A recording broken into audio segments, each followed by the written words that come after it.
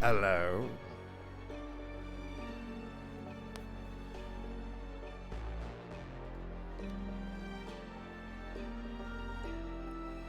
How's everybody doing? That's right, another day of pizza dice.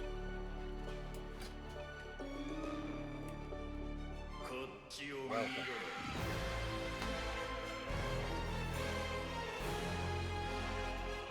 We're gonna have some fun today.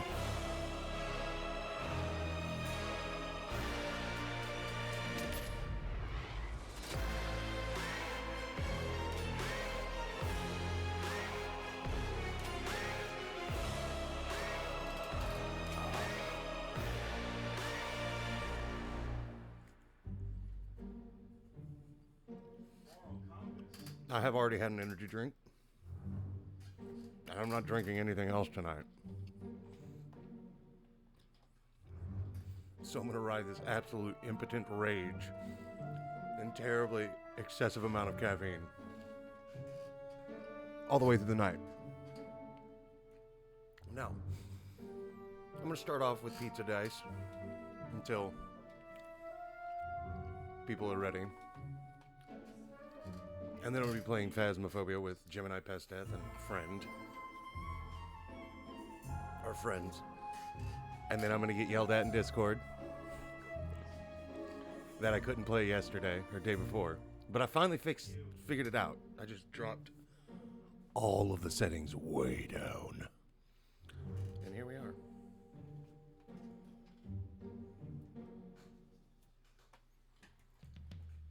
Don't try to act like you don't know who we be, neither. We in the club all the time. Fucking love this so much. Shady aftermath. Go, Last night was crazy. go, go. Little update. Go, shorty.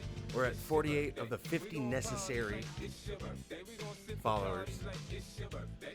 We are at 2.06 average viewers, or concurrent viewers. So if tonight goes well, 2 more followers, 3 more followers. That means we're there.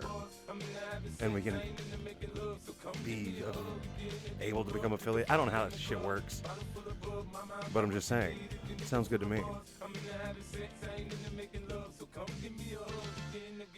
When I pull up out front, you see the Benz on dub. When I roll 20 deep, so it's drama in the club. Now that I roll with Trey, everybody show me love. When you sell like Eminem, you get plenty of cookie love. But homie ain't nothing changed, roll down, G's up. I see exhibit in the cutting, man, roll them trees up. If you watch how I move, you mistake before I play up here.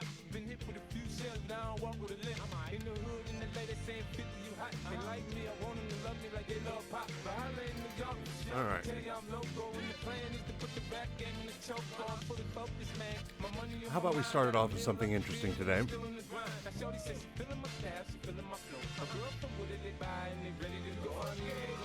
Bottle full of bug, mama, I got what you need to give me the feel of buzz. I'm in the having sex, I ain't into making love, so come give me a hug. You get it, getting rough, you go in the club. Water. Full of bug, mama, I got what you need to give me the feel of buzz. I'm in the having sex, I ain't into making love, so come give me a hug. You get it, getting rough. My flow, my show brought me the dough. That brought me all my fancy things, my crib, my cars, my clothes, my Oh. shoes. Homie, I done came up and I ain't changed. Did some vocal warm-ups last night. Don't sound like I used to, but I still got it. A little bit more practice and it'll be good. But luckily this entire week I will have plenty of time to practice. Every night after I get off work. See,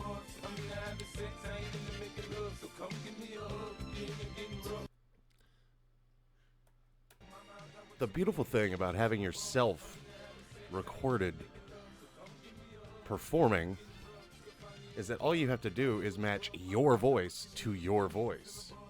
I need to make this a little higher. Yeah, so I just had to make myself sound like me. Easy enough task, right? I mean, it worked out for me, but yeah, it's pretty cool. I'm not ready to bust anything out yet, but you know, we'll get there.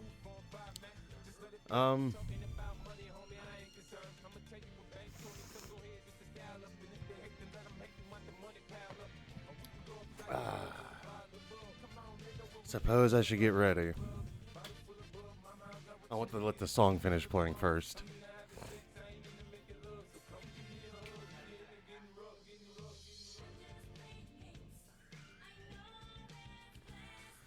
Oh, man.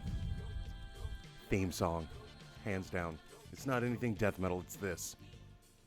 A mashup between 50 Cent and Plastic Love. Plastic Love in the club. Welcome, Vile. I was just talking about music. Oh, man.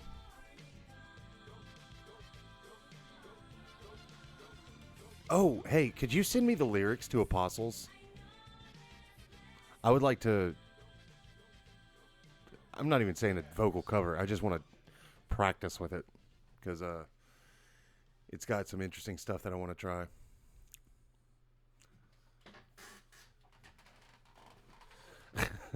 Oh, no. Are you going to have to listen to your own song? Good thing it's a banger.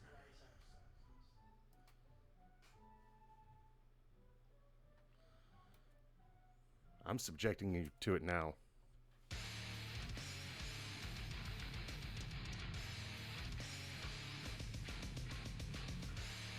But yeah. Man, you know, I wish my brain worked different. But years of brain damage and sleeping through concussions. Boy, when I fixate, I fixate. I've watched 7 character origin videos for characters in Berserk because I don't have a hobby other than this. Oh man, 48 followers. It's crazy. It took a long, I wouldn't say a long time to get this far. Feels like it though.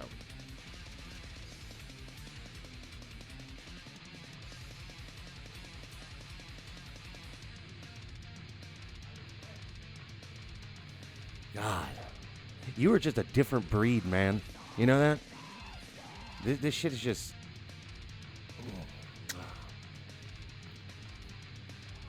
But the shit we're working on now...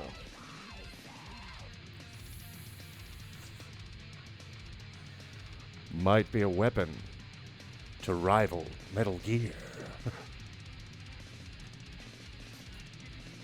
No, not rival, surpass.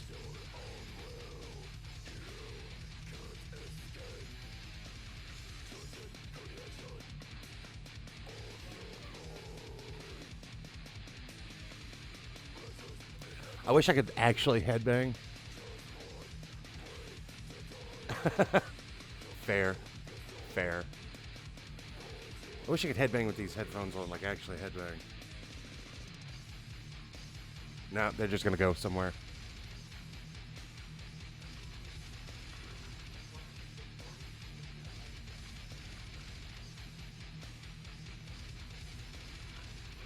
I love that bit where it like it. There's a word for that, and I think it's... Fuck me, I'm not going to butcher that word. But there's an actual word in music for that specific thing that you're doing, and I love it so much. Gent. Well, I do love me some gent. I do love me some gent. I mean, effectively, isn't that all Argent metal is? Is just synthesizers and gent? If it works, it works. And it absolutely fucking slaps. So I'm cool with it.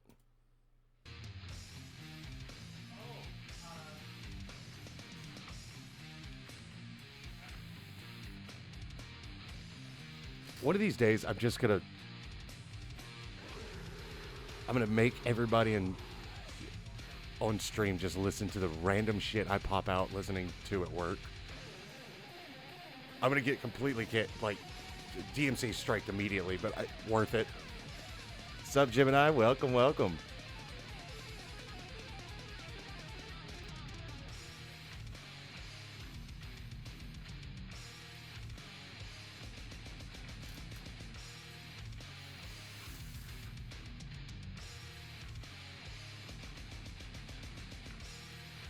So,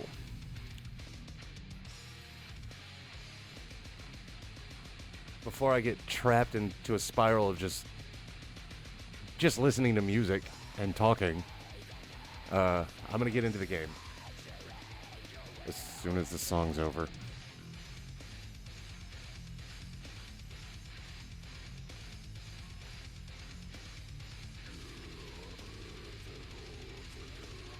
God damn it.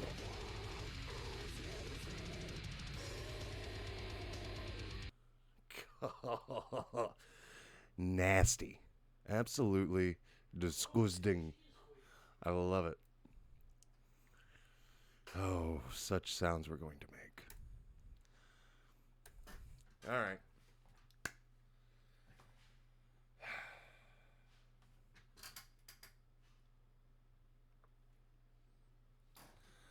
I guess we'll throw some pizza dice now. Boy, that is loud. All right.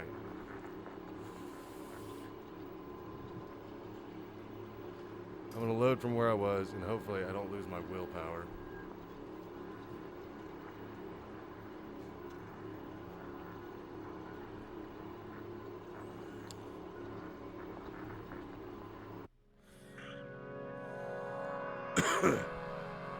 The food here as well. Just asked him to grill the onions. Club Low attendee.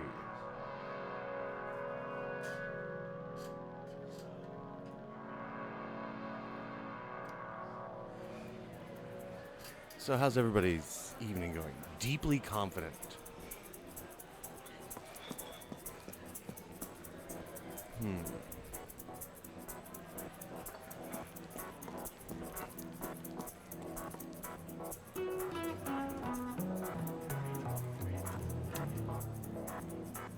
I need to upgrade my music probably, but we'll go talk to this Jagoff first.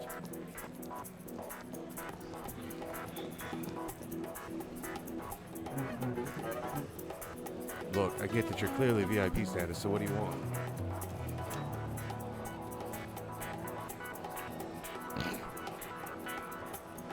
Well, I have to share that with the fucking world.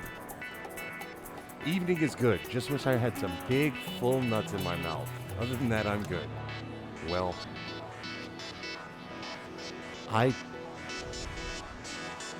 that straight just fucked up my whole brain.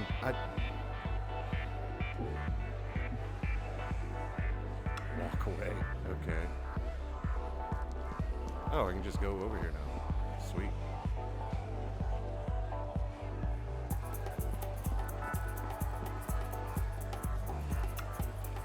Well, isn't he an interesting looking fellow? Chad Blueprint is busy rocking the crowd with his world-class DJ abilities. He's barely aware of your presence.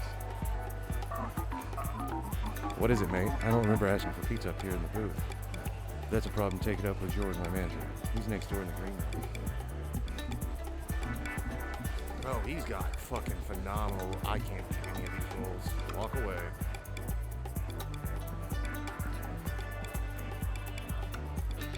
As a policy to prevent DJ entourage from crashing the stage, green room door stays locked during the performance.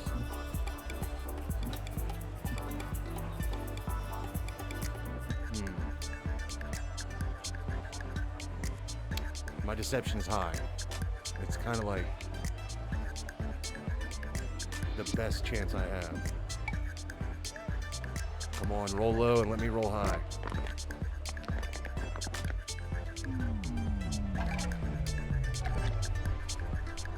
Okay.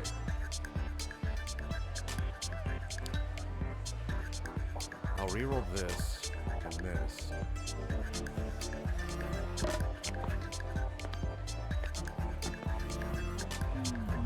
Alright, let's reroll both of them. Come on.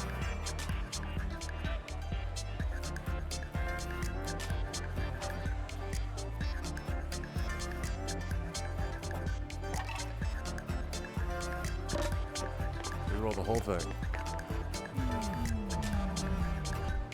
Hey, 4 is even as a win, so...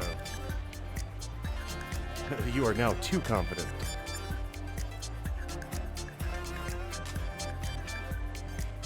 Hell yeah, welcome Time 9. Welcome to the pizza party that I'm throwing by myself.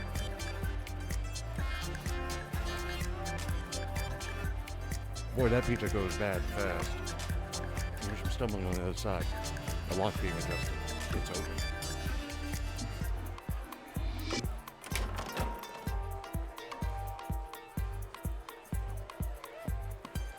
All right.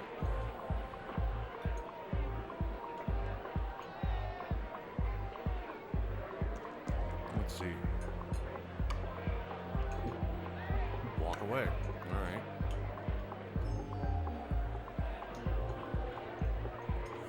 Oh, yeah. Jorg's Fruit. I remember. This appears to be Jorg, Chad Blueprint's manager, counting the night's take. Engrossed by the tactility of the money he's counting, Jorg slowly acknowledges your presence. Oh, he is a squat little monster. Who the hell let you up here? Chad didn't ask for pizza tonight, and we're done with doing sponsorships. What is it, then? Oh, he's got some easy ones. Tell Jorg the fruit is 5 days old.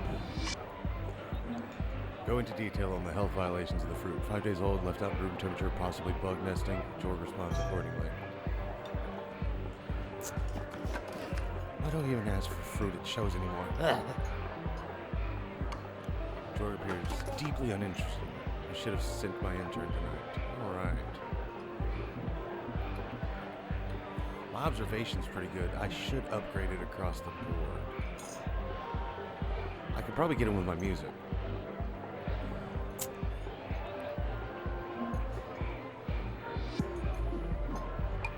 Maybe I'll get lucky and be able to re-roll one of his dice.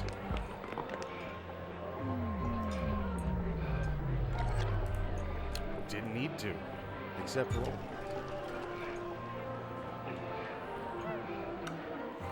You converse about music production, veering towards mono mixes again. You've learned a professional music production technique that could prove useful if you decide to engage with Chad Blueprint on music matters. Look, I tell all my clients to mix in mono, better for dance floors. Jorg seems to see through your ruse, though he's nonchalant about it. Pizza, please. What do you really want?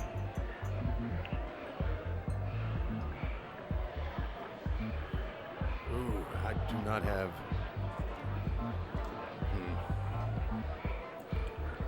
He could roll a lot of minuses. This is more of a sure bet. Your conditions are too confident, so... shit.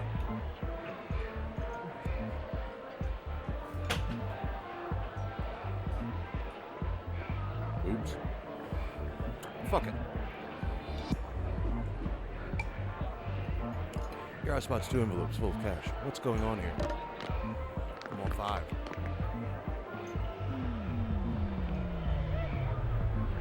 No, we're re-rolling that one.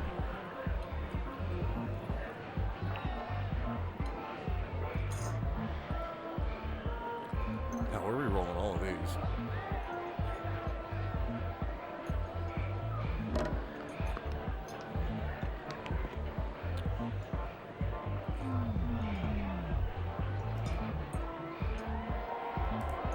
Try to get more money. Alright, I got a heart pizza.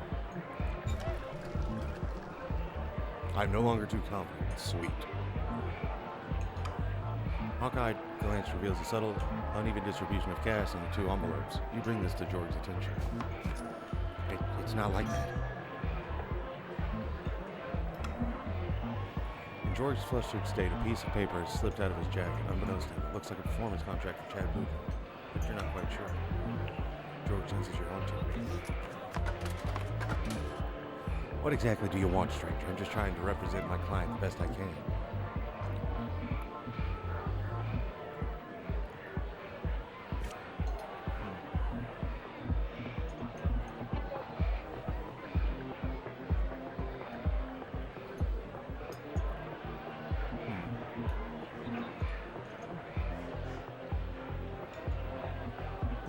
Could just...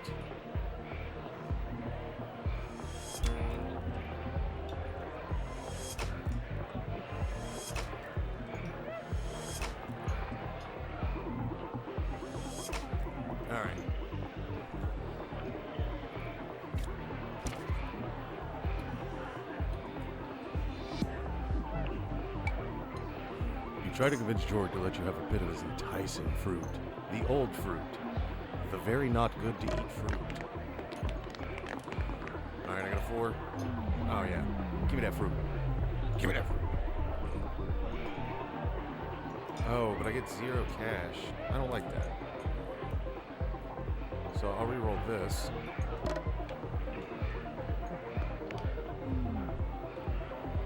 Two times cash. I like that. Come on, give me the reds. Give me the purple. Alright, well.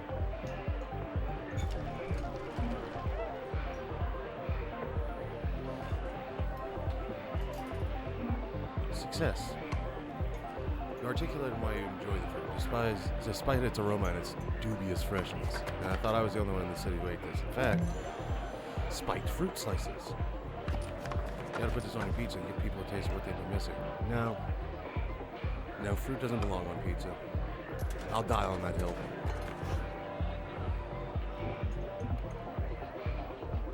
Yeah, let's go ahead.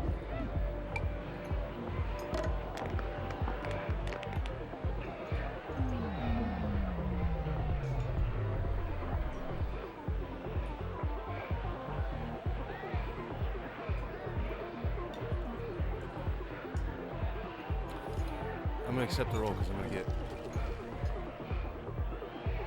money. He doesn't want to get dingo. Years of dealing with landlords has given you the power to see a bad contract a mile away, and this one's a doozy. The contract reads that after this gig, Jorg can drop Chad Blueprint from his roster at any moment at the moment's notice. This information might prove useful. Jorg, however, remains unaware that you managed to suss out his scheme at a glance. At this point, Jorg is making a valiant attempt to ignore him. Walk away. Alright. Let's see what this fruit does. As much as I consider it a sin.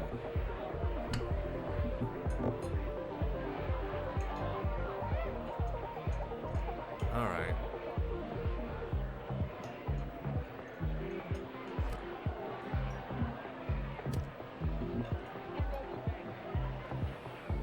Okay.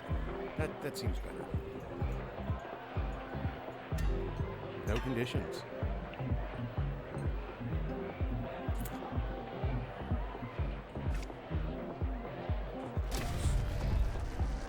Ooh. Gino, the Taskmaster Delano, the factory's first foreman and occasional weekend pastry chef.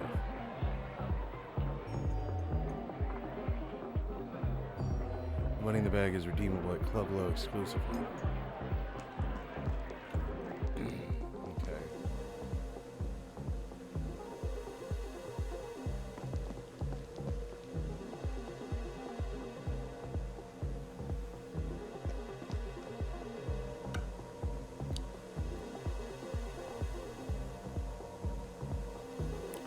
The laser looks positively dangerous. It's as if it's sizing up your knowledge of the music you're about to listen to. Can you handle it? Are you experienced?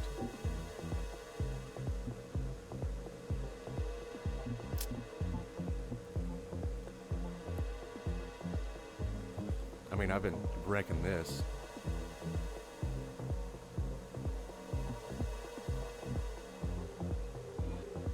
Punch the laser with my fist. A hard enough hit, you may be able to simply break the laser. Because that's how things work. Oh. Easy clap.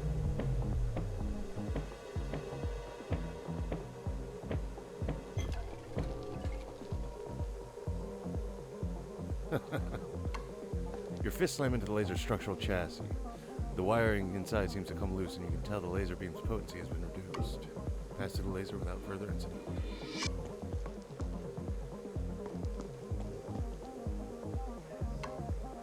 The door looks particularly reinforced and locked tight.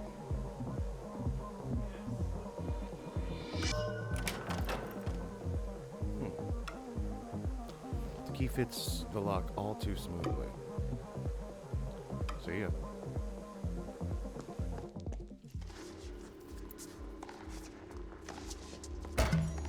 Found 2 buffalo mozzarella. Ooh. There's a shovel. The shovel logo by R. Struthers. He would later make his fortune illustrating factory-themed children's books. Okay.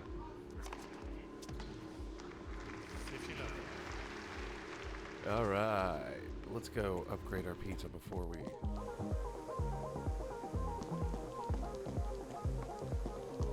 attempt to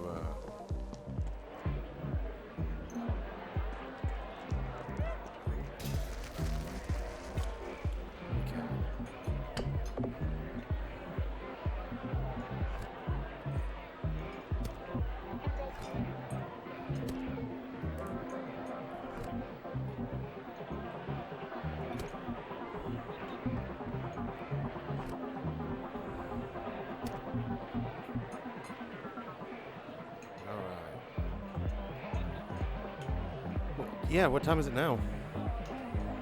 I'm down. I've never been scared in my whole life, in fact.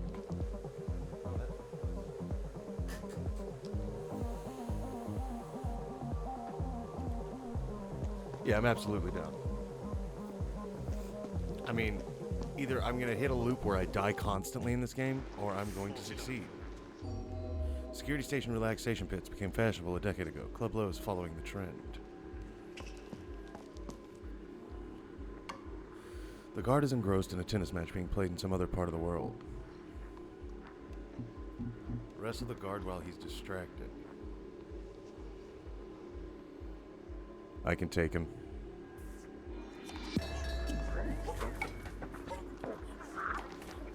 Guard's so busy watching his tennis match, you have a clear shot at subduing him.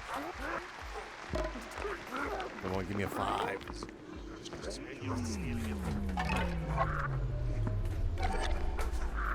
Oh, get absolutely fucking rolled.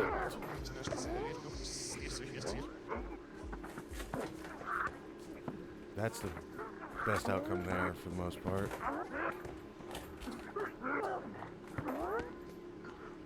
I'll keep that. We'll reroll this.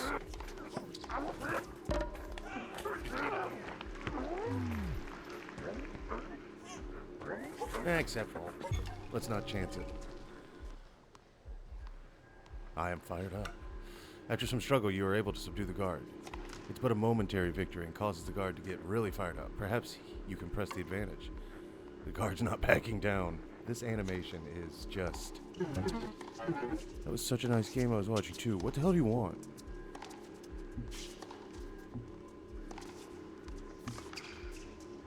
Oh, he's got a bunch of pluses now. I have to get a perfect roll here.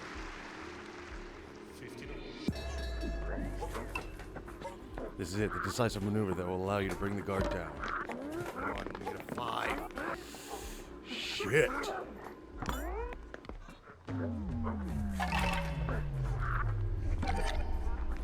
So my only shot is to either... I have to roll like this.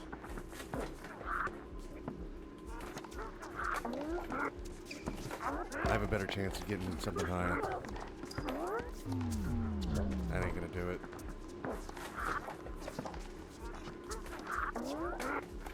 If I can get the +3, I can at least even it. Shit.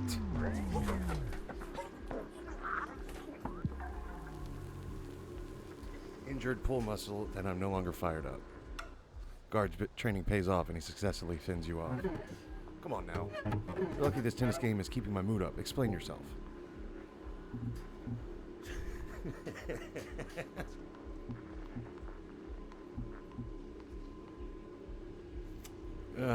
Well, he's got a lot of fucking pluses. I don't think I can beat it. All right, let's tempt the guard with my wisdom, which needs to be.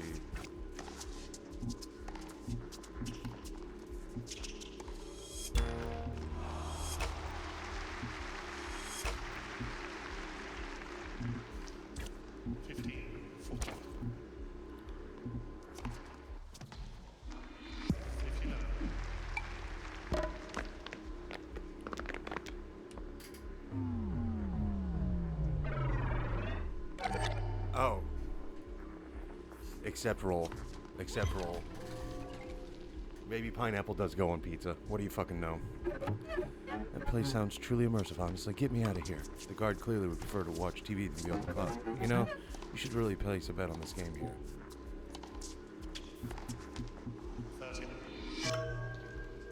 Security terminal access. Hey, Norman. Welcome, buddy. Our terminal password is Tango Turkey Maple Donut. I'll be at Jade's bar catching the end of the game. Come join me later, huh? Freshfields. Holy shit, it's like a party. Welcome, everybody. It's like a reunion. It's beautiful. See ya. Okay, I forgot that's a thing that happened.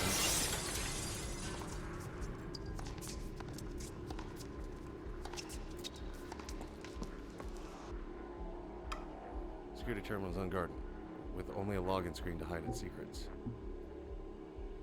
Tango Turkey Maple Donut. Oh no, appears the security guard gave you a fake code. That rascal.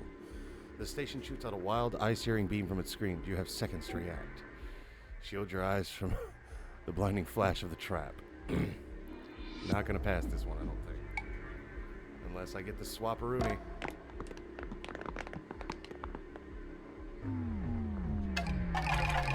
Jesus. Yeah.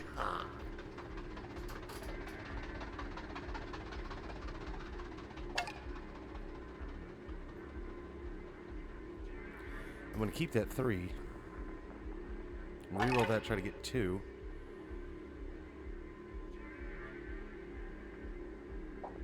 I'm just gonna reroll all of those.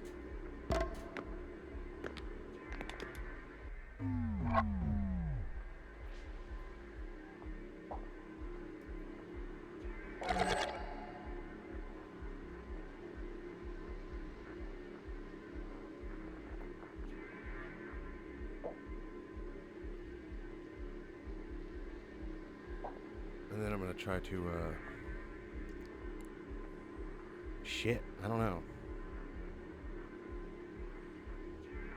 Maybe go for the swap?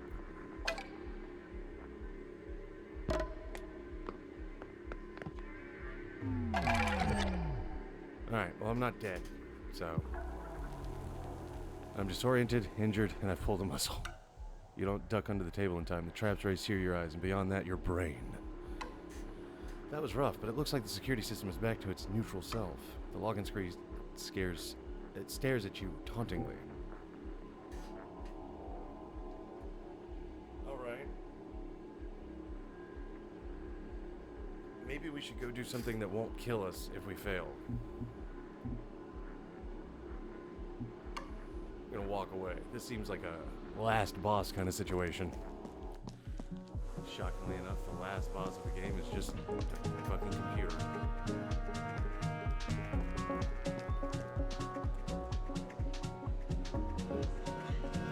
Oh, there's the guy.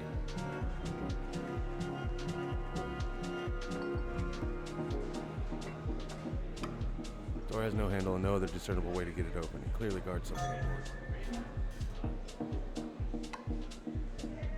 Yes. Pay no attention to the streamer behind the sock.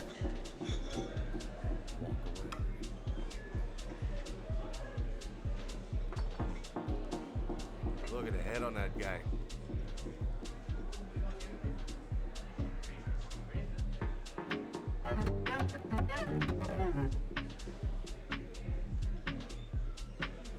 I hear lots of slurping from above, so I guess that means it's still a certain. Don't expect a medal, though. Asked to be given an audience with Big Mo. No, it doesn't. It was a clean sock.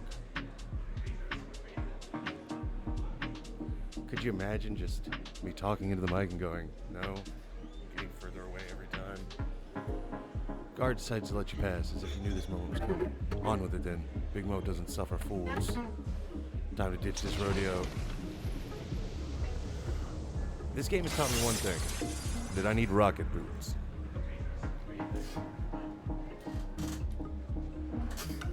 Don't worry, as soon as my taxes are filed, the sock will be eliminated.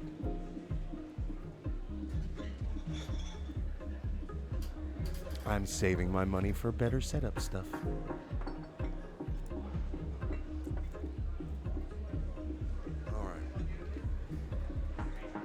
also need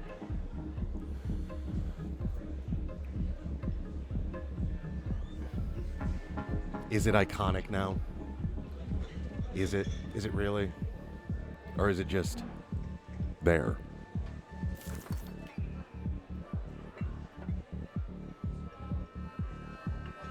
You discovered that coat manager is bootlegging Chad Blueprint set. You should let management know about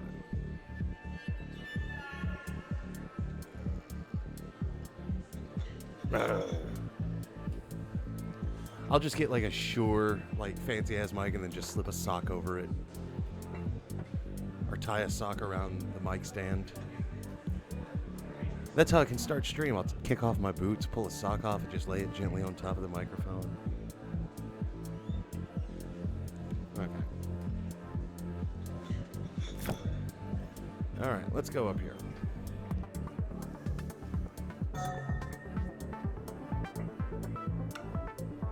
Big Mo glares at the stew angrily. You responsible for the stew? It's the worst flamingo thigh stew I've ever had. Congratulations. Here, have a taste of this sludge.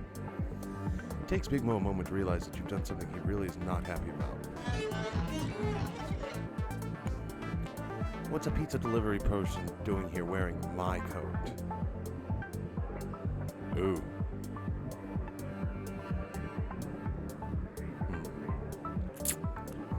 Deception's my best bet.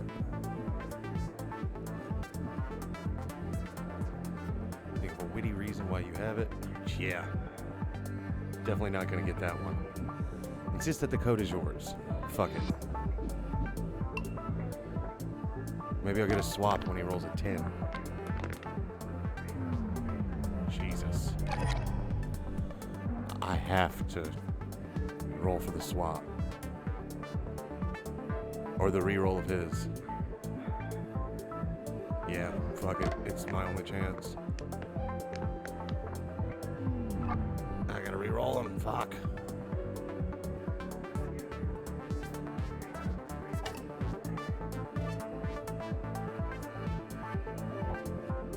Come on, baby.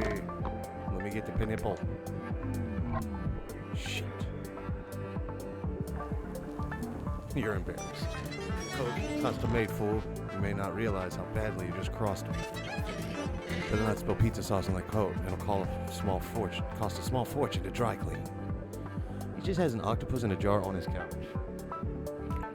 And I appreciate that about the very large-headed man. Clue update. Rescuing Gemini J.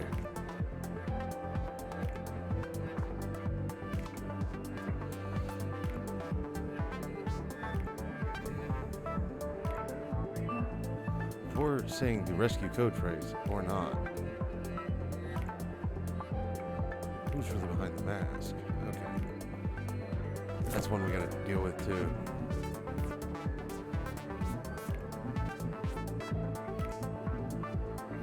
Excuse myself. This one I might actually be able to pass something.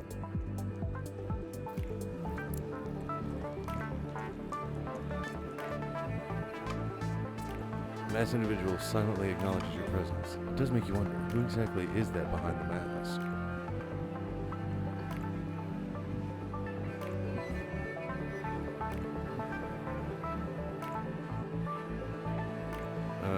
Physical comedy.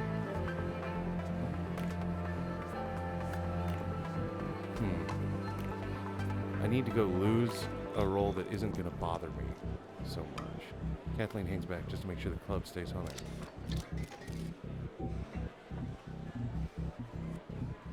Oh.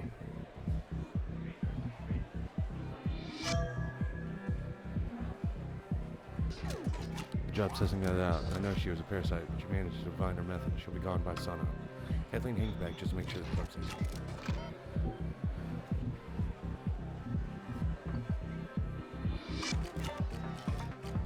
I can't actually see what was said. More like big reputation, but he mostly just stays in his corner. The people he brings into his orbit like Gemini J, that's what worries me. Listen, Wormwoo. I forgot we named ourselves Wormwoo because we ran out of letters. Oh, man. That's great.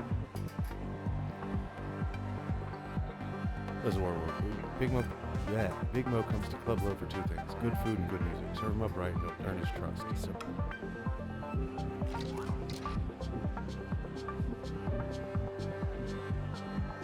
Worm Woo, yeah. Chad Blueprint is of our more high-profile acts for the season. Good for business, but still, I think we can do better.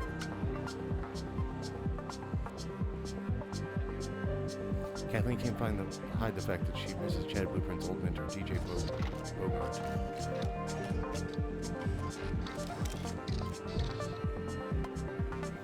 I challenge you to pull yourself out of your situation and take over the decks. Help these dancers believe in a better sonic world. Okay.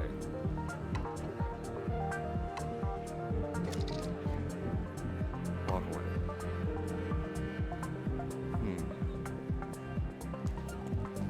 Let's see if we can't find some more stuff to...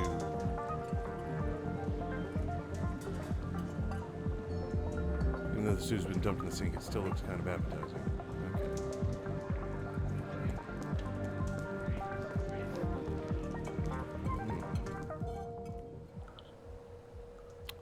Huh.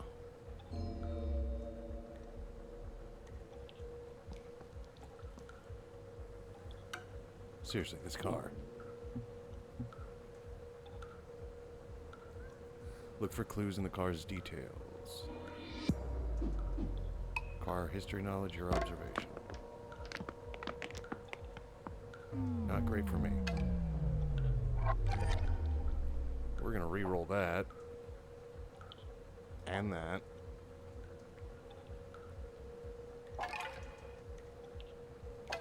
Plus these two. Re-roll. I'm gonna re-roll all of these.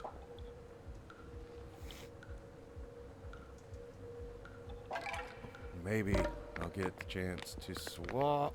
Son of a bitch.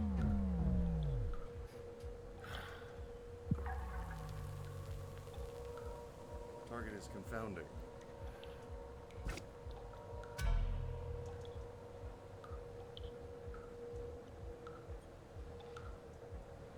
All right.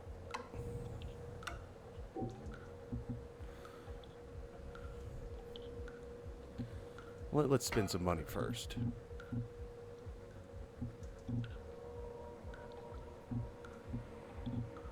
All right, so observation.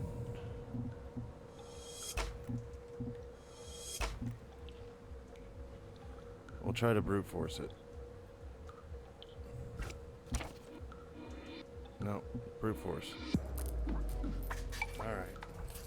You dig in the car's innards, pushing through nasty grease and live wires. Well, that didn't work out well.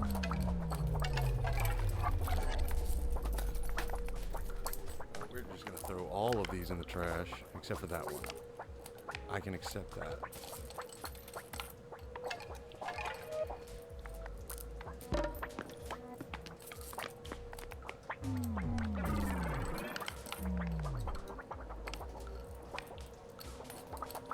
No, this is fine. Acceptable.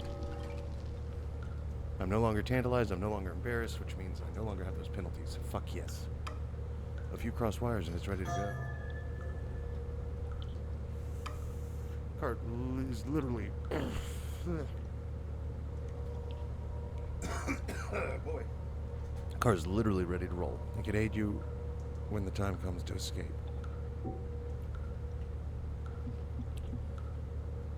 Walk away. What did we learn?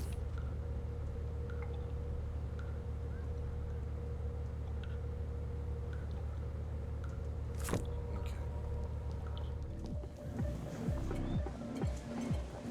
Now that I'm no longer tilted to death, I can attempt to convince this person to remove their shit.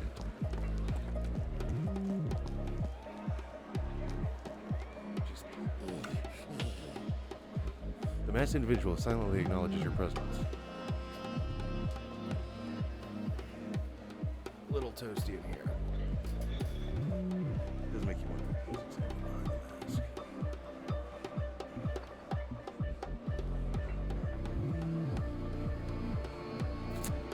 best chance.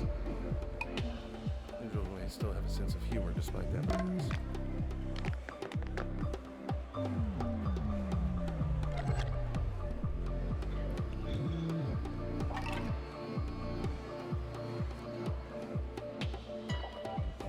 It's risky, but we'll take it.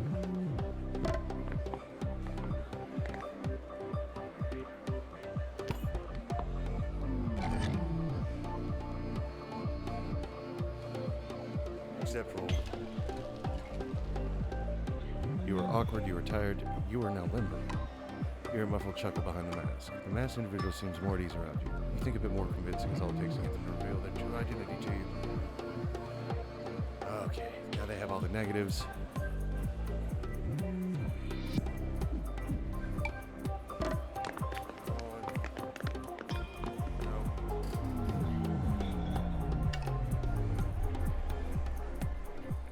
Well, I definitely need to re-roll this.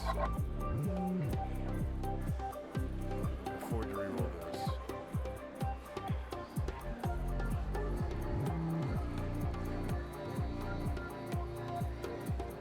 Maybe get this.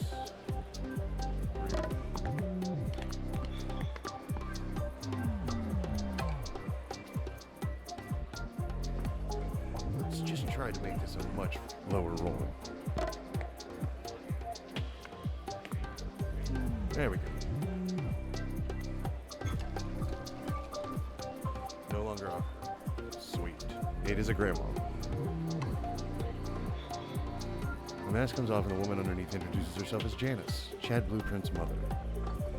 You now know the truth. Fuck yes. Janice comes to all her son's gigs and she wears a mask so Blueprint remains unaware. He plays his best sets when he's relaxed. I trust you'll keep this between us. Janice nods. Mask now off. There's nothing to hide. Chad doesn't stare out the audience anymore. Amateurs do that sort of thing. My Chad's a pro now.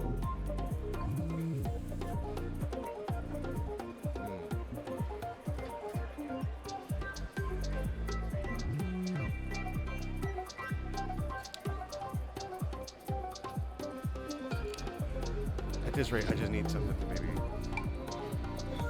convince Individual that giving you their mask is everyone's benefit.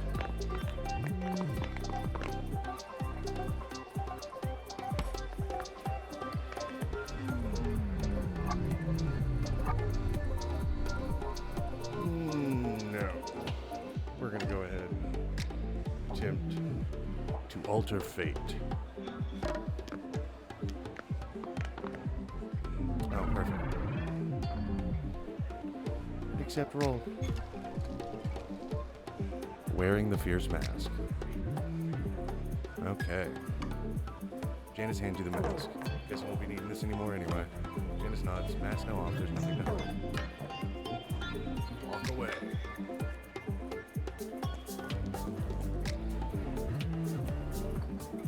Let's go talk with Chad.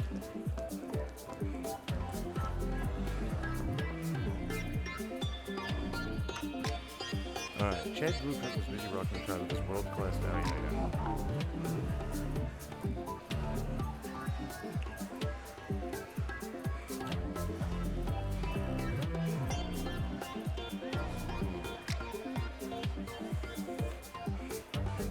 Let's go ahead and upgrade observation.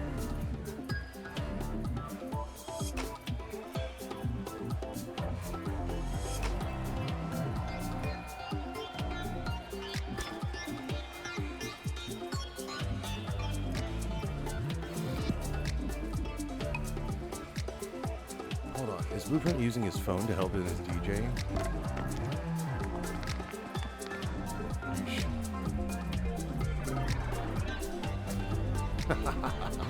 Acceptable. Eat shit. I'm no longer tired, and I'm clever.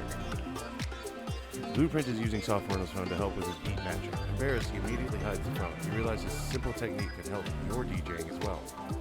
Was that a concern? Do I need to... Well, now you know.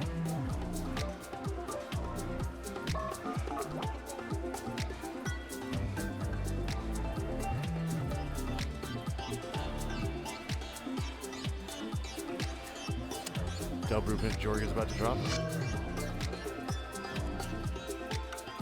Chad takes the news soberly. His desire to stay professional evaporates. That Sly Cobra. For years I've had a hunch, but now it's out in the open. This is the worst gig I've ever had, but in a sense, the most real. I broke his focus. Now tell him his mom's in the audience to get the negatives rolling in. My mother? I know she's watching my every move. Why did you have to tell me this? Chad's cool demeanor immediately curdles. He eventually regains his composure, but you can tell he's clearly rattled by his mother's presence in the club.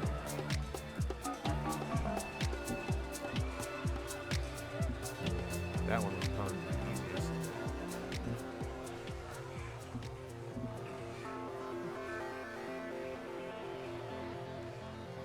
I mean, he's rattled as shit.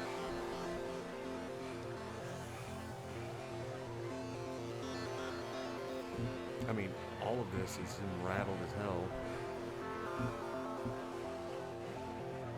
Listen, I'm not certain. It's called Betrayal at Club Low. Basically, all of these dice are actually pizzas. What the fuck is this dice? Wearing the fierce mask? Oh, that's sweet. Crowd's already into it. Why not get Chad involved?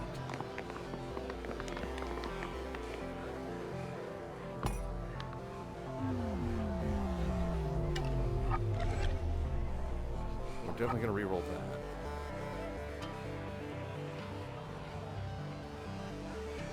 Reroll. No. We'll reroll this.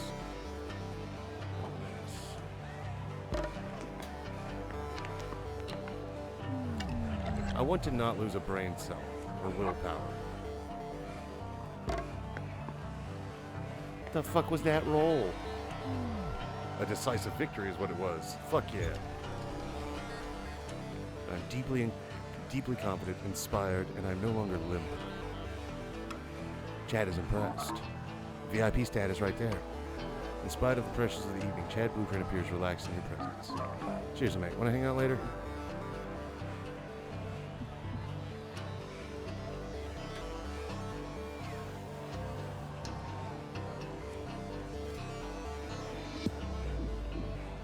Alright, let's see. I think this track might be Burdock Root by the Nest Eggs. Alright.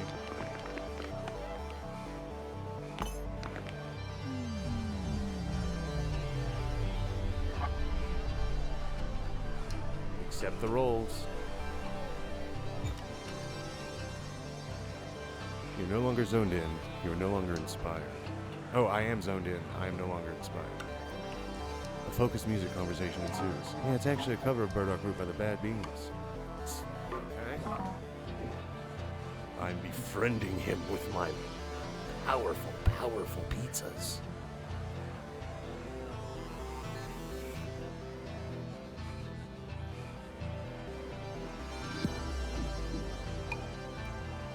You know, a particularly good DJ-centric anecdote, which is really a joke in disguise. Will Blueprint get it?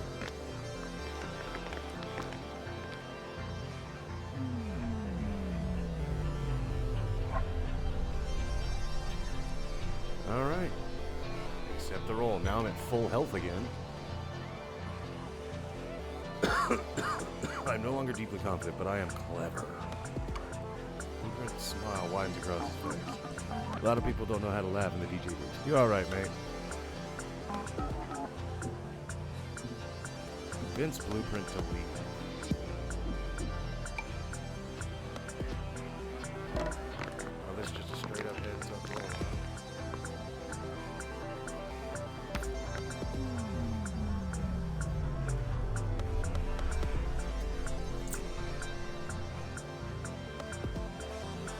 Gotta re-roll for pineapple.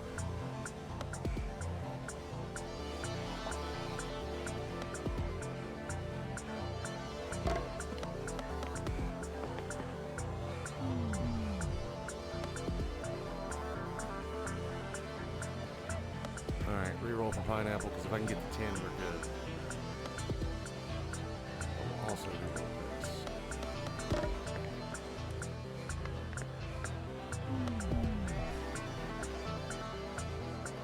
Damn.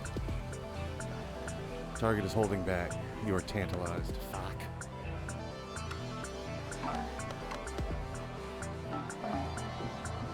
We gotta try it again, even though now I have negatives on the board. He's got the chance of a +2 on me. Worth it. I think we got it.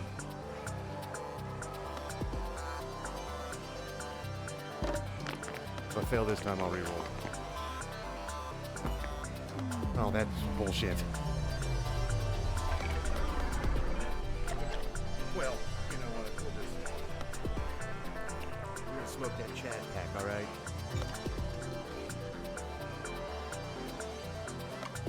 Make some really strong points about performing artists' rights and keeping a healthy sleep schedule. You're spot on, mate. I've been forgetting my own needs for too long. The decks are yours. Good luck with these lemmings.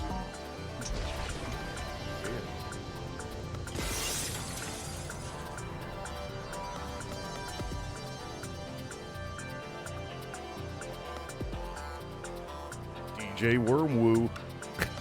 As you step up to the decks, the crowd looks at you, confused why you're taking over for Chad Blueprint. You'll have to prove to these revelers that you can rise to Blueprint's level. Pretender. You contemplate what sort of journey you'll be taking these dancers on while you ride with wheels of steel. Okay, let's upgrade our music.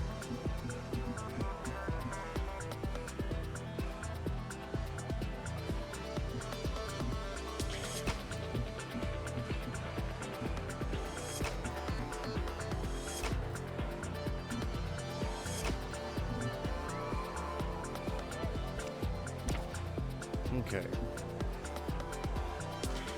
They have a bunch of negatives, so I might be able to do this. All right, let's go. We build up a song to the point where the crowd absolutely craves its explosive chorus.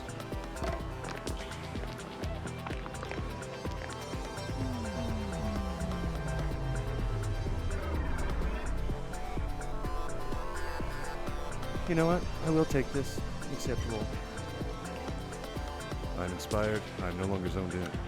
The chorus lands and the crowd goes wild. Your selections are currently pleasing the crowd. The next choice could alter your DJ reputation forever.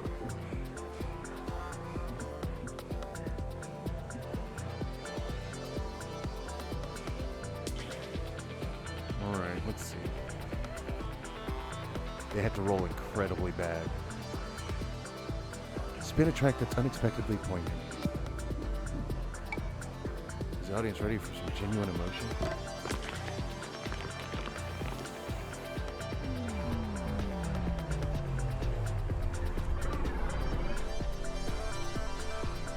Acceptable. I'll take it. Inspired by the chorus, there isn't a dry eye on the dance floor.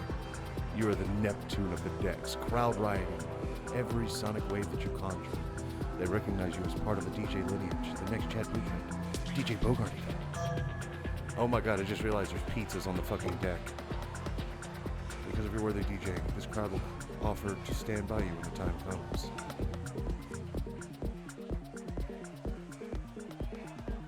Okay. Cool.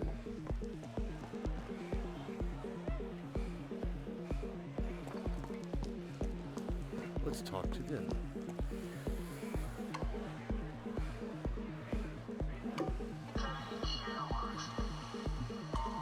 Okay.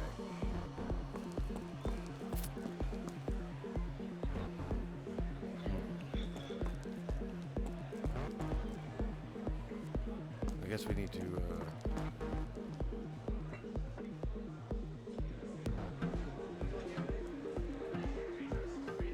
talk with this guy. What time are we doing? Okay, we're still. I don't know what you got, who you are, but that was quite the DJ set you pulled off up there on the booth. Much better than Chad Blueprint. If you want to know the truth, so what's your deal? Wow, I read that. Fucking stupid. Even though it's not happy to see you sing or listen to your phrase, these extra listeners, perhaps you make no more agreeable towards you depending on what you do. I don't have a lot of wit, but my music is high. Fuck it. We'll run this.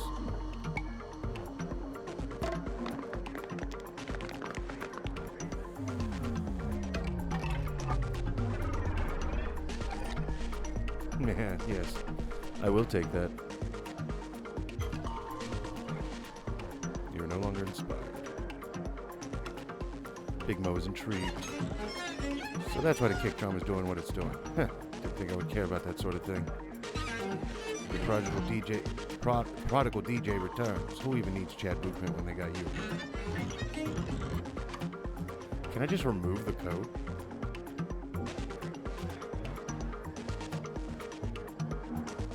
My deception is pretty high, and I'm clever. We'll try it.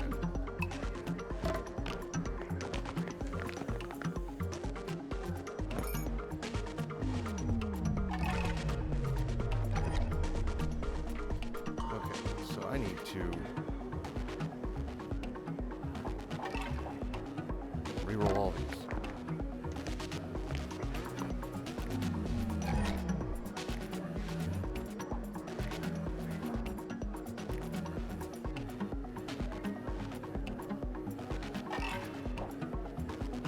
It's worth it to just reroll it all.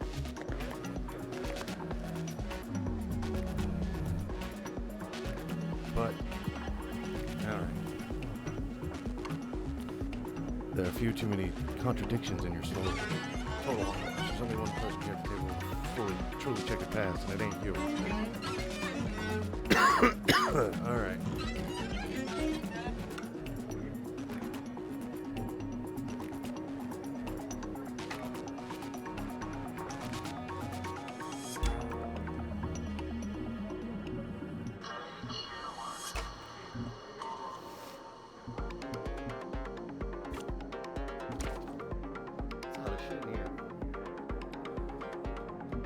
Just say rescue code now.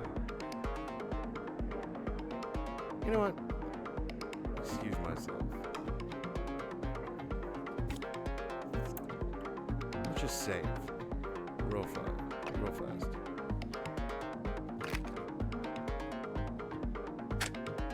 Game saved. Let's just...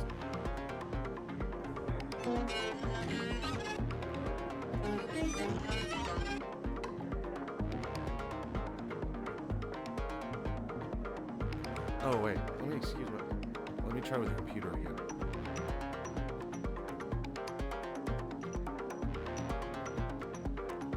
I forgot I can just go back through here.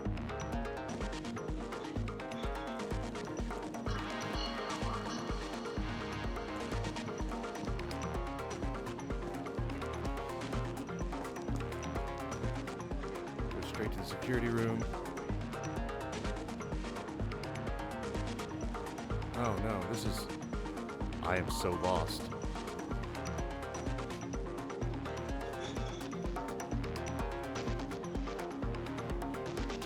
Where do I go?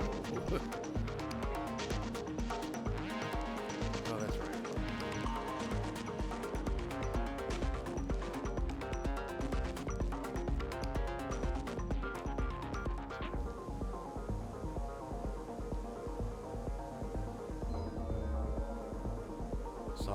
Saw juggler Denzo Putsch and his workmates are posing for the city movement. Okay. Alright, let's attempt this one last time. Alright. My deception's pretty high. I might be able to get that. Disguise your voice during the activation procedure by speaking in an operatic tone. Will the security system fall for it? Shit, not with rolls like that. Wait. This is perfect.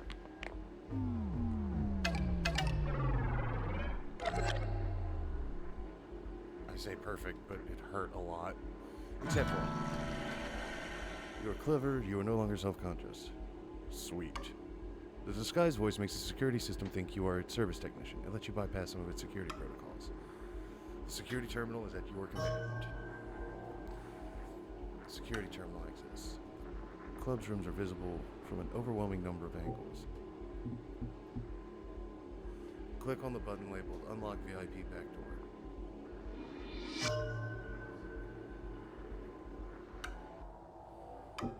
Merge your consciousness with that of the security system. Yes, we shall do that. We will become one with the security system.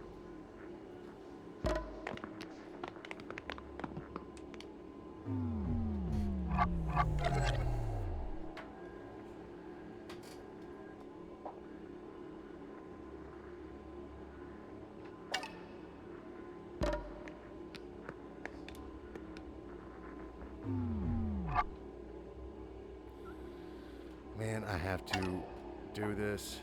Come on, give me a 6.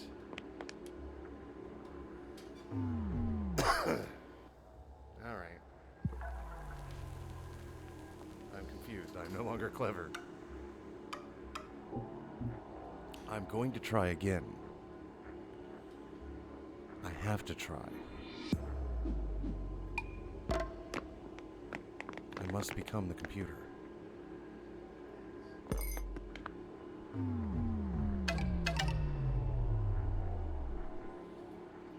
Worth it.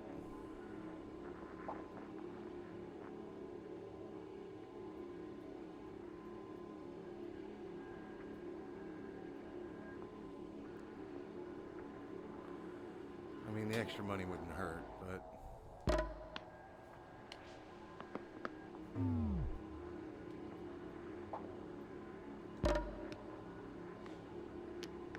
Yes!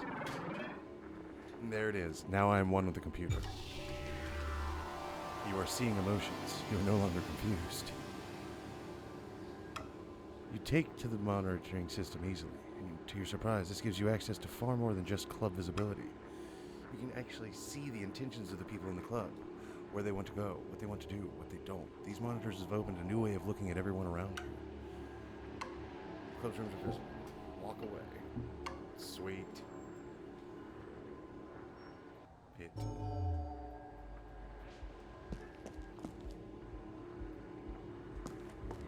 Alright, let's see.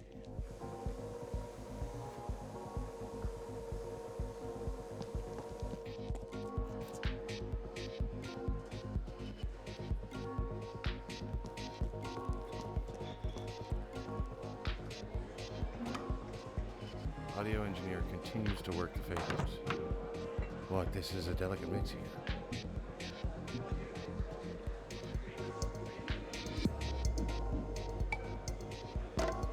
I can win this roll. Well.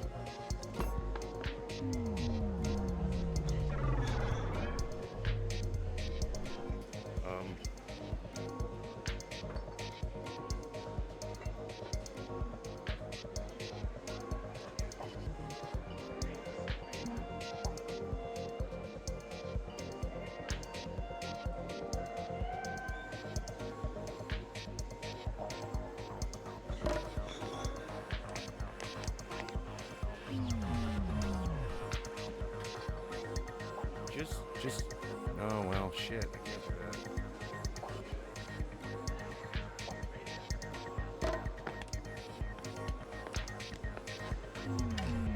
Well, I'm dead, but I won. Distracted thoughts torment you, leaving you crippling insecure and unable to continue with the mission. This is all too much. You've lost your nerve. Damn it.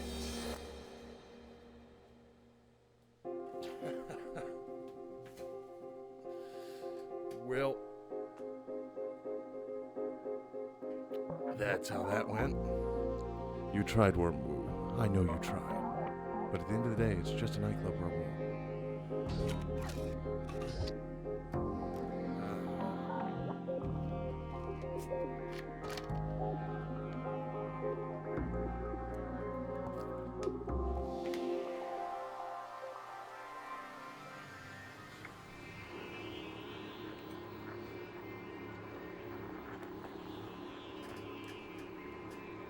Alright.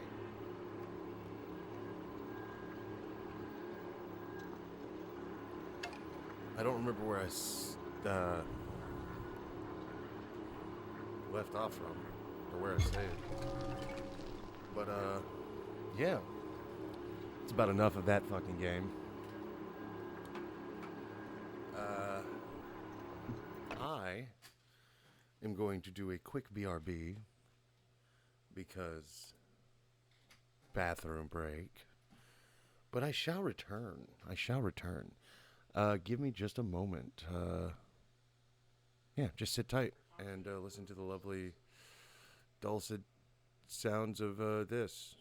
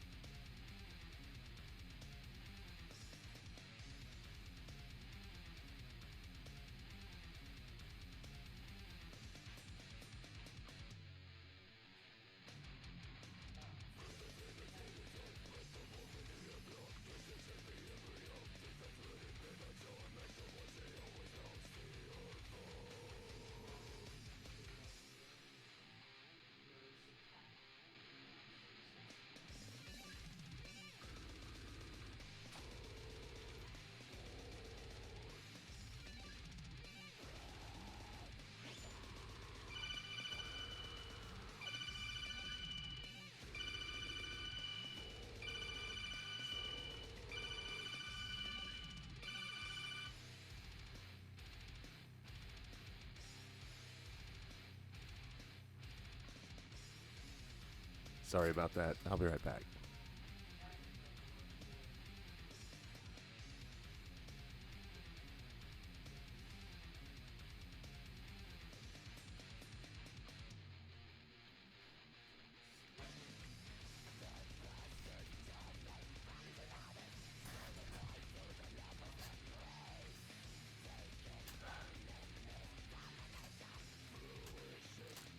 All right, and we're back. Oh, I just realized. We gotta do it over again. Sorry about that. All right. I don't know. Should I dive? I got 30 minutes, roughly. Let's do a heat check here. Gemini. How are we looking on time? If they're ready now, we can get started now. I definitely need to adjust.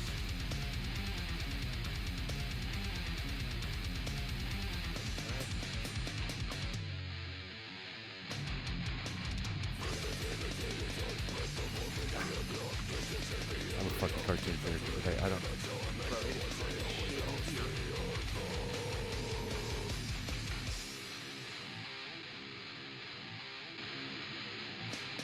Gotta love that stereo mixing.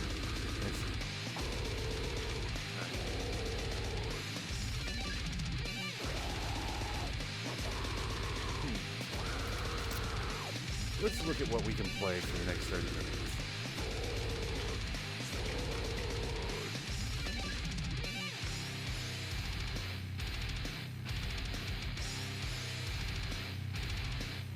I have a game called Corpse Factory.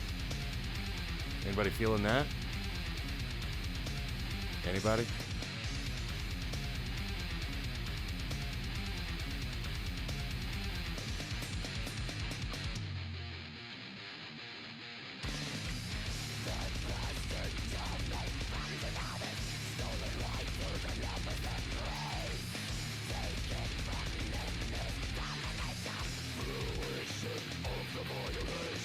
Well, I guess we'll just try it. What's the worst that'll happen? I'll enjoy it. I'll hate it. I only need 30 minutes of it.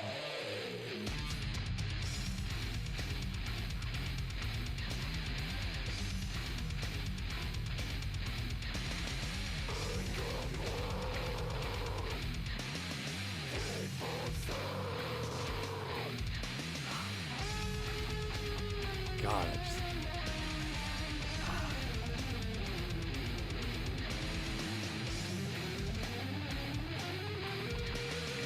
Oh, man. Good shit. Good shit. All right. Pause everything. We're going to jump into another game. This one I've never played. As with most of these games, I've never played them before. Like, me playing them here is the first time either one of us sees me play it.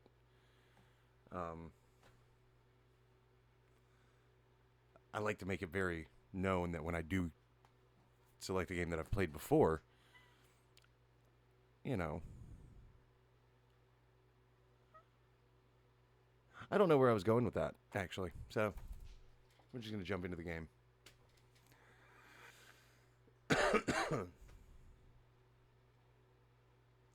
Okay. The fragrance of white lilies Okay. drawing me deep Drawing. while I wait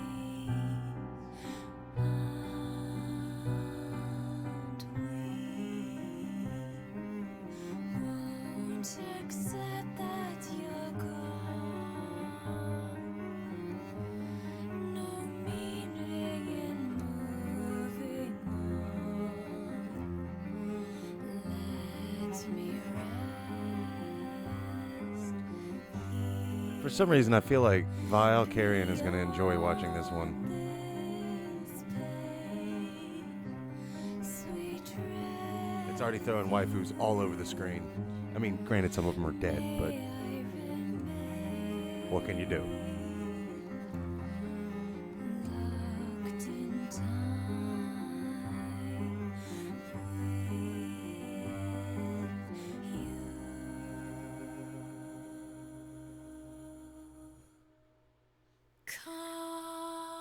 Oh. Come.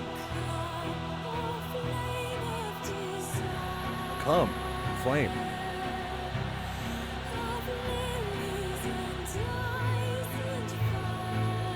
I'm kind of digging this song.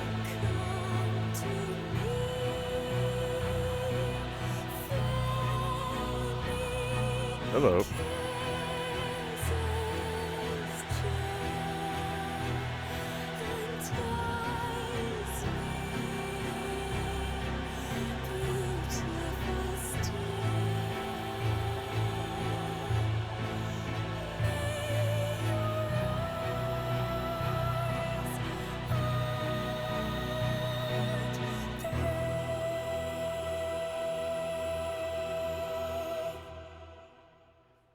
There's a real tinny quality to her voice that I kind of enjoyed. Emmy Evans. Cool.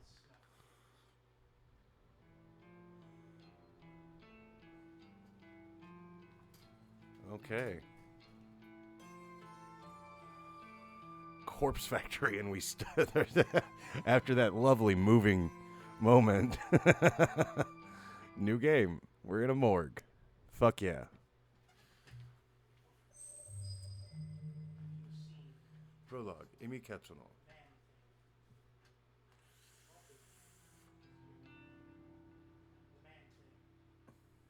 Is this just a visual novel? I know those bitches have been talking about me behind my back. Yes, this is the voice I've chosen. They flash those fake smiles when I walk past. They wave half-heartedly and say things like, "Oh, hi, Emmy," or, "You're the only one brave enough to pull off that look." They're all two-faced, lying assholes. I hate each and every one of them. I mean, we could two-player it. I've never played it, so I don't know what the fuck to do. If you have even an inkling of an idea, we can play. Otherwise, I'm gonna go down this fucking whatever it is. Amano, Sachiko, Kurosawa. Just look at them. Everything about them is fake. Fake lips, fake nails, fake smiles, fake personalities. Look, I'll be the first to admit that I'm a fake bitch too. But even I know I'm not as bad as them. I'm not horrible to every person I meet. Just the ones I don't like. Ugh. It's not fair that I have to work with them. I just wanted a part-time job. Something breezy and casual. How was I supposed to know those delinquents would obsess over tormenting me?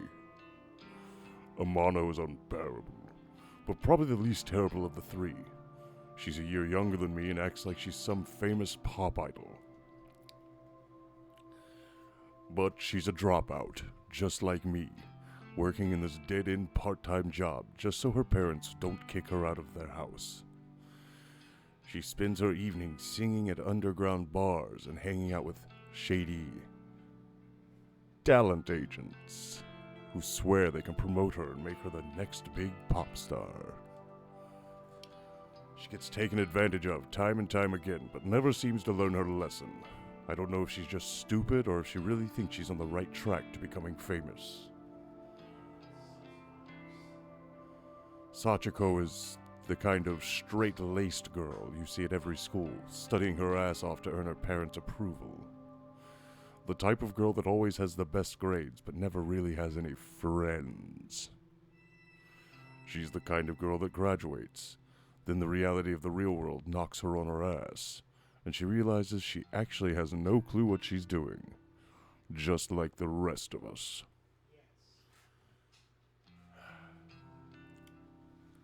Gonna hydrate real fast. Well, something similar to hydrate. So she settles for the first crappy job she can find. And then suddenly it's 3 years later and she's still slaving away for asshole managers just to make ends meet. Instead of being humbled by her station in life, Sachiko decides to take her anger out on everyone around her. I've seen her slap customers out of frustration. Fuck yeah. The customer's wrong, bitch. Rumor has it that she strangled our boss on one occasion. Apparently, he's too afraid to fire her now. I don't blame him. I'm afraid of her too. Then there's Kurosawa.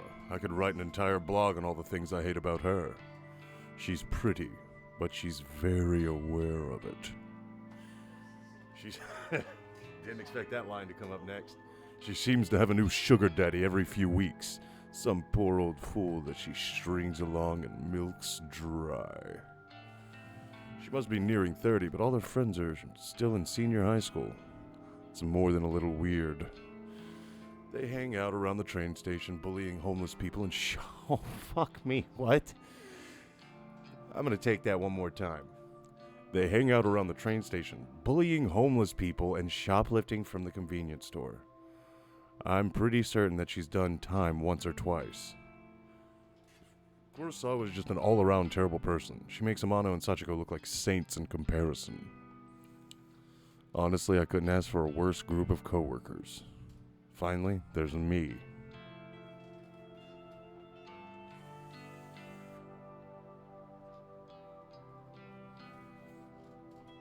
Imi Katsuno, university dropout, part-time cashier, and up to my ears in debt.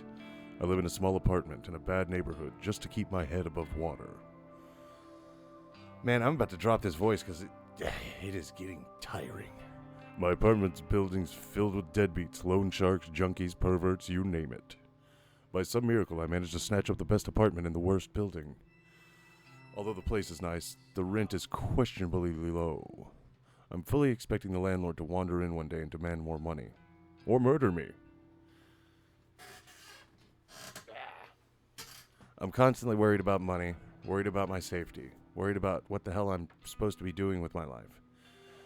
As if that wasn't bad enough, I have to work 4 days a week with the 3 worst girls I've met in my life.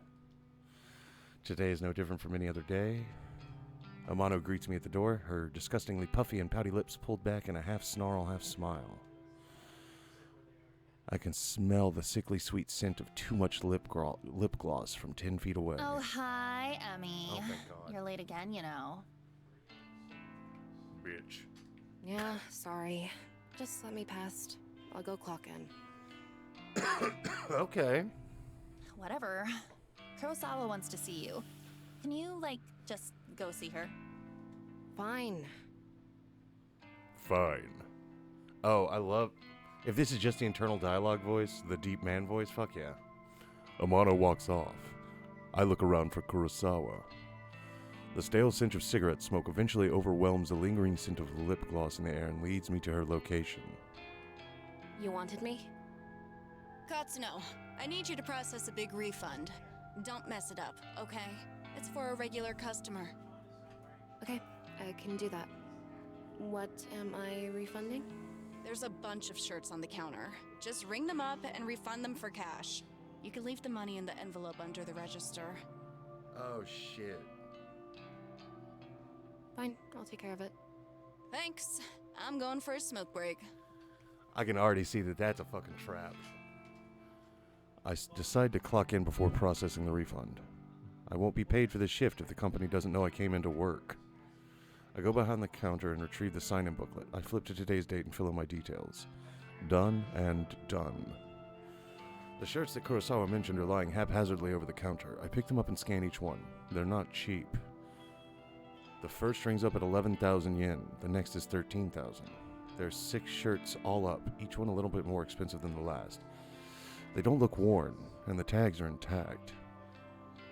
I'm supposed to ask for a receipt or proof of purchase before making a refund, but the customer is obviously not here. Besides, the request came directly from Kurosawa, my superior, so I can't exactly refuse.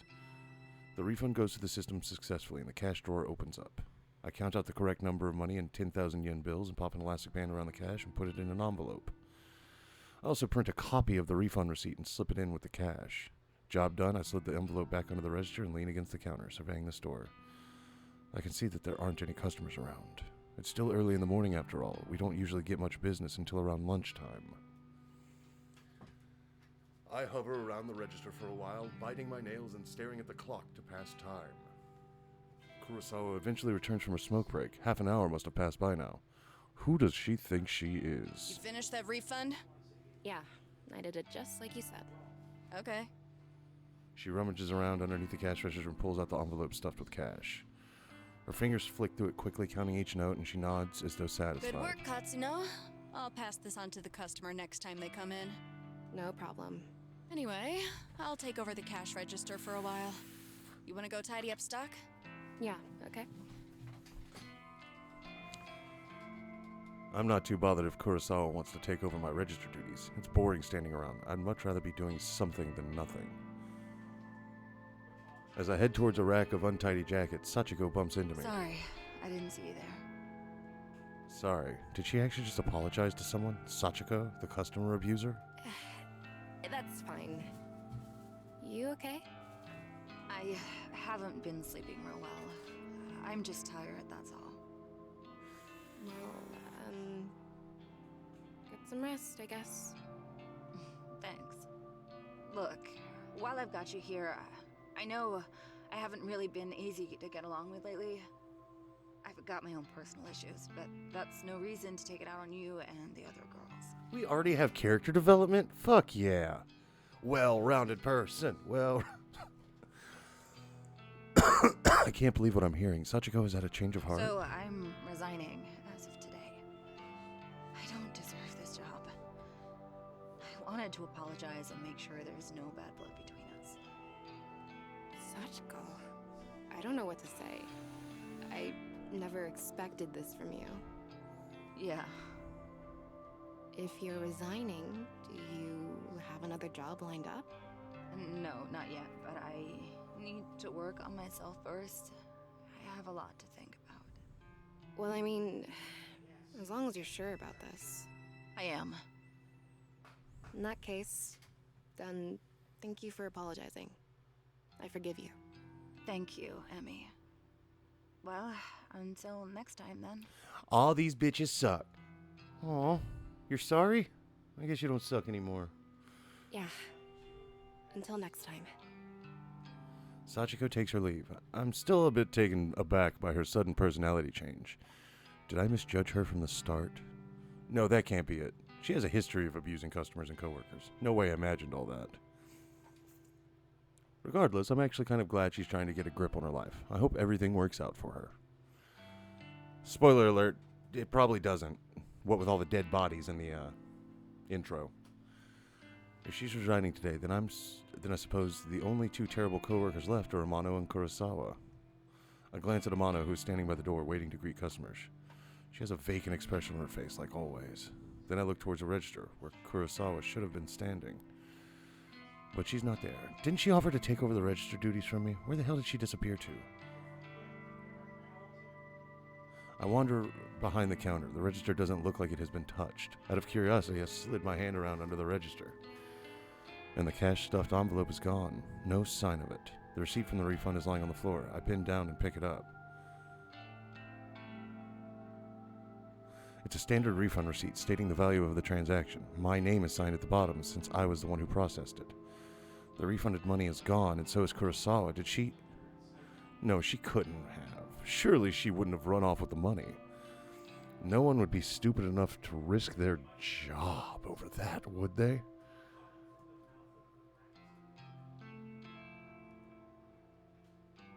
Ah, there's Katsuno. You should go ask her about it. Kurosawa's still here? She seemed to pop up from nowhere. Katsuno, a word, if you please. Hirota, the manager of the store. He normally spends his time in the office out back, so it's kind of unusual to see him here. What could he want with me? Kurosawa was tending to the register when she noticed the system flagged a large refund as suspicious. Do you know anything about it? Well, yeah, I processed a big refund this morning. Is that so?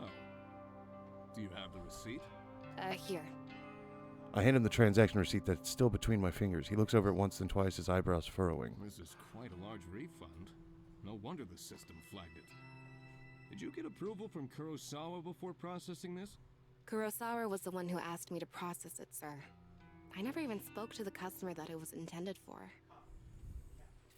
That's not true, Hirota.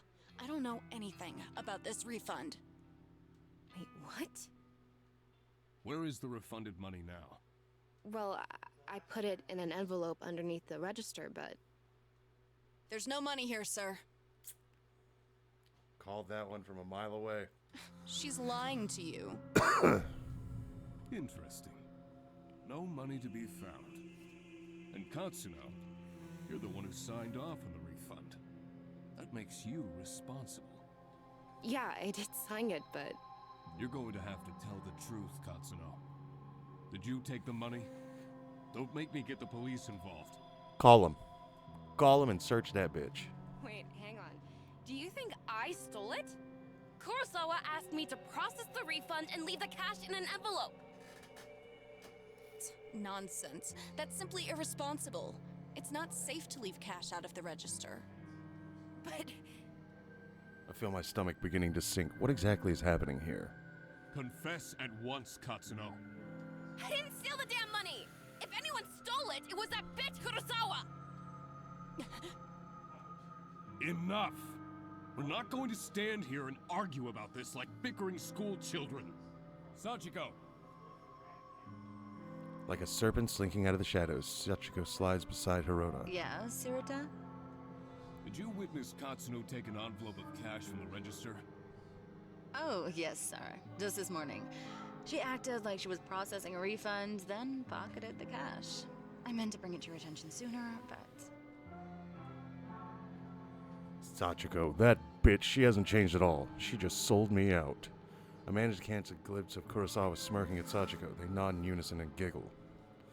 Are they in this together? Are they throwing me under the bus just so they can steal some cash? Can't believe it. I'm so freaking angry. There you have it. A witness to your crime. Kurosawa, if you would kindly call the police. It's going good. Actually, I forgot to change my stream info, so I'm going to do that now.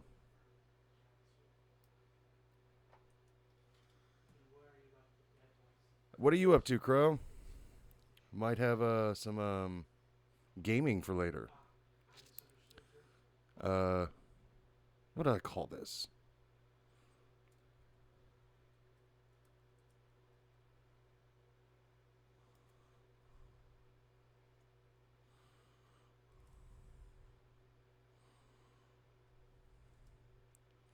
Corpse Factory. Done.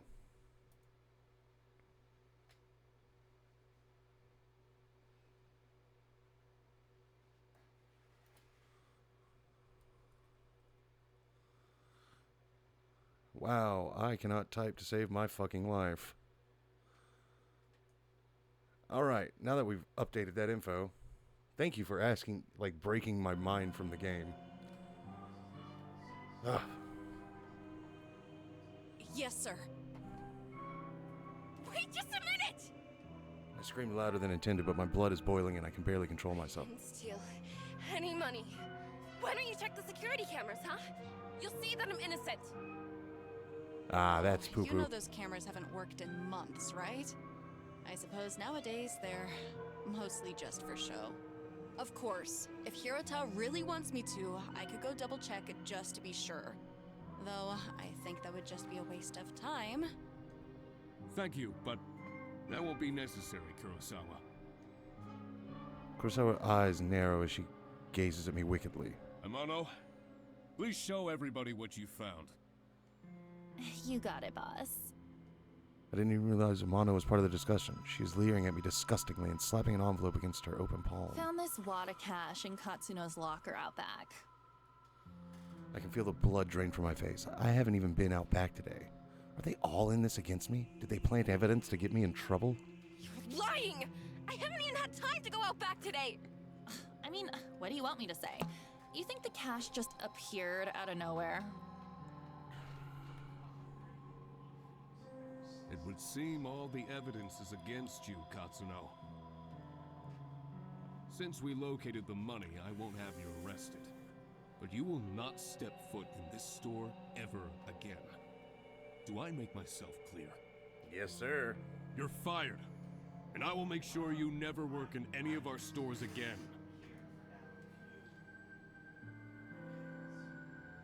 I'm speechless. I can't even process my thoughts. The quiet giggling and snickering of Kurosawa, Sachiko, and Amano buzzes in my ears until my skull feels like it's going to burst.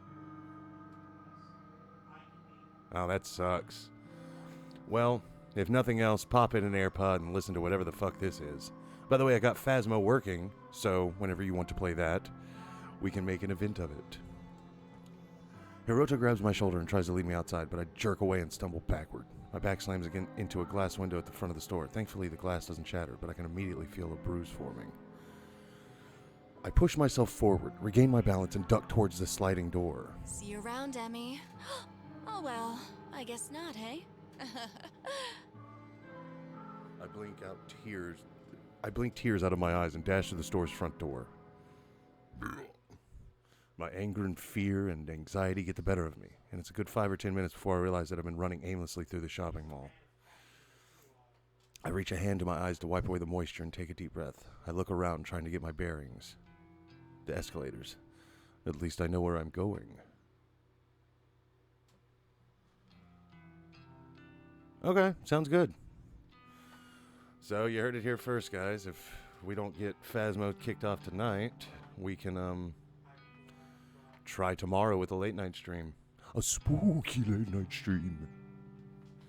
With my head down, I blindly charge towards a small seating area. Watch out! I collide headfirst with somebody in front of me. Without thinking, I scream out in anger. Watch where you're going! Sorry. Wait, this girl. I know her from somewhere. Katsuno? Is that you? Huh? I know you. Have we met? We have now. Yes, of course. We graduated from senior high school together. Remember? I have no recollection of this place. Did we? Senior high school was more than a year ago. Feels like a different lifetime. How does she expect me to remember that? A year ago? Okay, well, that's fair. Maybe. Yeah, you're Sato, right? Aoi Sato? That's me. You do remember. Well, kinda. Sorry. I've had a crappy day.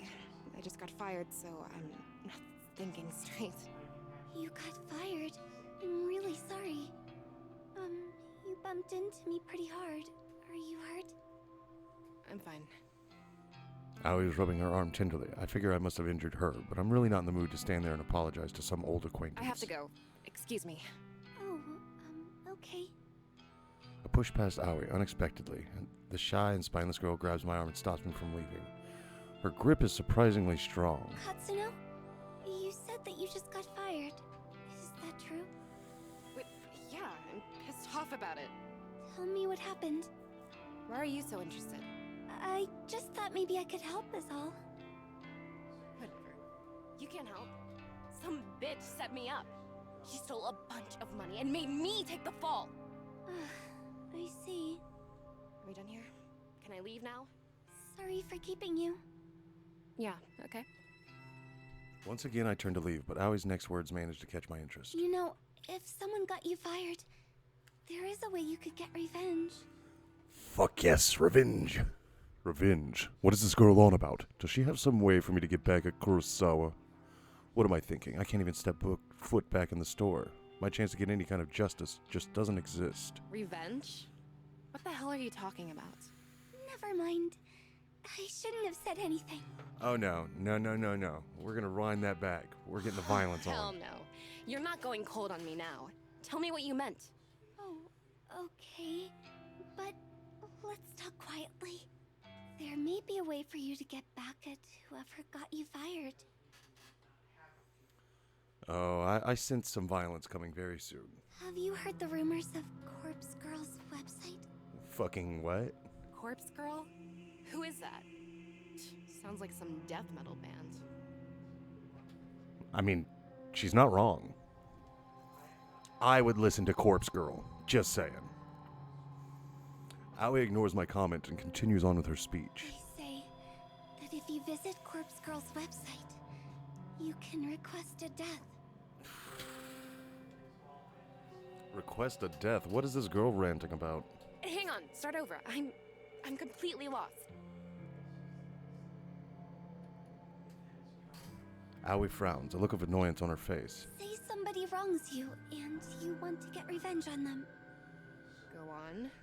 Rumors state that you can visit Corpse Girl's website and fill out a form in order to request a specific person's death. Go on. This Corpse Girl. Is she, like, a hitman or something? No one knows the truth. All I know is that her victims always receive a photo of their own corpse before they die. Alright. How is that possible?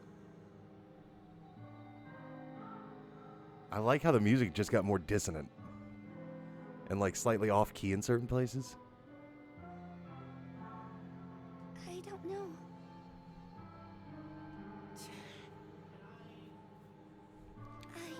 I've been wanting to use the website for some time. There's somebody that I'd be happier without. But I'm not brave enough to go through with it. Still, I want to know if the rumors are true. If you use the website, you could tell me if it works or not. This whole thing sounds sketchy. Risky. Are the police gonna come get me if I go on this website? Oh, yeah. Yeah, if... I planned on doing some Phasmo tonight, but if that plan falls through, then tomorrow sounds great.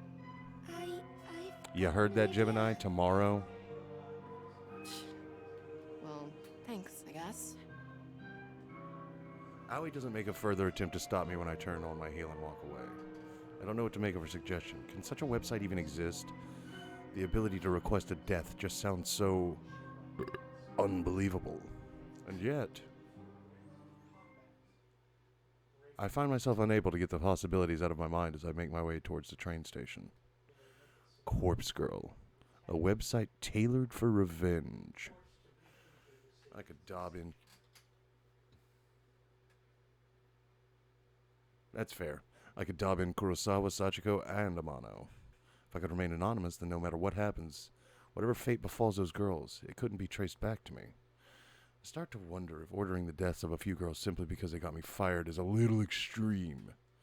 Although they're not exactly saints, they're closer to human garbage more than anything else. Yeah! They've always been hostile towards me.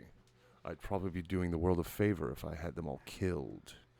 They screwed me over without a second thought. Who knows what they might do to their next unsuspecting victim? Yeah, killing all 3 of them is the right thing to do. Removing them from the planet will prevent them from hurting anyone else. My heart begins to race. The trip back to my apartment is boring. The train carriage is nearly empty, save for a few junior high school boys and a couple of women in business attire. I have a few seats all to myself, so I sprawl out and check my phone for messages. When I feel confident that no one in the carriage is watching me, I decide to search for Corpse Girl's website on my phone. I don't exactly know how easy it will be to find. Maybe I should have asked Aoi for the address. Well, a quick search shouldn't be too hard. I begin to type. Corpse Girl's website. A few results pop up on my screen, but none seem relevant. There are links to funeral services and anime fan sites, but nothing really matches what I'm looking for. Maybe this was a bad idea. I should probably delete my search history. Maybe just one more search. Corpse Girl.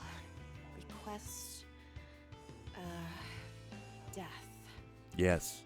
Talk out what you're typing. It helps the words come out better. My phone seems to lag for a few seconds as the search is submitted. Then, a fresh list of links appears. The top result catches my eye immediately. Corpse Girl, revenge at your fingertips. This must be it. I click the link and the website loads immediately.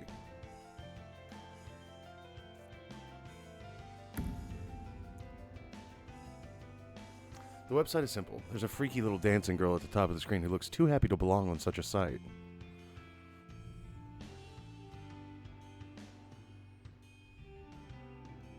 The whole site is really basic. A small blurb of text offers instructions. Request a death.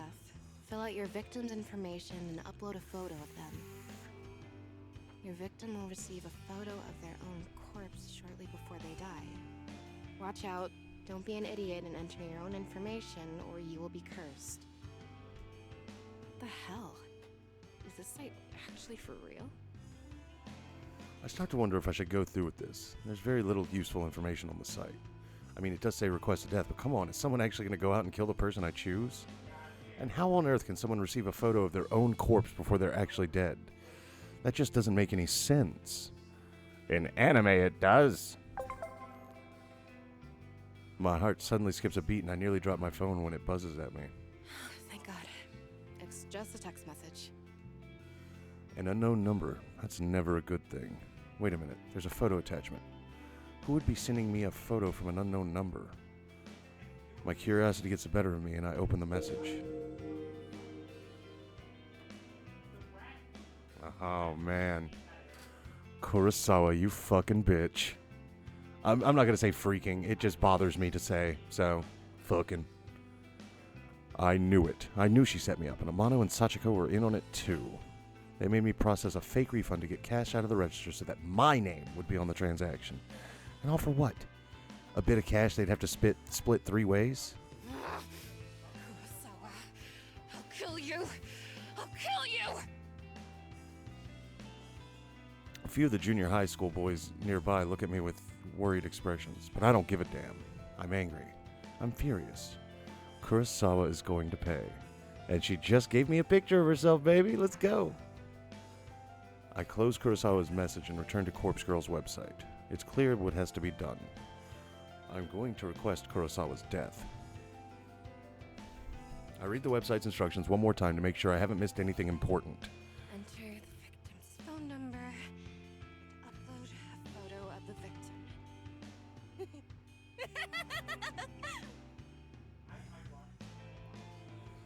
I'm not sure, buddy. How was your vacation, friend? I can't believe it. Kurosawa just signed her own death sentence. She sent me a photo of herself, and her phone number was included with the message. I fill in the phone number and upload the photo, my hands trembling the whole time. My thumb hovers over the submit button. I feel a chill down my spine. My face turns pale and I immediately feel cold and clammy. Is Kurosawa really going to die if I use this website, or is this all a sick hoax? I run through the possible outcomes in my head.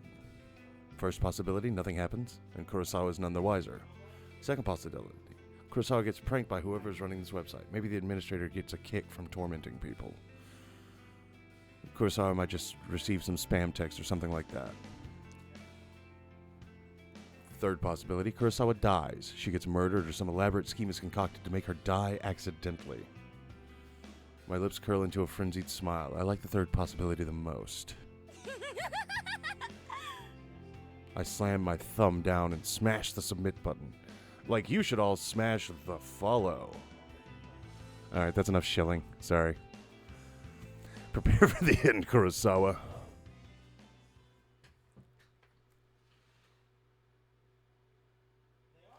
June 12th, Friday, evening.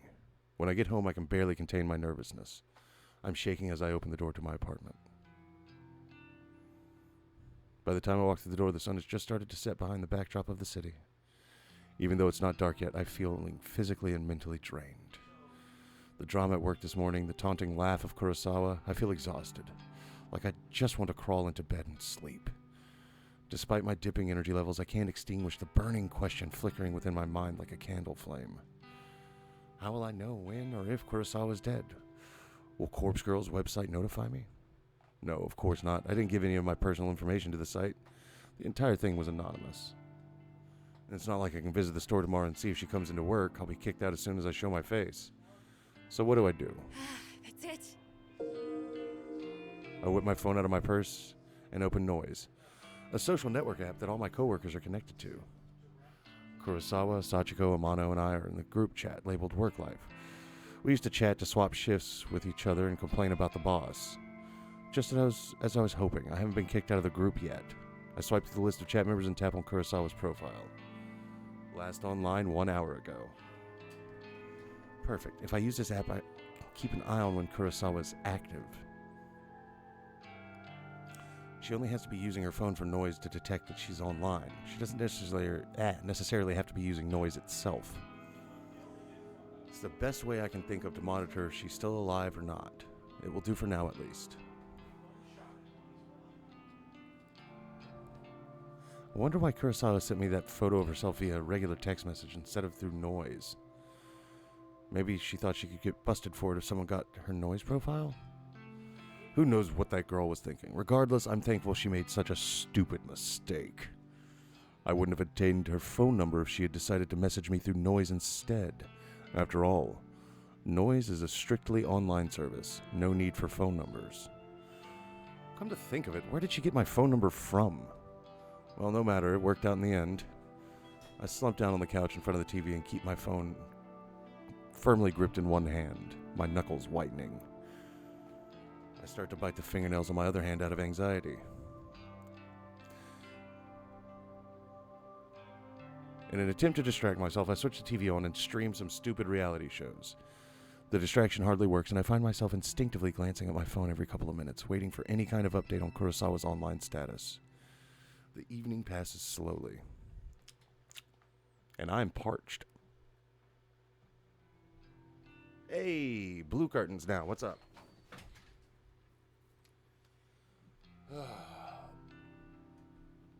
The sunlight streams through the open curtains, and I startle. Did I fall asleep on the couch? I wipe my mouth with my sleeve, cleaning off a trickle of drool from my chin. Hot. My phone is still in one hand, and I quickly check it. I tap the fingerprint-smeared screen, but it's not responding. The battery died. I must have fallen asleep and left the screen on all night. I race towards my charger and plug it in, anxiously waiting for just enough energy to turn the phone screen back on. After what seems like an eternity, the phone comes back to life. Comes to life. I catch a glimpse of the clock and I swipe the lock screen away. 6:34 a.m. I open up Noise as quickly as I can and flick through Kurosawa's profile. This profile is private. You are not connected to this person. Damn it! She blocked me! I frantically navigate to the group chat, only to find that I've been kicked out. Damn it! Damn it! What can I do now? I've got no way of knowing whether Kurosawa is still alive.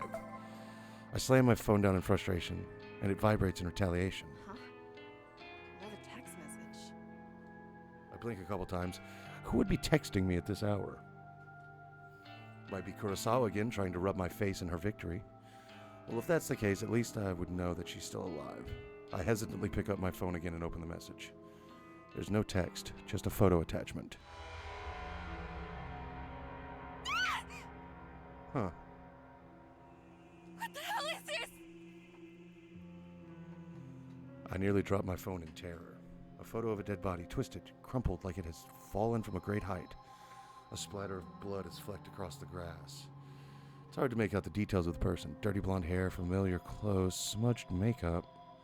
This dead body, is it supposed to be me? There can be no mistaking it. Without a doubt, this is a picture of my own corpse. I shriek again, unable to process what I'm seeing. I'm so entranced by the battered corpse that it takes me a minute to notice the timestamp in the corner of the photo. It's today's date, but something is off. The time says 7:28 a.m. It's about an hour from now. I shiver involuntarily and feel the sickening sensation of bile rising in my throat. This photo. Is this a prediction of my death? Am I going to die within the hour? And then the truth hits me harder than my face hit the ground in this grisly photo. When you request a death on Corpse Girl's website, your victim receives a photo of their own corpse before they die. Before they die.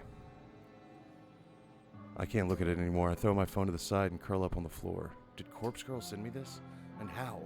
How did someone get a photo of my corpse? A photo that is seemingly from the future. It's impossible. It has to be a hoax.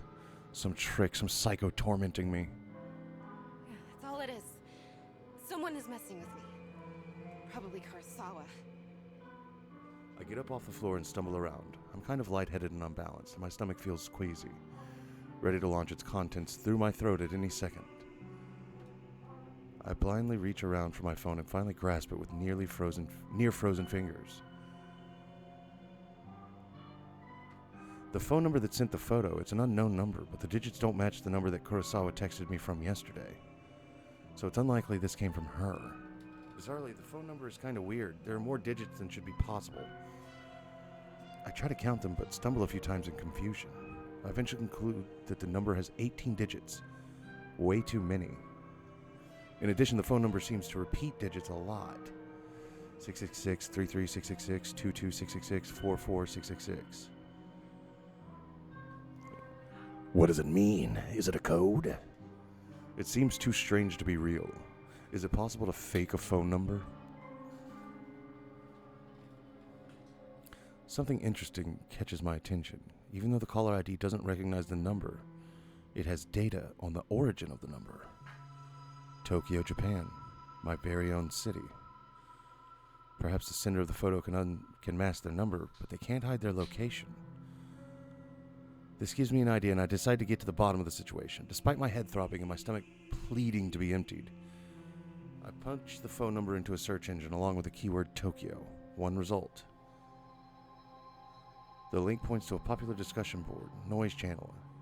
It's an anonymous board where users can talk about almost anything. And no big surprise, it's owned and operated by the very same company behind the Noise app I use on my phone. I tap the link and get taken to a discussion topic from less than a week ago. I quickly read through it. Topic: strange photo from unknown number. Hey, so today I got a strange gore photo from a number I don't have in my contacts. Not sure what the deal is. It was gross, though. Wonder if any hackers can trace the number or something. Seems like Tokyo area. I'm in Osaka. Okay, thanks in advance. The topic has only one reply. You got this too? Was the gore photo a picture of yourself? I'm worried. Received a similar pic from the same number. Thinking about contacting the police. Not sure if I'm overreacting. And that's it. The end of the discussion. Neither poster followed up on the conversation. Damn it. That's all? That didn't give me anything to go on, except now I know that at least 2 other people have received bloody photos of themselves.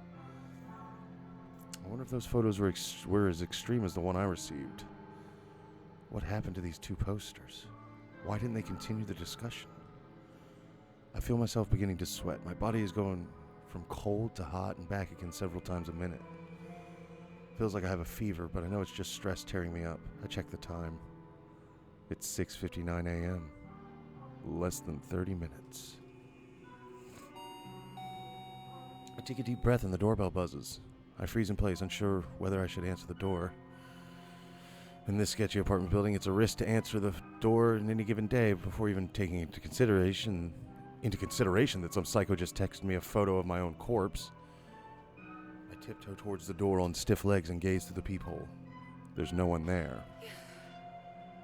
I breathe a sigh of relief. Maybe I'm just on edge, and the doorbell echoed from someone else's apartment. Besides, I don't know of anyone who would visit me unannounced, especially this early in the morning. I slump to the floor, my back sliding down the door as I come to rest on the carpet, my legs splayed out haphazardly in front of me. I've had enough fear for one day. I have to just believe this whole thing is a hoax. It's probably karma for trying to get revenge on Kurosawa. And that's it. Karma.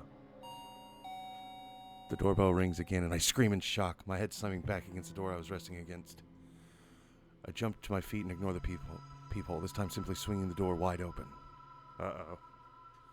A gust of chilly morning air sweeps into my apartment, and I shut my eyes tightly against the sudden cold. My messy hair tangles in the wind and obscures my vision. When I open my eyes, quickly I sweep the hair out of my face and look around. There's no one here except a metal trolley is blocking the walkway of my front door. In front of my door, a stark white bag about the size of a human body rests atop the trolley. My heart begins to race as I immediately recognize what this is. On TV, they always show these trolleys used in morgues to cart dead bodies around. Dead bodies. The vomit that has been trying to escape my body all morning finally finds its way out of my mouth. I retch and heave in the doorway until nothing is left inside my belly except for the stinging stomach acid that threatens to burn through its fleshy container. Words. The stench wafting from the trolley is overwhelming. Pinching my nostrils close does little more than trap the horrific odor inside my own skull, and I gag and splutter involuntarily. My hands reach forward as though controlled by some being other than myself. I can't pull it back, and I can't prevent my fingers from grasping the zipper tag attached to the front of the body bag. I unzip the bag.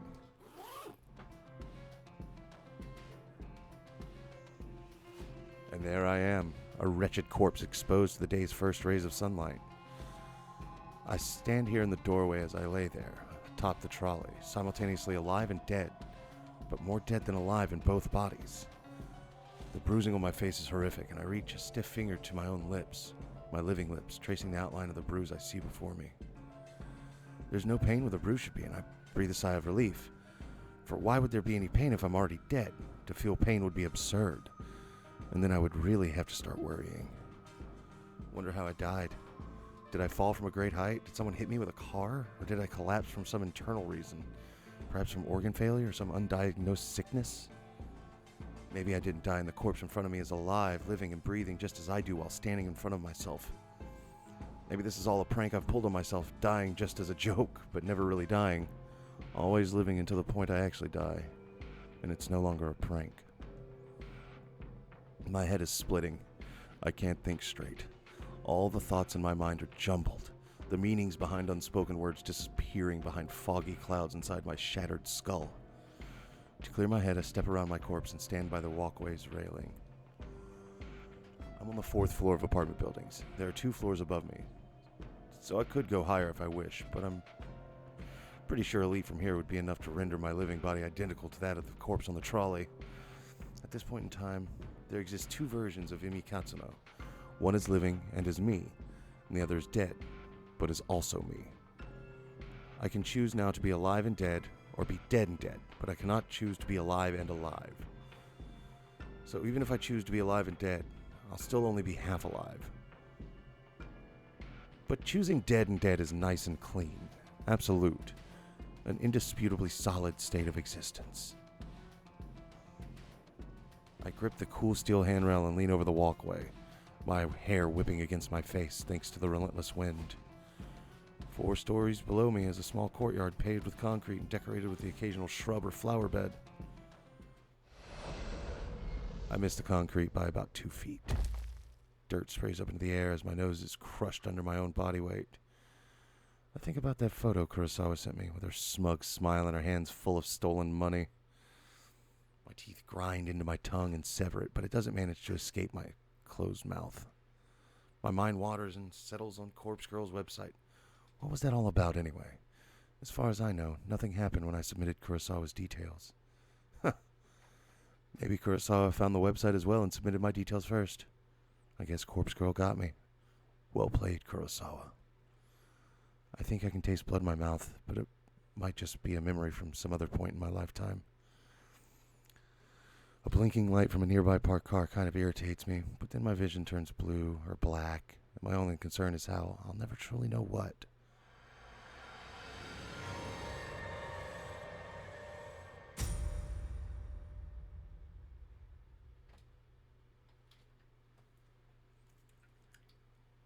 Well, that's a prologue right there.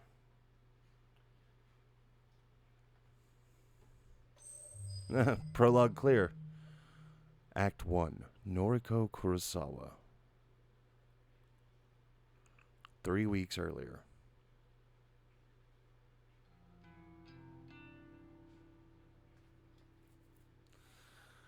All right. Before we get this going, I'm going to go get a glass of water. I'm not going to put up a BRB or anything. This is very interesting. I'm entranced. Let's see where this takes us. I shall return.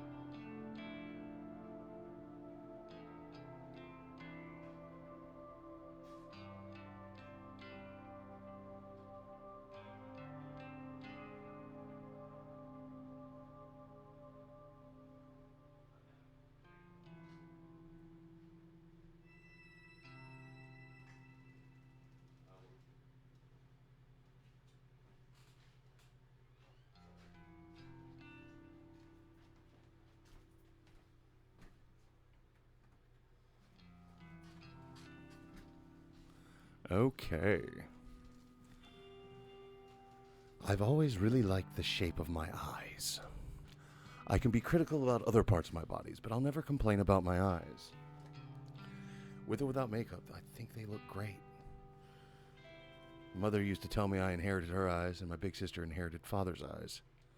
To be honest, I don't see any of Father's features in myself or my sister, but I do agree that my eyes are exact replicas of Mother's. Mother doesn't see too well anymore, and that might be something I have to also worry about in the future. But for now, my eyes are perfect, and I couldn't be happier with them. I wear eyeshadow and eyeliner to bring out my best features. Some people tell me I use too much makeup, that I tend to overdo it and make myself look intimidating. Well, I don't really care. I mostly like the way I look, and honestly, how many people can claim the same? Today's morning ritual is the same as any other workday. I am a slave to the wage, and I'm not proud of it.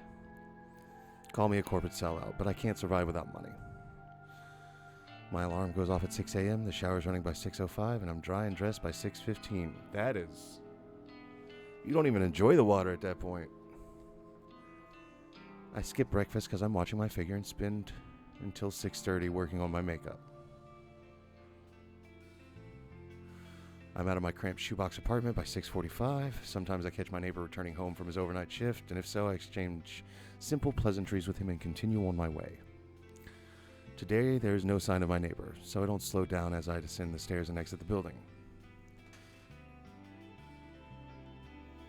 Hitting the convenience store for a can of coffee saps another few minutes from each day. I prefer sweet milk coffees, but every now and then I'm in the mood for a rich black coffee.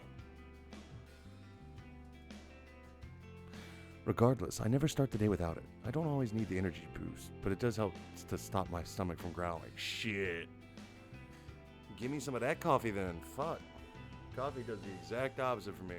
That is a one-way trip. In and out. It's a milk coffee kind of day, so I pay for my favorite brand and get out of the store in no time. The canned coffee dives into my handbag as I continue on my way. The train station is always busy in the morning, and it's usually a struggle to navigate my way to the correct platform in time for the 7:12 train. Today is no different. However, I always make it in time because my routine has been perfected over the last few months. Aboard the train bound for Shinjuku, a cursory glance reveals that there are no empty seats, so I push through the throng of bodies and stand against the carriage wall. Whenever there are seats available, I like to sit and read, but it's much more common to have to stand and stare at my phone screen like almost everyone else. Oh man. When I do read, I read the classics. Stoker, Lovecraft, Poe, horror, Western horror that is my favorite genre. And of course, faithful translations into Japanese are as good as it gets. My English isn't nearly strong enough to read these novels in their original language. If I'm stuck staring at my phone screen, I like to stalk people online. Acquaintances or the few friends I have lead such boring lives. They post about the most mundane topics all day, every day, acting like they'll shrivel up and die unless they get the attention they seek. I find their dull, tedious lives simply fascinating. We're gonna go for a mood change real fast. Hold on. Ah. Only slightly darker because the LED lamp in front of me is searingly bright. From behind the safety of a glass veil, I can fulfill my voyeuristic fetishes and consume as much pointless information as I desire. Ooh. I mean, we can go for super mood and just... Now it's Gremlin in the dark mode. I don't think we need that. Knowing every mundane tidbit of people's daily lives turns me on. Oh, fun. This morning is the same as any other. I stare down at the phone held in my frail hand. My fingers move of their own accord, scrolling and tapping against the backlit display, pausing, pondering, pouncing on any poster picture that my pupils haven't yet consumed. Standing in the train carriage, packed to the gills with people, I can't help but feel my face getting flushed and my steamy breath escaping my lips. This chick is in it right now. Holy shit. Let me see if I can just adjust the amount of light I'm getting so that I'm not blinded. This is much better. Correct? Correct. I digest post after post, photo after photo, memorizing the comings and goings of every single person on my noise activity feed. I catch my breathing getting heavier and my gasp becoming short and sharp. Ray went to the dentist yesterday for a root canal. Mizuno shared some photos from her international vacation. Oh.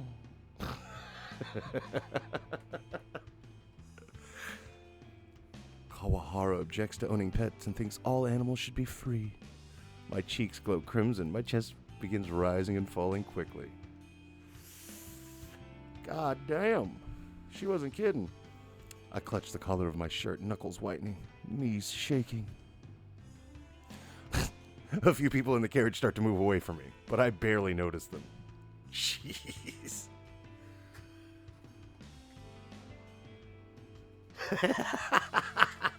Never. My fingers keep scrolling and I hit the jackpot. A new post from a coworker at my office, Tomoe Watanabe. She's a gal girl, the type with a heavy fake tan, bleached blonde hair, and questionable clothes. I hate her, but I love her posts. This morning update reads, Tomomo. 53 minutes ago. Just found his Corpse Girl website. Such fake bull. Ah ha ha ha ha ha. Waiting to meet a bitch to try it on. Tomoe just discovered Corpse Girl's website, huh? I feel a slight squeal trying to escape from my throat as my legs threaten to buckle underneath me. I can't take the excitement anymore, and I have to force my phone from my hands and bury it at the bottom of my handbag. Deep breaths, Noriko. Deep breaths. I need to calm down and control myself. Composure is key. I close my eyes and let a cool breath of air whistle through my slightly parted lips. Feeling a little calmer and no longer ready to explode, I analyze the information I just read. Ladies and gentlemen, Corpse Factory.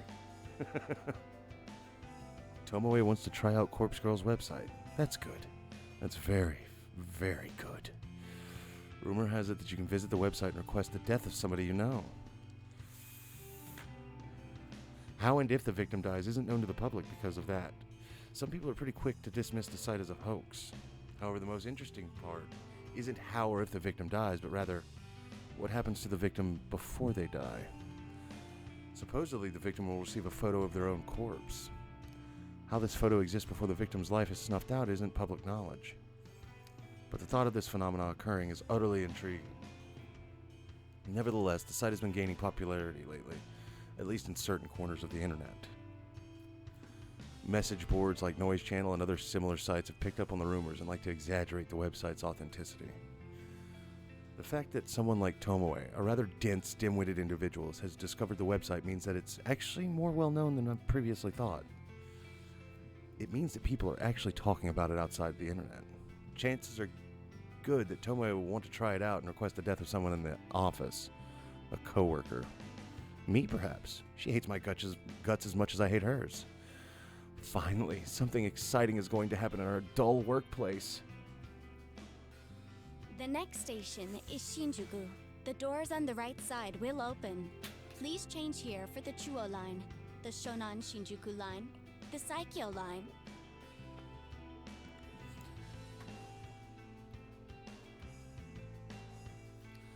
As the automated announcement reads to a list of connecting train lines, I get ready to disembark. The train pulls to a stop and I contort my body around the other passengers in an attempt to exit the train.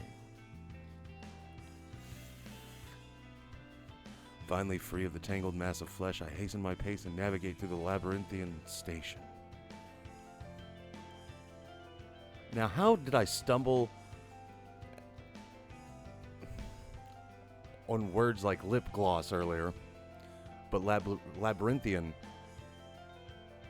or labyrinthine, same shit, just flew out of my mouth, no problem.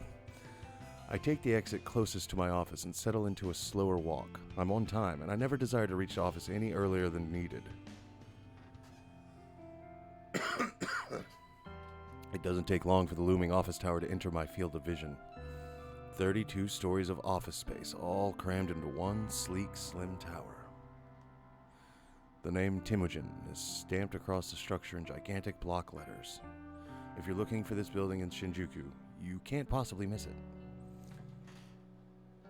Temujin carries the title of Japan's third biggest banking corporation. It's a gigantic company with other branches in Kyoto, Osaka, Sapporo, Fukuoka, and a dozen smaller cities I don't even remember. I've worked here for close to 3 months now. Not a long time in a grand scheme of things. That said, I'm only a temp, and all I do is data entry.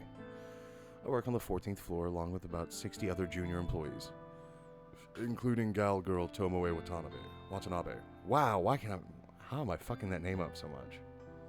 Watanabe. I don't speak to many of my coworkers, and that's the way I like it.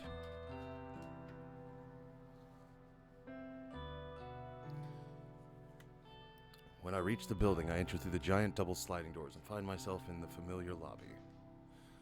Comfortable couches line the walls, circling a reception desk. 4 large elevators are tucked away in a nook behind the reception desk. It's already busy this morning, though to be fair, this place is packed all the time. I avoid the crowds of sharply dressed business people, feeling a little out of place in my semi-formal shirt and skirt.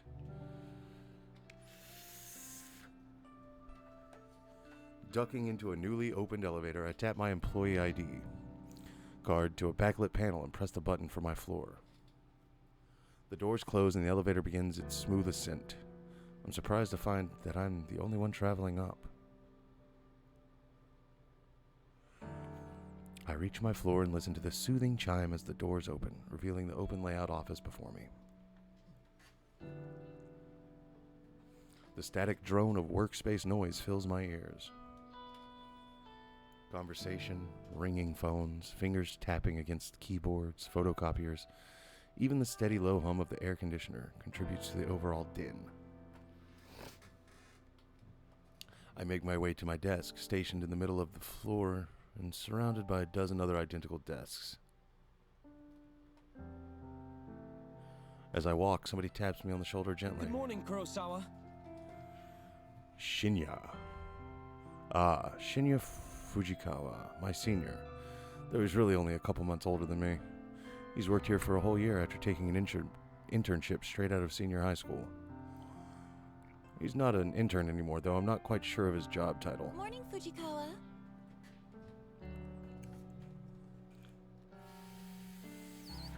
How was your commute this morning? Fine. Same as usual. That's good to hear. Did you read any of your novels? He's referring to the horror books I like to read. I can tell from his tone that he doesn't exactly approve of the subject matter. I've known Shinya since junior high. We go way back, but I wouldn't exactly call us friends. However, he is the one that landed me this job, even though it's just a temporary contract. I've always had the feeling he's a bit sweet on me. I could be way off the mark, though. Well, I couldn't get a seat on the train today. Too hard to read while standing. Ah, that's a shame. You, still haven't accepted my, friend request, did you know?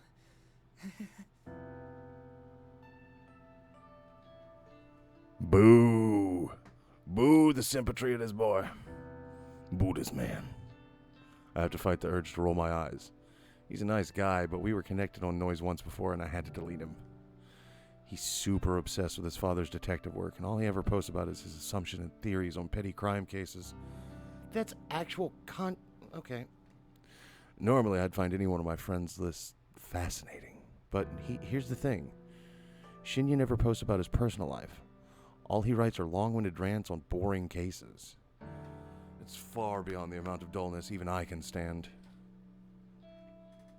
I fish my phone out of my handbag and pretend that I'm looking at Noise. Oh, how about that? Looks like I don't have any incoming friend requests. I quickly dip my phone back into my bag. How peculiar. Well, I'll try and nudge again later. Sure, no problem. Well, anyway, I better get to it. Work hard today, okay? You got it. Shinya offers a formal bow and goes on his way. Before I can take a step towards my desk. Before I can take a step towards my desk, a mocking voice whispers in my ear.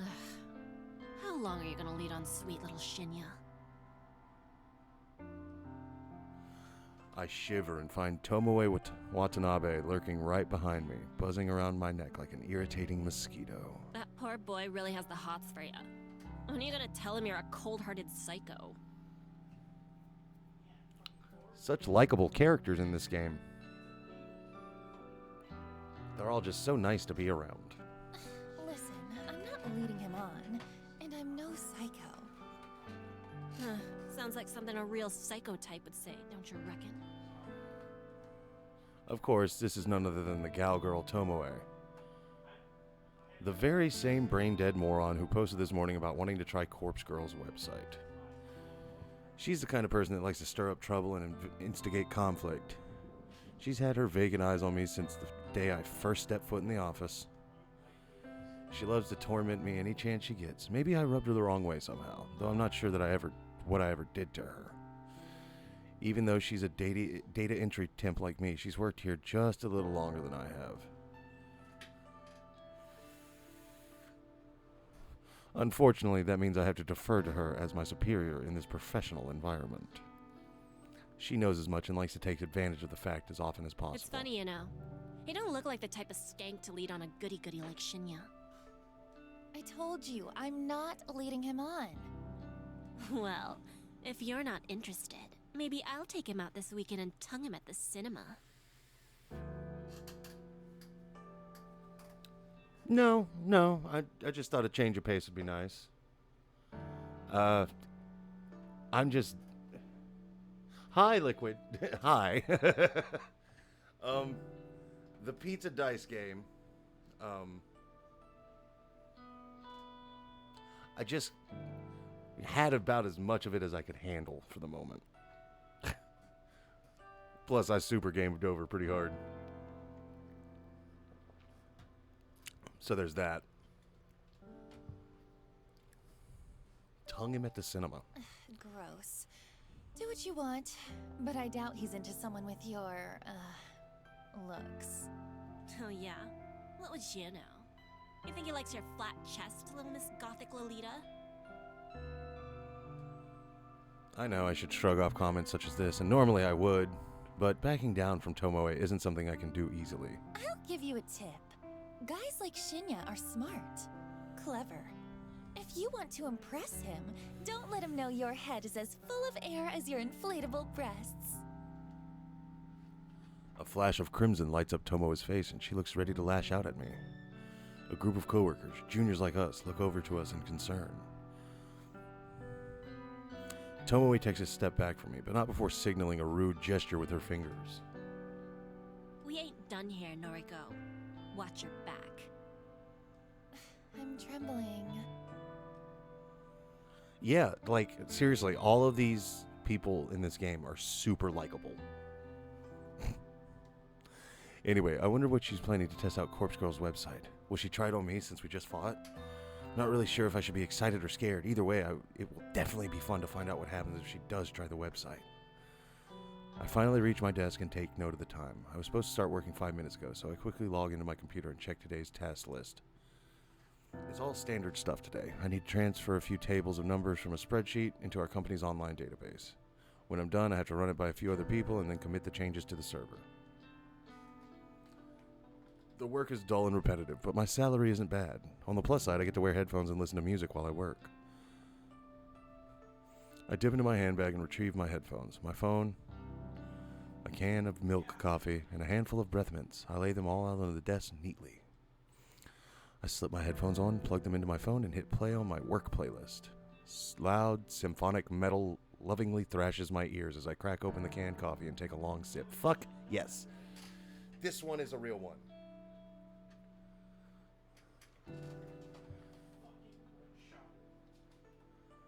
Hell yeah. See you in a minute. Okay, let's get started.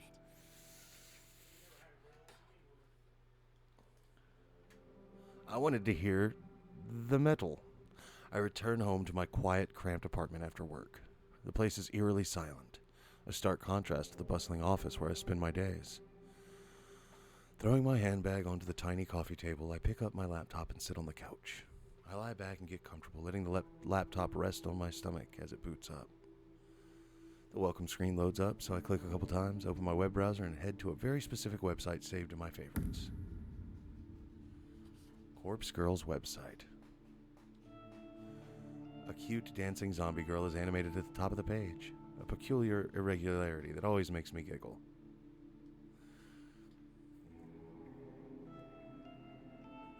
I notice that the page view counter at the bottom of the site is nearly the same as it was yesterday. There have been maybe 4 or 5 new visitors. I heave a sigh. Maybe the website isn't that well known after all. That begs the question. How did Tomoe discover it? Well, never mind that. My eyes scan the website's content. Request a death. Big bold letters headline the site. The intention couldn't be clearer. Further information on the site is sparse. Brief instructions tell the user to fill in a victim's phone number and upload a photo. Aside from that, there's not much else to mention. It doesn't even ask for a name. After scanning the site, I move my mouse to the browser's address bar and click. I type a / after the website address and then add the words admin. I hit the enter key. The login page presents itself with an empty username and password fields waiting to be filled in. My fingers tap dance around the keyboard, and within moments I'm presented with a brand new page. A blinking slab of text greets me. One new request. A crooked smile cracks my stony expression. Finally, somebody has requested a death. Somebody has asked me, Corpse Girl, to kill a victim. This is where things get exciting. I giggle and feel my cheeks flush red. This is the first request I've had in about a week. Been logging in every evening, fingers crossed that somebody has elected a new victim for me. Today, my wishes come true. I can't help but feel emotional at a time like this. My lower lip trembles and I feel tears welling up. I dab the corners of my eyes gently to avoid smudging my makeup. As I hover my mouse cursor over the view request button, a familiar and pleasant tingling sensation surges in my chest, my stomach, my thighs. I shiver with anticipation, my hot and steamy breath beginning to fog up the laptop screen. Oh, we're getting steamy. I click the button. Request details. Today, 2:47 p.m. local time. Victim's phone. Downloading image attachment. The victim's photo automatically loads on my screen. The person in front of me is a total stranger, but that's okay. It doesn't change the task set out before me. A woman, rather plain, in her early 30s. She's well dressed with minimal makeup. She's not really putting her personality on display. It's a nice photo, better quality than some of the images I've received in the past. In fact, the photo looks like a corporate ID picture. I wonder if it was downloaded from the company's database or website. Well, the source of the photo doesn't matter. The simple fact of the matter is that somebody has made a request for this person to die. It falls to me to fulfill that request. And as Corpse Girl, I take requests very, very seriously. I have the victim's photo. I have her phone number. All I need now is to select a way for her to meet her untimely demise. I've previously thought about including an extra field on my website, an option for the user to choose the way they want their victim to die. After all, it would reduce the amount of strain on my creativity if the method was decided for me. But after careful consideration, I've decided against it. Some people are sick, twisted. The cause of death could be far beyond my means and impossible to achieve. Therefore, allowing the user to define the cause of death just isn't feasible. Instead, I'll stick to my current modus operandi. Everything depends on the quality of the victim's photo. If it's detailed, the victim's features are easily distinguishable. Then I can be rather creative with the cause of death. Perhaps the victim's face suffers grotesque burns, or she has an iron stake thrust through her skull. However, if the victim's photo is low quality and doesn't provide enough detail to identify the subject, I have to resort to the default cause of death. A terrible, unlucky fall from a great height. Maybe she slips, or maybe someone stumbles into her and sends her tumbling over a rail. The end result will be the same. A swift, crushing death from on high. The victim will end up face down on the concrete, completely unrecognizable, save for her clothes and accessories. It's not my favorite cause of death, but in some cases it is necessary. Regardless, it is still a valid way to fulfill the request. For now, it's time to get started. I can barely contain my excitement. I squirm against the couch, crossing and uncrossing my legs in a vain attempt to dissipate the heat rising through my body. Taking a deep breath, I try to calm my nerves and get to work. The victim will receive a photo of her own corpse, time-stamped with the date of her death. It's Corpse Girl's signature move. My calling card, if you will. Seeing an image of one's own disfigured corpse is sure to strike fear into one's heart. And that's precisely the reason I take this step, to make the victim panic and act rashly. First things first, I save the victim's photo to my laptop's hard drive. I store it in a folder discreetly named System Files, hidden away in the root directory of my operating system. A password encrypted directory, of course. Next, I open my favorite image editing software and load the photo. Looking carefully at the detail in the picture, I can see that this will be a work of art. I can really go to town with this request. I minimize the software, open my web browser, and access a particular website. Database of the Deceased, the DD as it's known on the dark web, my secret weapon, the ultimate resource for my work. The DD is a collection of countless high-resolution photographs of dead bodies, murder victims, crime scenes, suicides. If somebody has died in one way or another, chances are good that some perverted individual has captured the moment in all its gory glory. Such valuable images are essential to my work.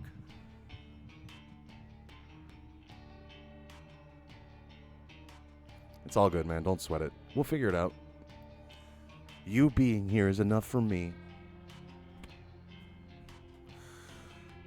Using these photos as a base, I can edit my victim's details into the picture. My process is simple. I start by locating the perfect corpse photo.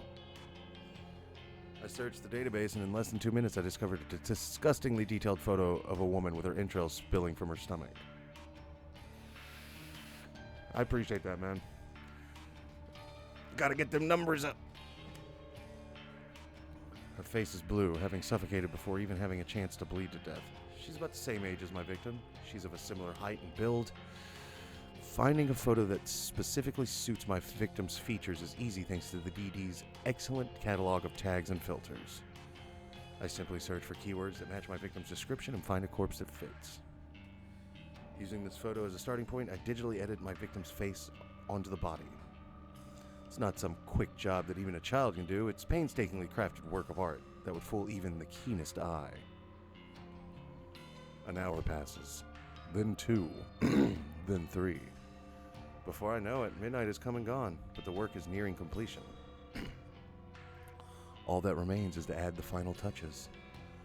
I like to add specific, distinguishable details to the image. A personal item or accessory, clothes, makeup, you name it, I can edit it in. With personal details added, I adjust the lighting and color palette just slightly, enough to make the photo truly unique.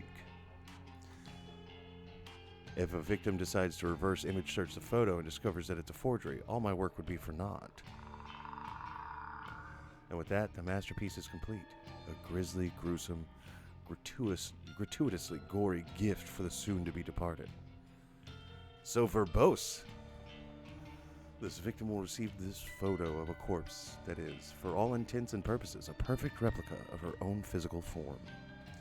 She will open the image on her phone, and the life she once knew will crumble to pieces. My lips curl into a satisfied smirk. During my hours of work, my breathing eventually steadied. My excited nerves settled into a zen-like calm.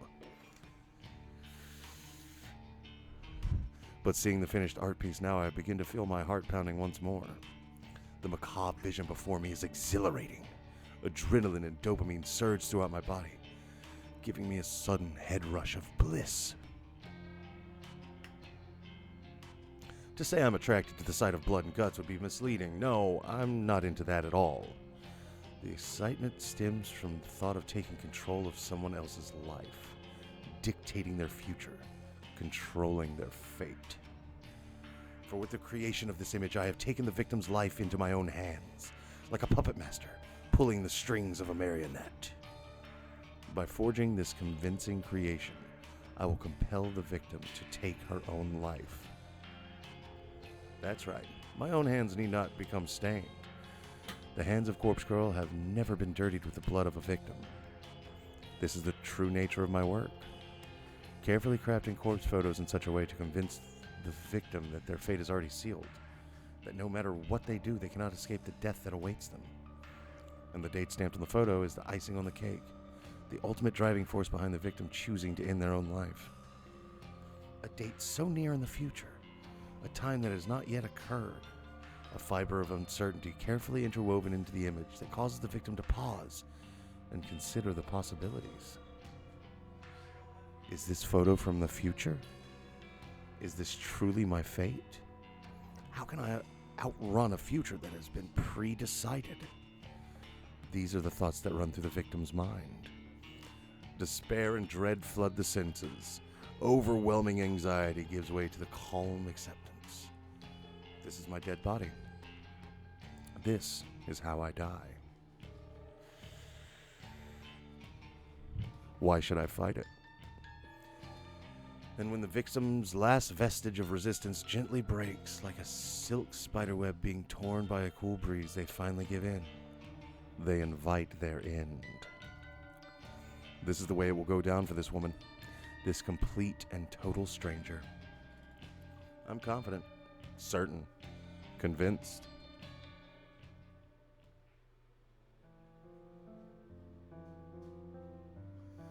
It was a sudden spark of inspiration that guided me to begin fabricating corpse photos about a year ago. I can never quite recall exactly what it was that spawned the idea.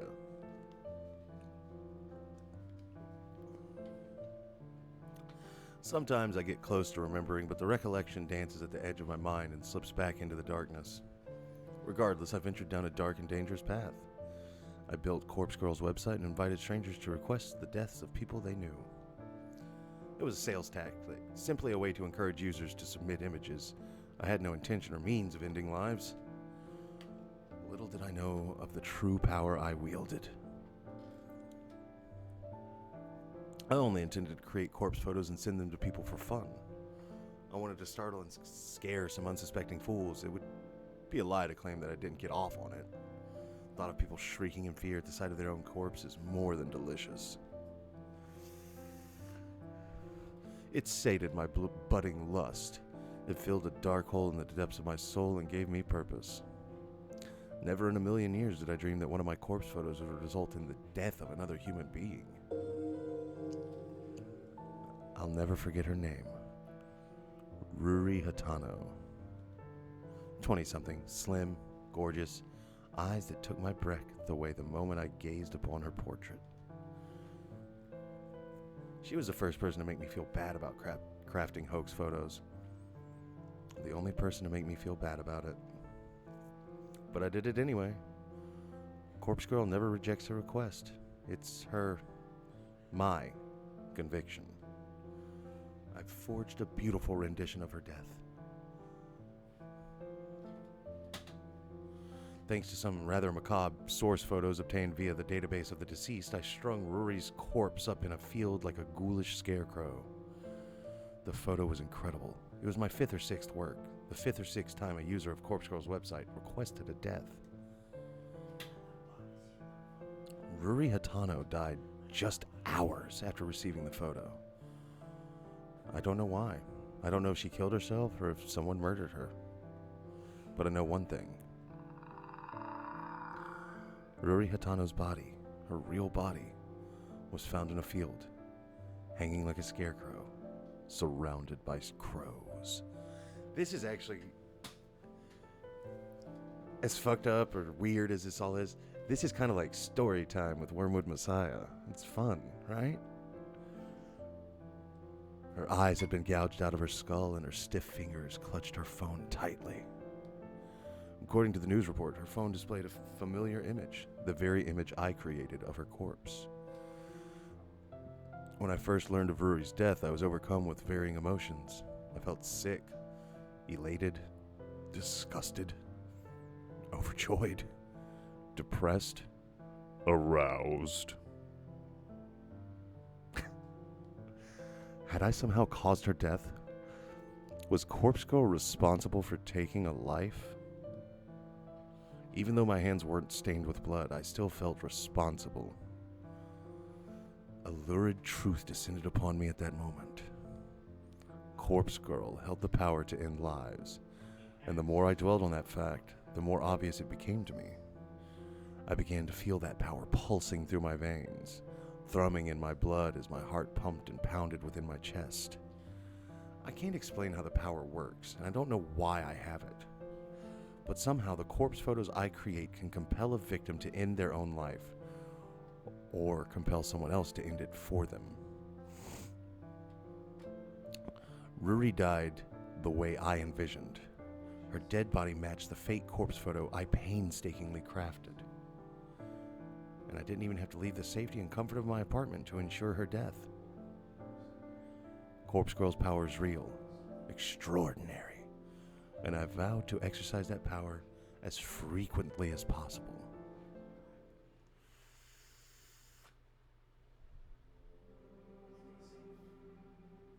Ruri Hatano died last year. Since then, I've been chasing that rush, that thrill that comes with snuffing out a soul. It wasn't hard to grow the popularity of Corpse Girl's website after that incident. Particularly dark corners of the internet gobbled up the news with enthusiasm, and the site saw an influx of new visitors. And on a few occasions, I even overheard people in the real world whispering about the mysterious website that lets you request a death. I've crafted corpse photos for dozens of requests. Each photo is more convincing and realistic than the last, thanks to my ever-evolving skills.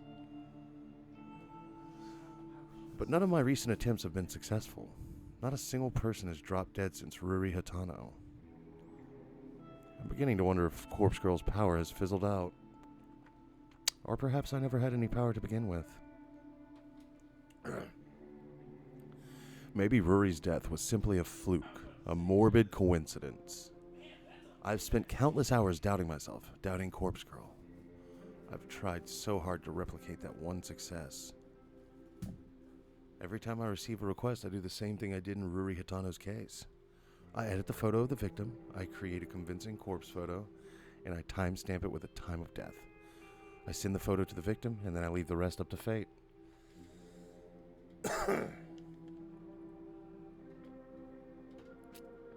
But nothing ever comes of it. I'm not so delusional to think that in normal circumstances a simple photo would be enough to convince someone to kill themselves. And even if that photo fell into someone else's hands, it wouldn't inspire them to go out and kill the victim, of course not. However, these are no ordinary circumstances. I once activated a power beyond the ken of mortal men. I caused Ruri Hatano to die by her own hand, or by the hand of another. I need to find a way to manifest my power once more. To prove that, I, Corpse Girl, have the power of death and destruction at my fingertips. Once a new victim perishes, I know it will pave the way to more and more deaths. My website will gain popularity and become more than just an urban myth.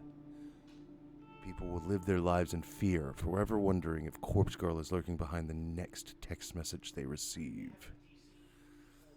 Yes, I can see the future I crave so clearly in my mind. I'm close to achieving my goal. I know I am. And when my dream comes true, I can finally...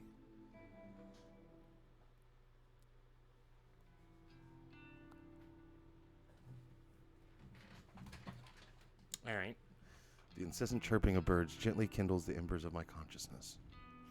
My heavy eyelids open to find my body contorted before me, legs splayed across the couch in the most uncomfortable position I can imagine. I groan and twist my torso, letting my spine pop and crack until the aches in my body drift away. I need to stop falling asleep on the couch. I'm still young, but I can't handle a night away from my comfortable bed. My eyes fall upon my open laptop, laying on its side on the floor. The screen is blank, the battery drained. I briefly panic, hoping against hope that I saved my work before falling asleep. I stumble to my feet and pick up the laptop, then charge toward the power outlet. I plug in and boot up, revitalizing the mechanical beast and feeling a wave of relief as the whirring of the internal fans signify the breath of life. The screen flickers and bathes my eye in harsh light. My eyes squint against my will and I make out the image before me. The mutilated corpse of my latest victim. Perfection in picture form. The timestamp in the lower corner reads May 27th, 11:07 a.m. Tomorrow's date. The photo is ready to be sent out. If I send it now, the victim will receive it immediately, notice the date, and realize that her death is imminent. It's time to set the wheels of demise in motion. Leaving my laptop at the outlet, I quickly dart into the kitchen. Well, to call it a kitchen is misleading. It's simply a tiled area connected to my living space with a small refrigerator, microwave oven, and single hot plate. A small stack of drawers is nestled next to the fridge, and I pull open the second drawer from the top. Plunging my hand inside is always an odd sensation. My fingers get buried underneath a dozen cheap plastic flip phones. I grasp one of the phones between my thumb and forefinger and remove it from the drawer.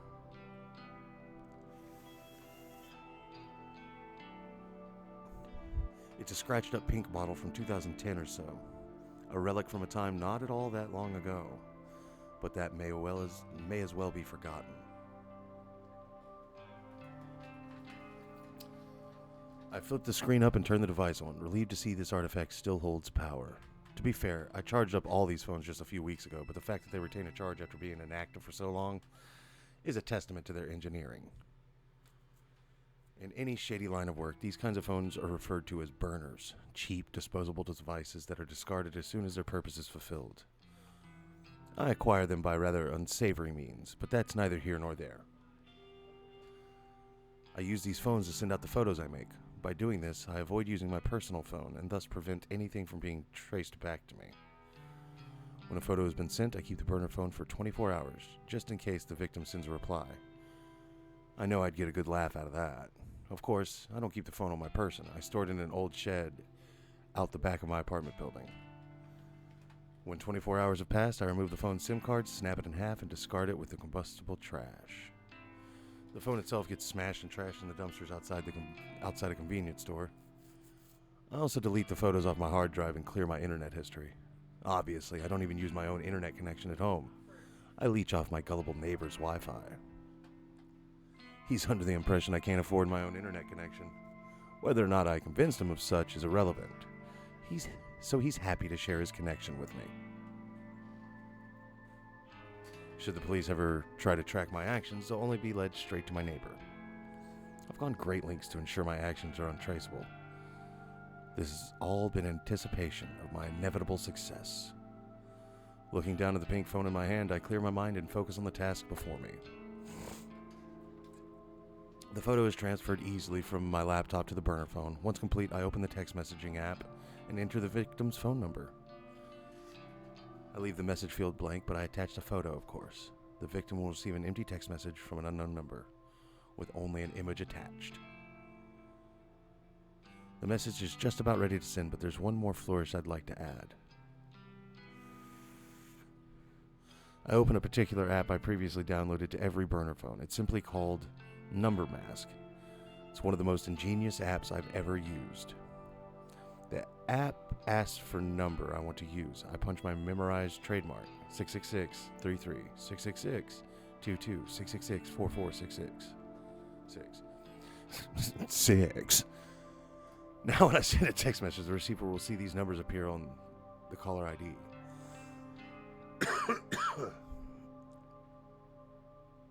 Not only does it mask the burner's real phone number, but it's an extra calling card to help boost my infamy. I smirk, my thumb hovering over the send message button.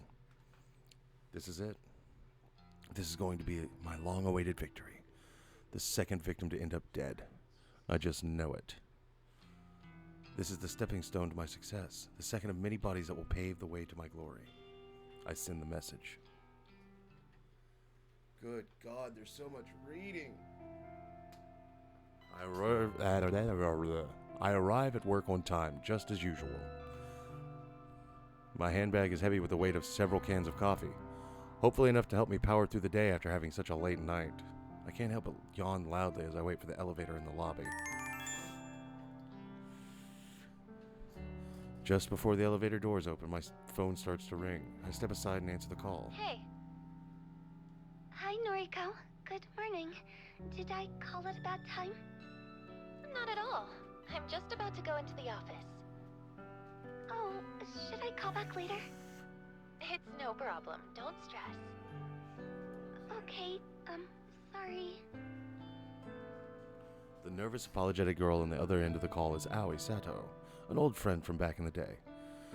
Though we never really had any common interests, we used to be inseparable at school. She was shy, I was introverted. It was a combination that worked in our favor, even if our conversations were a little on the boring side. To say that we're no longer shy and introverted wouldn't be entirely true. Aoi's gotten better. She's definitely more outgoing, but she still suffers from a great deal of social anxiety. As for me, I'm still pretty introverted. My tolerance for being around other people has improved a bit, but I do prefer solitude.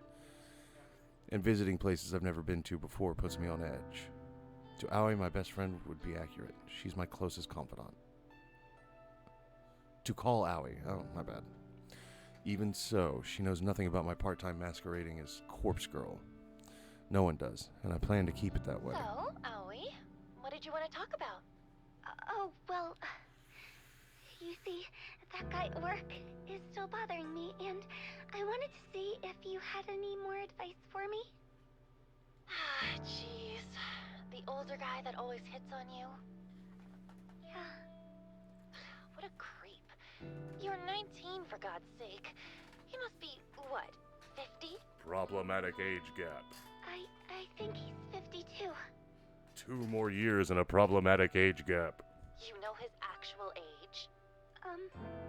Well, whatever. If he's still bothering you, you have to take a stand. He's not your coworker, right? Just a regular customer? That's right. Then tell your manager. Have him banned from the venue. I can't talk to the manager. I don't want to cause trouble for the company. Jeez, girl. Sometimes you need to stand on your own 2 feet. I know. Well, if talking to the manager is out of the question, then you need to be firm with the creep. Tell him you won't stand for being groped anymore.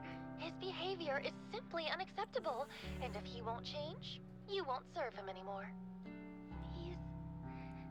He's scary, Noriko. I don't know if I can confront him like that. Send him to the gulag. He's always drunk. Even before he comes into the place, I try not to serve him too much, but... Are you sure you can't quit that stupid job? Working at a maid cafe really doesn't suit you at all. I thought you wanted a government position. I do. I want to work in a cozy office, kind of like you, but you know I don't have any qualifications. Plus, I'm shy. Why don't I see if there's anything open here? Maybe Shinya can help out. He got me this job, remember? Shinya, maybe. He was always a nice guy, right? He's super nice. Stick in the mud, but a nice one. Noriko, don't be mean. Yeah. You want me to ask? Yes, please. If it's no trouble. It's no trouble. I'll talk to Shinya. Then maybe you can quit that crappy job and come work with me. Oh, that really does sound wonderful. Thank you, Noriko. I'd be so lost without you. Don't be silly. You're amazing, Aoi. Leave this to me. Okay, so this is actually a conversation between 2 people that I don't find completely unlikable at this point. But, you know. Everybody has flaws. Thank you. I end the call and heave a sigh. Having to go and ask Shinya about a job actually is a pain in the ass, but I'd never admit that to Aoi. I want to help the poor girl. I really do. I'd do nearly anything for her. The elevator arrives at the lobby, and I step inside as soon as the doors open. Good morning, Kurosawa. Ah, Fujikawa. Good morning. Shinya takes me by surprise as I exit the elevator. Has he been waiting for me here? I wanted to catch you before we sit down to work. I sent you another friend request. Can you make sure you got it this time? Oh, yeah. Okay. What am I supposed to do when he puts me on the spot like this? I try not to groan as I get my phone out and open up noise. It's impossible to hide my screen from Shinya's piercing gaze. Well, what do you know? I have a new friend request. Oh, great.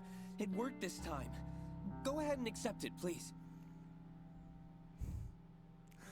This makes me remember having conversations with a friend and going, "Oh, dude, I like that meme you posted." And he's like, "Why didn't you like it, though?" I hate that. Yeah, sure thing. I hesitantly accept the request. A little fireworks animation pops up on the screen with a celebratory message about making a new friend. Yay! Looks like we're officially friends now. So, can I call you Noriko from now on? I've never cared much for formalities. I tried to adhere to them in the workplace, but honestly, I don't care if people refer to me by my first or last name, regardless of whether they're friends or not. That's fine. You can call me Noriko. Shinya's eyes light up. That seems to have made the boy happy. Thank you. Oh, you can call me Shinya, of course. I don't... Did we call him anything other than that? Shinya. Hey, we've known each other since junior high, right? Shouldn't we have been on a first-name basis anyway? Yes, that's true, but we're in the office now, you know? It wouldn't do if you started working here and called me Shinya right away. I suppose. Anyway, I'm really glad we're proper friends now, Noriko. Maybe we can get a coffee sometime. Shoot your shot. I can't help but feel as if he's trying to push his luck as far as it will go. Any suspicions I had about him having a crush on me are now confirmed. I brush a stray lock of hair out of my face and smile as sweetly as I can while I change the subject. Hey, actually, I wanted to ask you something. Are there any more temp jobs available here right now? Temp jobs, huh? Are you looking to pick up extra hours? No, not exactly. I'm asking for a friend who needs a new job. A friend of Noriko's. Well, let's see. We pretty much always have data entry roles up for grabs. Unless your friend wants something more interesting? Do they have any particular qualifications? Not really. Data entry is more than fine. Actually, you already know who I'm talking about. Remember Aoi Sato? Aoi Sato. Yes, I think I do remember her. That really shy girl from our school days, correct? That's her, yeah. Wow. I never knew you were still in touch with school friends, Noriko. Aoi's probably the only one. We're fairly close. Is that so? As for me, I don't really have any friends from back then. Shinya's heartbreaking confession doesn't surprise me too much. He doesn't strike me as the type of person to have many friends at all. Sure, I'm the same, but... No! But what am I saying? We're friends now. So I guess I do keep in touch with school friends. There you go, buddy. Silver lining. Yeah, I guess so. Hey, I'll ask my superior if we can get Sato an interview. Is that okay? I'd really appreciate that. Thank you, Shinya. No problem. Leave it to me. He gives me an awkward salute before skipping away. Our little exchange has obviously made him pretty happy. For some reason, something that Tomoe Watanabe said yesterday pops into my head. She mentioned that I'm leading Shinya on, but that's not true, is it? I shake the thought out of my head. I'm just being nice to him. That's not wrong, is it? I take a seat at my desk and perform my morning ritual. From my handbag, I retrieve my headphones, coffee, and breath mints. Computer on, music playing, coffee open. My fingers type rhythmically against the keyboard and I slip into the usual workday trance. All right. So, I see that you're connected with Shinya on Noise now, huh? All right, before I can tolerate her, I need more water, and I'm going to grab a little something to eat.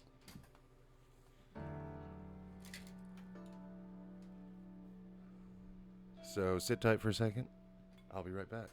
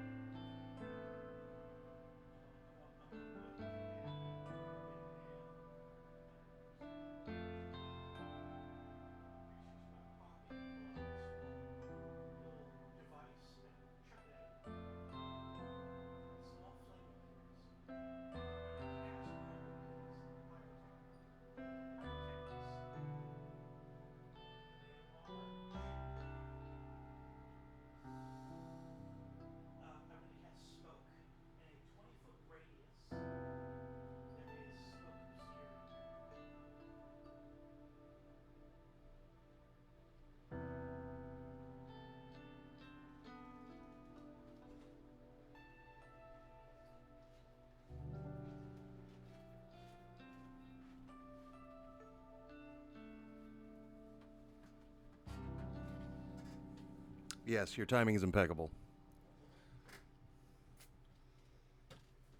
I have to arrange all my pizza stuff. All right. Welcome back. My walk to the train station is interrupted by a familiar grating voice. Sounds like both of you are getting on pretty well.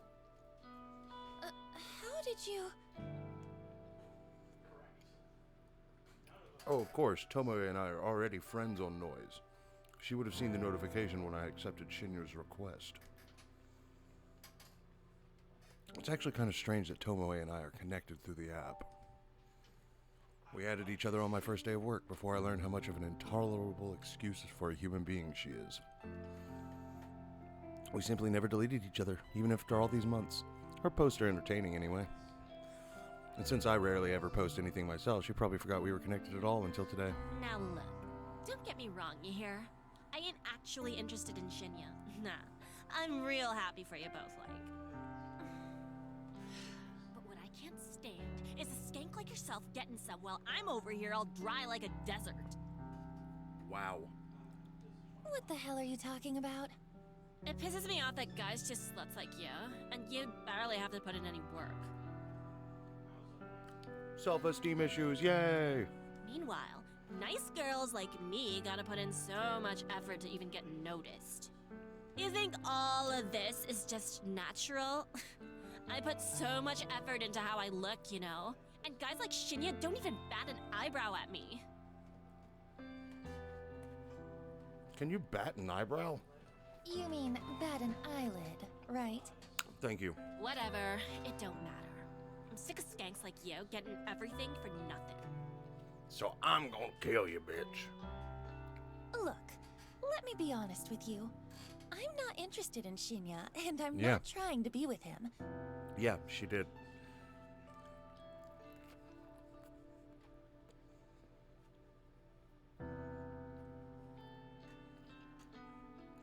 And go figure, the incel bullshit still leads to her, a woman, hating another woman. It's just incredible how that works out, huh?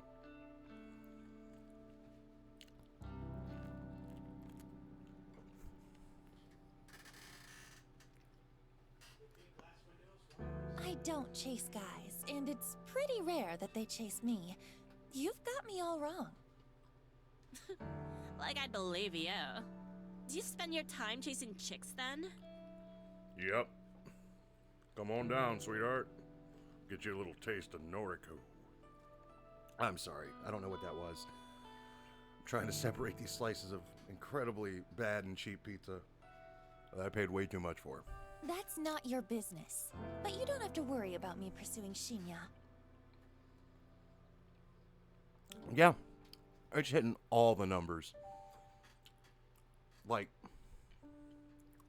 somebody was a real fan of, like, Andrew Tate that wrote this. Tell you what, any guy at the office is all yours, okay? I'm not interested. Oh, is that how it's gonna be, slut? Slut shaming. Woo! You think no one is good enough for you, but they're good enough for me? Take the W, you stupid bitch. You're just like all the other girls. You think I'm worth being pitied? You think I need it? Well, I don't want your pity. You're nothing but a fake skank.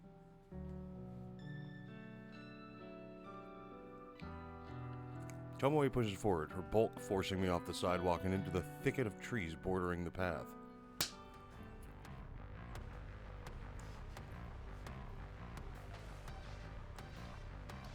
Well, this surely escalated. Okay, hold on.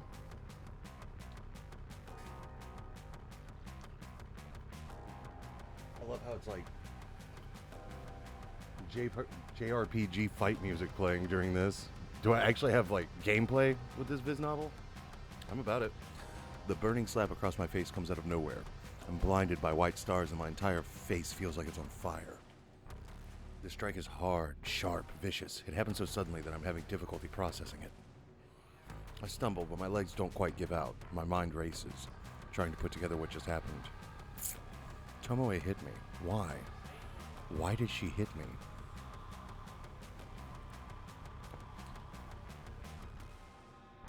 right?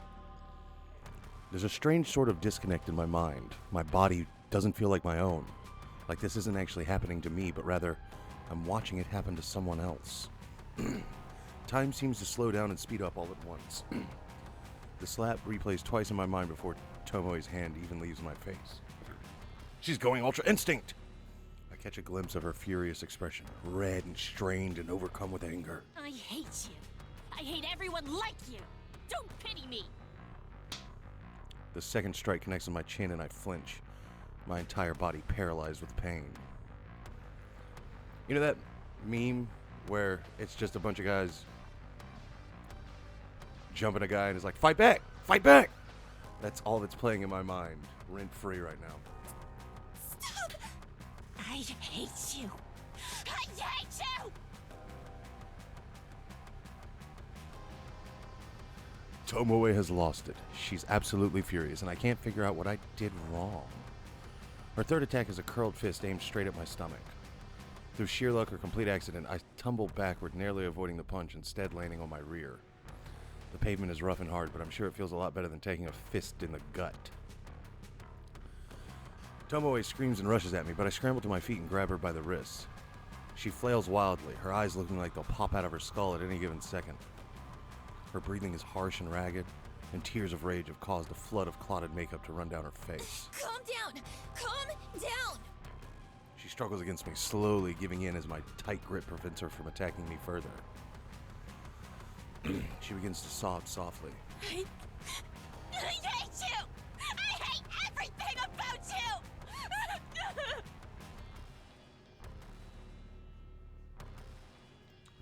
With a great pull, Tomoe frees herself from my grip. She steps away, cursing, then runs past me. I blink in disbelief as she breaks into a sprint, heading into the direction of the train station. I raise a hand to my tender face and touch it gently. The stinging sensation is completely new to me. Never before have I been attacked like that. What the hell was all that about? I can't believe she hit me. That was not the best face for that. It looked like she enjoyed that too much, like, ooh, yes. The pack of frozen vegetables pressed against my face soothes my swollen jaw, but it does very little to calm my nerves. Still on edge after what happened today, Tomoe actually physically attacked me, all because I said something. I'm not sure what that provoked her anger. Maybe that girl is more complicated than I gave her credit for. Seems like she has her own inner demons, just like the rest of us. I've replayed the event in my head 100 times since returning home. Without confronting Tomoe about it, I don't think I'll ever figure out what incited her aggression. But I don't plan on talking to her about it anytime soon. I wouldn't say I'm scared of her, but I don't exactly want to encourage a repeat performance. I rest a bag of frozen vegetables on the small coffee table next to me. I think I've done all I can to reduce the painful swelling for now. Sighing and leaning back, I let the soft padding of the couch consume my body as I sink deeper. My eyes glaze over as I bring my phone to my face. My fingers lazily tap and scroll as I look through the carefully curated obituary newsfeed, a list of deaths that have been reported throughout the day. Using a set of handy filters, I narrow the feed down to include only women's deaths, in the age range 30 to 50. I set the location to cover all of Japan. I immediately exclude any results that mention natural causes of death. I'm looking for specific cases. Suicides, or as it's more often reported, accidents. Of course, I'm looking to find out whether my latest victim has offed herself yet. Should this search string return the results, then it's pretty easy to look up recent murders. They're few and far between. Between suicides, accidents, and murders, I've covered all the potential ways my victim could die. 9 out of 10 of the search results include a photograph of the deceased. Not a photo of their corpse, mind you. This isn't the database of deceased I'm looking through. Rather, it's usually a nice, flattering picture of the recently departed submitted by their kin to go along with their obituary. I use the photos submitted with the obituaries to compare and match with the images of my victims. This is the only reliable way I have to discover whether or not my victims have perished. If I knew a victim's name, I could easily look up their current fate, but my website doesn't ask for that information. Call it respect for the victim's privacy, but there's a lot more to it than that. It's a topic to dwell on another day.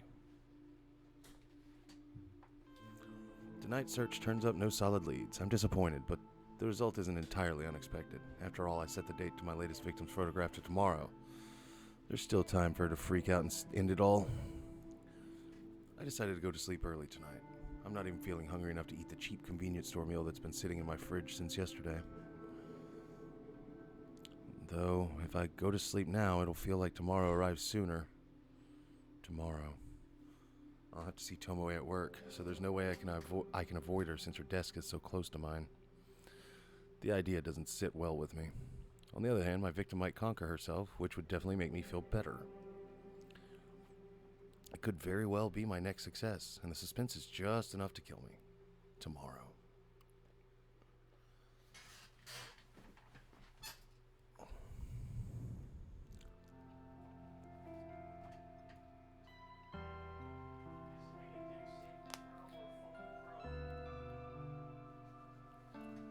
My typing is hesitant and distracted this morning. My fingers falter, misstep, and tap backspace repetitively. This is no good. I can't focus on work while I'm staring at the top of Tomoe's head popping up from behind a monitor a few desks away. Even my work playlist isn't inspiring me to pulverize the keyboard today. Normally, a blast of pure volume and a shot of caffeine is enough to carry me to the greatest heights of productivity. I press a finger to my pursed lips, trying hard to regain my focus. I absentmindedly noticed that I missed the edge of my top lip when applying lipstick this morning. Damn, I'm really out of sorts today. At least I managed to apply some extra blush to cover up the faint bruising on my face. I might have overdone it a little, but it's better than looking like I just stepped out of a boxing ring. Good morning, Noriko! Boy, have I got some neat news for you! I'm so absorbed in my own thoughts that I barely register Shinya standing in front of my desk. Noriko? Excuse me? Noriko? Are you in there? Huh? My eyes fixate on Shinya's goofy smile. I quickly remove my headphones. Fujikawa, Shinya. Sorry. Hi. Are you okay? Yeah, I'm fine. Tired is all. Oh, I hear you. I was up late last night. Boy, I must have been up past 10. Just could not put down this new crime thriller I've been reading. Oh, yeah, right. I was up late reading too. Your horror novels, right? Don't they leave you feeling a little scared before you go to sleep? No, not really. It's all fiction, so it's pretty easy to distinguish from reality. Is that so? Wow, that's not like my book at all. Mine's about real sickos. The crimes in this story are all based on real cases. My jaw hits the floor every time I turn the page. Uh-huh, yeah. Anyway, let me tell you this. Your friend Sato can take a data entry opening starting from Monday. She doesn't even need to interview. That's how much the boss trusts me. I know, man. He is a renegade. He's a rebel without a cause. He just did it. Because fuck you, that's why. I don't know who you think you're talking to when you look at Shinya, but you're fucking wrong. Man's a cold-blooded gangster.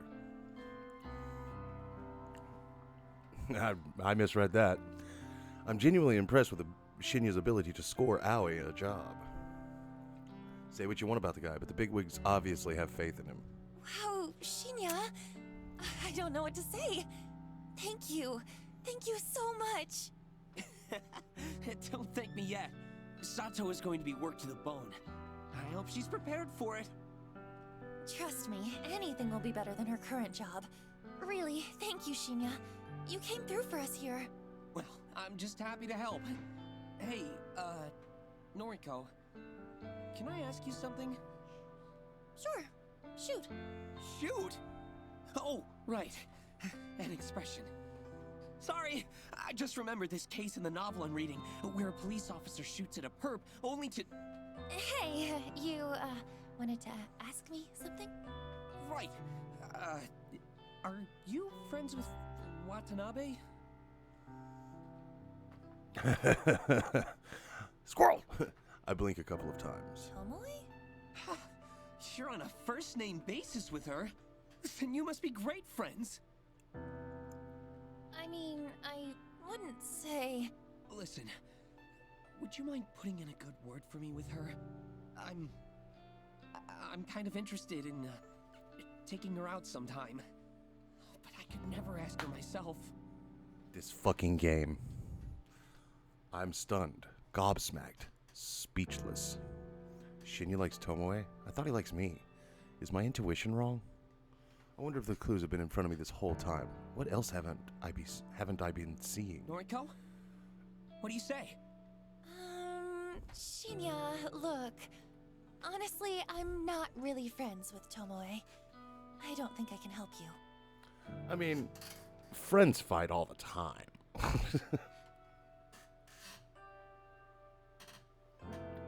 Fucking right. Stayed up past 10. He's side piping some real heat, you know what I'm saying? He's swinging the big meats. Oh, I see. That's a shame. I thought maybe you were close. Darn. I guess there's not much to be done, is there? Even after I helped you and Sato out and all. Damn! He's trying to be like, come on, bro. Serve it up to me. Well, I suppose you can just tell Sato to start work on Monday morning. Guess I'll see you around the office then.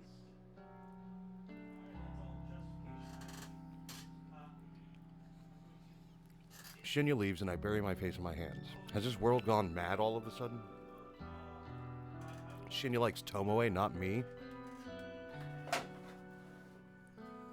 It's not that I'm disappointed. Hell, I don't have feelings for the guy, but for him to be interested in someone vapid like her just blows my mind. To add insult to literal injury, Tomoe assaulted me yesterday. She has a vicious, violent side to her that Shinya doesn't know about. He could be in real danger if he pursues her. I'm completely unable to process what I should do. Shinya scored Aoi a job, and I'm truly thankful. Do I feel like I owe him one?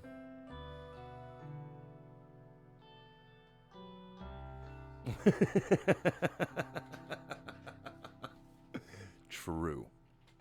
Should I ask Tomoe out for him or warn him about her? I need to clear my head. I decide to step away from my desk and visit the restroom.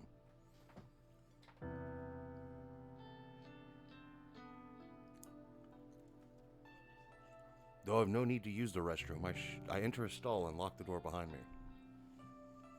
Sitting on the toilet's closed lid, I lean back and exhale. I'm getting too caught up in office drama. That's what the issue is. It's unlike me.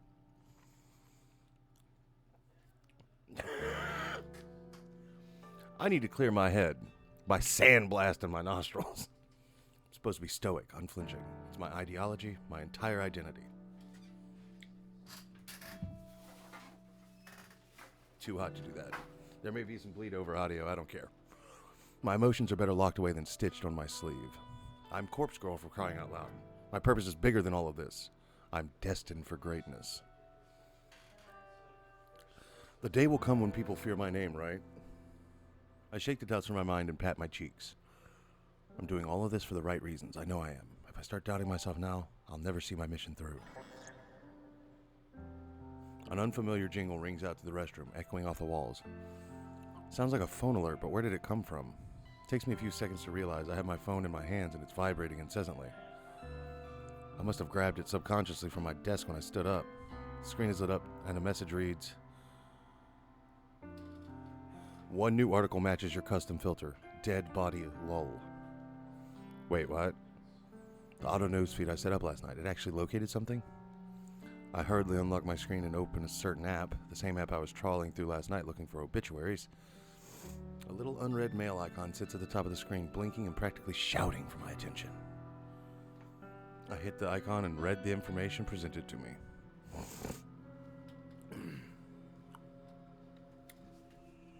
One moment.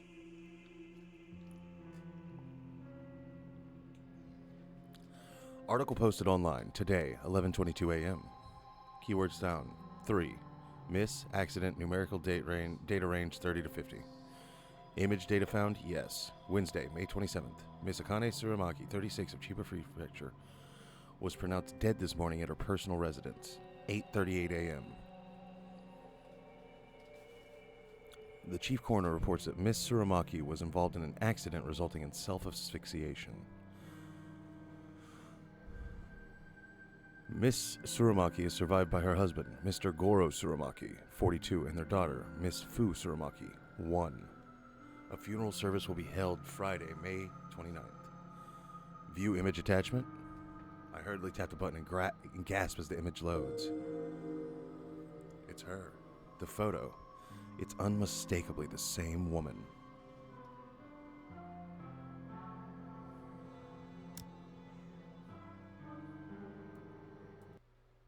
Oh no.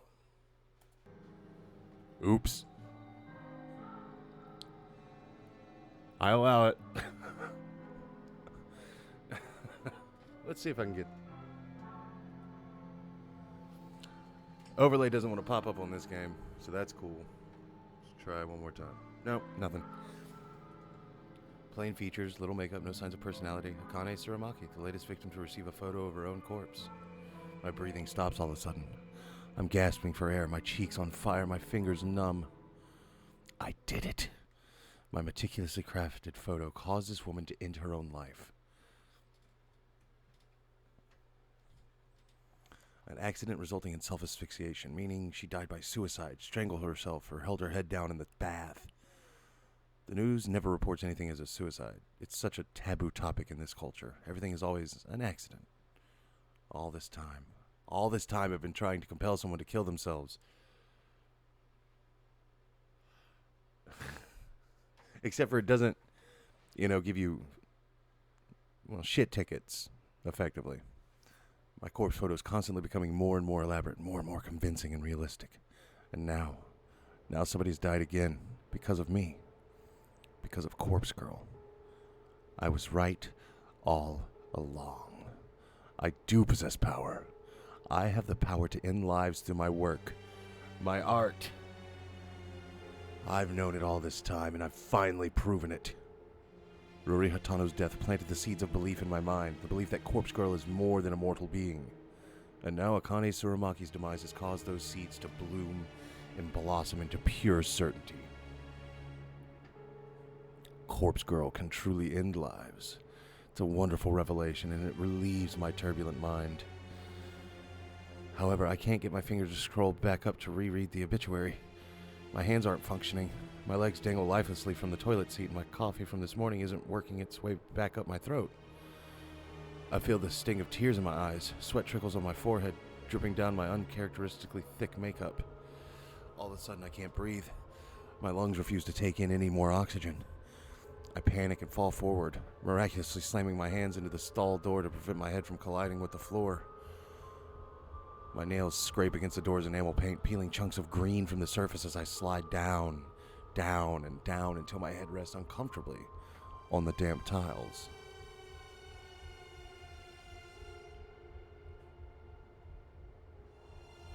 My eyes roll back and my tongue lolls out the side of my mouth, dangerously close to the tiled floor, but completely out of my sight and mind. I taste foundation and blush, a little bit of sweat, then nothing at all as the still air envelops my taste buds. My photo killed that woman. That woman killed herself because of my photo. My photo killed that woman. That woman killed herself because of my photo. My woman killed that photo of herself because of that photo of the woman who killed herself in the photo.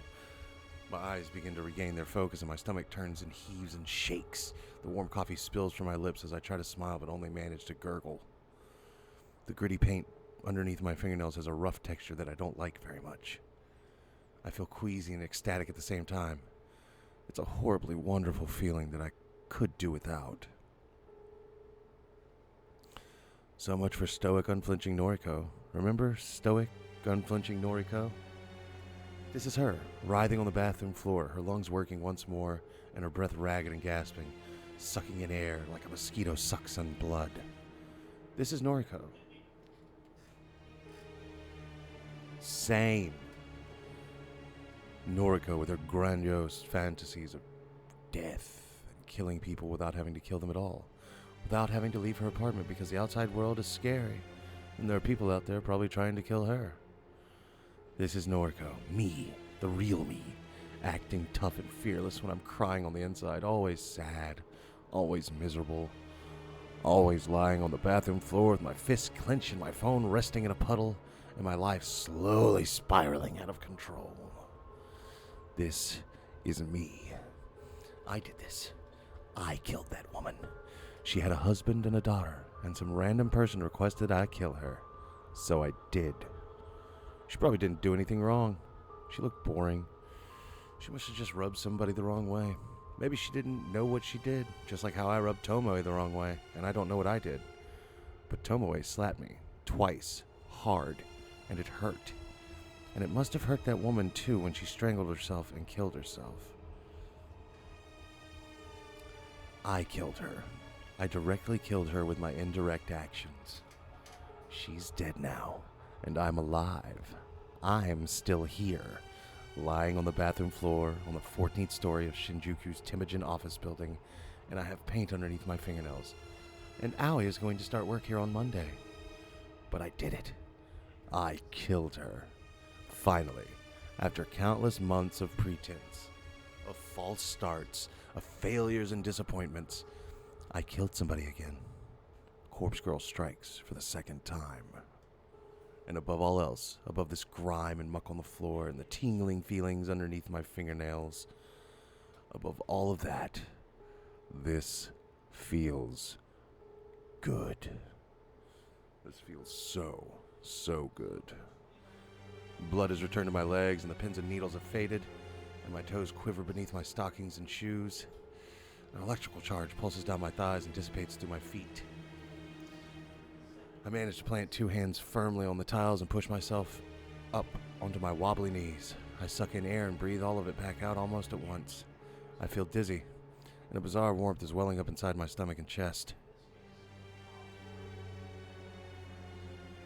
I manage to steady myself enough to sit back on the top of the toilet seat with my feet planted firmly on the ground and my hands resting on my lap. I try to regain my sense of self. I might have lost my composure for a little bit upon reading the news, but who could blame me? Everything I've worked for over the last year is finally starting to pay off. My second victim is dead. With this, Corpse Girl's popularity is sure to rise. More and more people will issue requests through my website. More and more people will receive corpse photos. And more people will... She killed herself. She killed herself. Oh, how I wish I could see the real body. If only I could see her mangled corpse drenched in sweat and finally at peace. I notice my phone is wedged between my wet fingers. I must have subconsciously scooped it up from the pool of muck on the floor. I tried to ignore the sticky texture clinging to the screen. My fingers are no longer numb. I scroll up and reread the obituary article. Dead. Pronounced dead. My breathing staggers once again. My jaw gently lowers. Involved in an accident. Hot steam clouds my face, resulting in self-asphyxiation. I salivate unconsciously and a trickle of moisture creeping down my chin, dropping on my lap. Wow, she is really in it. She's just... Grr. My cheeks are flushed, my vision slightly blurred. She killed herself. Because of me. She killed. I let out a gasp as my hips rise against my will. My toes curl, my legs stiffen, my skin tingles. I lean back against the cistern, the cold porcelain penetrating the thin fabric of my clothes and chilling my burning hot skin. My eyelids flutter as my mind hazes over. Is she completing? Is that what...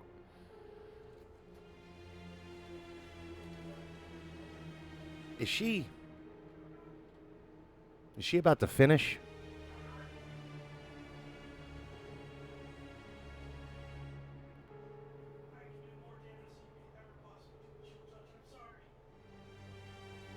Huh. That is an interesting fact. Sad, but interesting.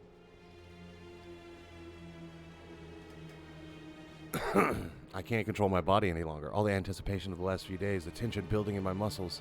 I can't. My legs tense up, my knees buckle. My neck tilts back. A whispered gas slips softly between my lips. My phone falls to the ground once more as my fingers slowly uncurl. The dull tink sound as it hits the floor is the last thing my foggy mind registers before I drift away.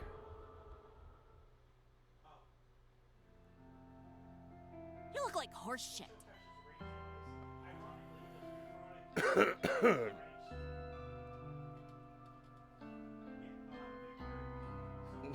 Psychiatrist, hear some shit. Tomoe's brazen drawl snaps me out of my dead-eyed stare. Looks like you've been sleeping in the sewer. It suits you.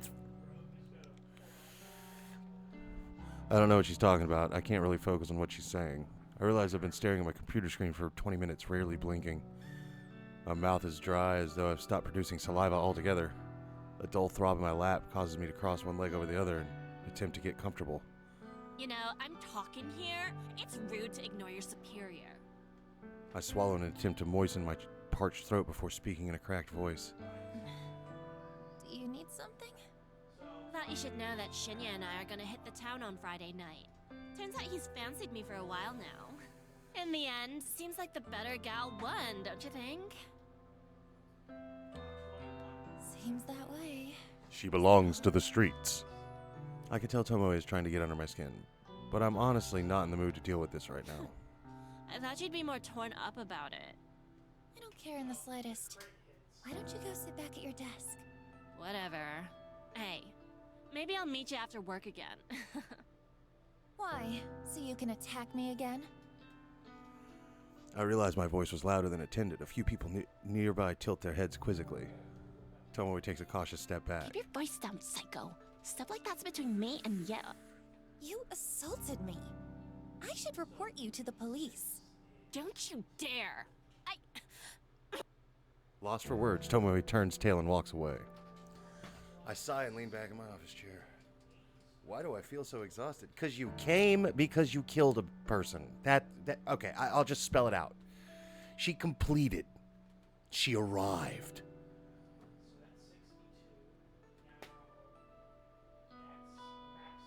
And now you have post-nut clarity. God damn. My mind flickers, piecing together fragments of memory from the bathroom a short while ago. That's right, I let myself get carried away in the exhilaration of my success. I temporarily stepped away from my own body and let my basest instincts take over. You know what she did in that bathroom after the screen cut. But I'm in control now. I'm myself again. I'm Noriko, stoic and unflinching. I'm Corpse Girl, successful and feared. I can kill people as easily as I can manipulate a photo. People like Tomoe should be scared of me. People like Tomoe shouldn't mess with me. I'm in control now.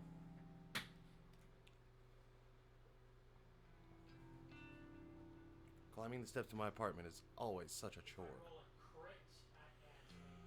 I wish I'd moved into a building with an elevator, but I simply couldn't afford to when I first moved out on my own last year. These old apartment buildings creak and groan when you ascend the stairs. On top of that, you can hear the bustling of other people within their tiny homes as you progress up each floor.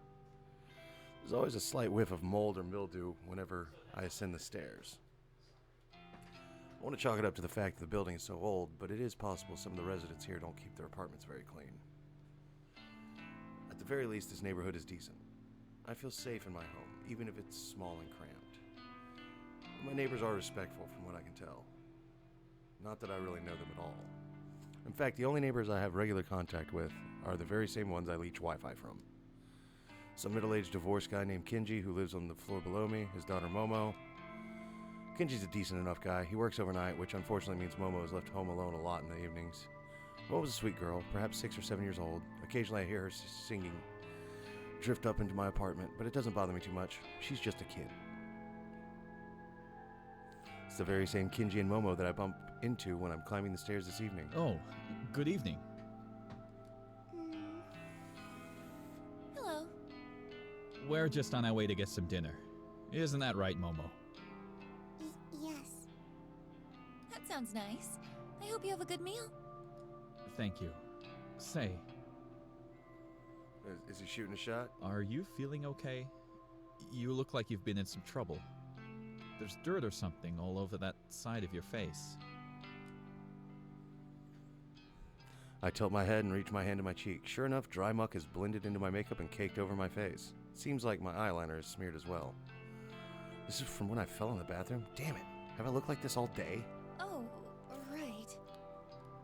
I try to make up some lies so Kenji doesn't worry about me. I actually fell asleep on the train home, and I guess the seats were kinda dirty. Drywall rearranger. Is that so? You should wash your face and do your makeup again. I can help if you like. I can't help but smile slightly at Momo's generous offer. Thank you, Momo. I'll be sure to wash up and make myself look nice again. You should go have dinner with your dad. The girl nods resolutely. Well, I hope you're okay at any rate. Have you been working hard at the bank? Oh, actually, I just work at the head office for the bank, so... Oh, that's right. Sorry. Data something, right? I'm gathering information on you so I can... murder you? I don't know. Data entry. It's a bit dull, but I'm happy enough. That's good. That's very good. I know it's hard for kids like you to get good work in this economy. When you find a job like that, you really have to hold on to it. I know it's hard. What is that accent? When I was your age, I could only find cleaning work. I must have had a dozen different janitorial jobs. Before I met Momo's mother. I blink a couple of times. It's not like I talk to this guy often. Really, we hardly know each other. Still, I've never heard him actually mention Momo's mother before. Oh, you know it. He's out crushing puss. I'm sorry. That was vile. But, I mean, just piece together from context. Of course, things are different now. I have Momo, and her mother isn't around anymore. Cleaning work doesn't cut it these days. I was really lucky to get into security. It means I can work overnight while Momo sleeps, and I can still take her to school every day. That is a British dude trying to do an American accent. That's what that is. Security, of course. Now I remember. He did mention when we first met that he does for what he does for a living. If memory serves, he works for a private security company. I assume he guards corporate offices or parking lots, something like that. Anyway, what was I saying? Oh, yeah. Hold on to a job if you like it. That's very important. Thank you. I'm happy at Temujin, so I plan to stay there. Very good. Oh, Momo was telling me earlier what she wants to do when she grows up. Weren't you, Momo? Dad? Come on now. Tell Nariko what you want to be. A scientist. Nah. Wow, a scientist. That's a great job. I'll be rooting for you, Momo. The girl blushes and hides behind her dad. She's inherited her mother's book smarts, I'm certain. She definitely didn't get her brain from me. Anyway, we're gonna get going. Enjoy your evening, Nariko. Yes, I think... Yeah, I think you're absolutely correct on that. Thank you. You too. Bye-bye, Momo. The Genghis Khan Bank. 6% of the world's population banks with us. Bye-bye. Two of them bow their heads and follow the rest of the stairs down. I continue up the next flight of stairs, reach the landing, then turn the corner to enter my own apartment.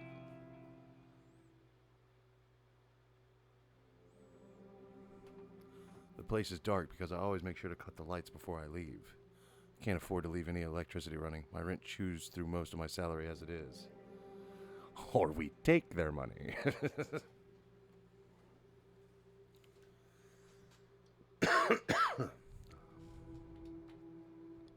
I flick on the lights and feel relief as the living room illuminates. My faithful couch and TV emerge from the shadows, and I immediately feel at home. After throwing my keys and bag onto the coffee table, I slump down on the couch. What a day. I have an overwhelming urge to pull out my laptop and check my website for new requests, but my body's needs come first. I'm desperate for a hot shower. Alright, I may have to cut real fast, because you know how No, that's a Japanese air conditioner. That's just what they look like. It's not a vacuum sealer. It's an air conditioner. All right, you know how fast and loose anime games get with showers. So I'm ready to hit the button as soon as I see. Just to be safe. We're gonna. Yeah, I know I'm a buzzkill, but we got to make sure. I have an overwhelming urge to pull out my laptop and check my website for new requests. Okay. I'll need to cleanse my face, scrape the paint out from underneath my nails, and I definitely have to slip into a fresh set of underwear. I called it. She definitely. Whatever happened to that bathroom today took its toll on my body and my clothes.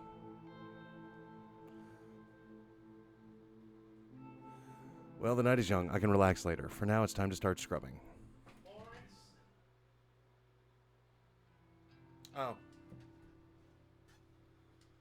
We're good. The convenience store is a little more crowded than usual.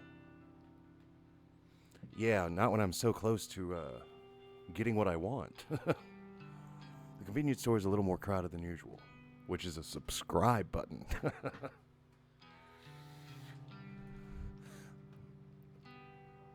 All right.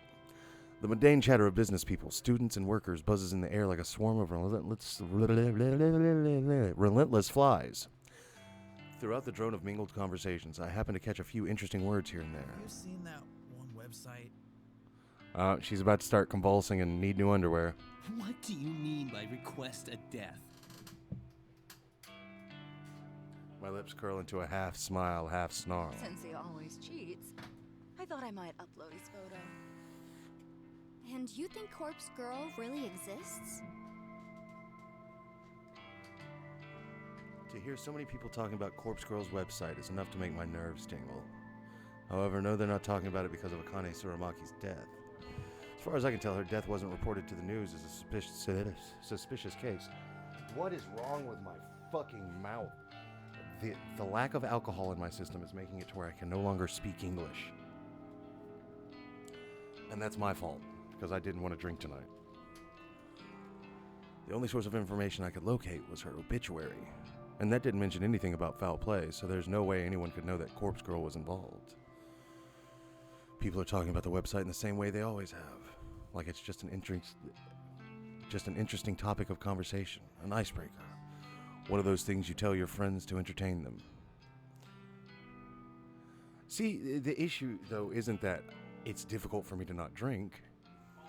It's that it's difficult for my mind to slow down enough to properly utilize my tongue after the energy drink and soda I've had.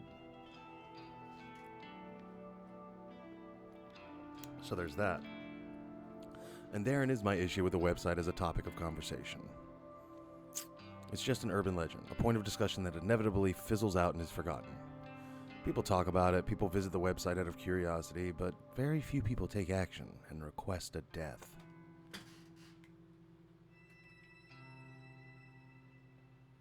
That's the part that annoys me. If people don't actively participate, how can I prove myself to the world? All right there.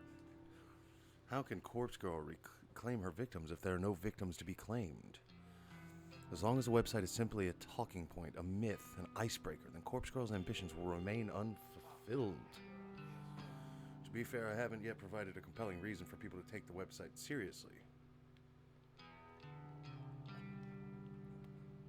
The death toll is humiliatingly low. Need to ramp it up and step up my game for Corpse Girl's sake. Till I manage to do that, people will continue to simply discuss the website in hushed tones, like it's some taboo fantasy that shouldn't be spoken of.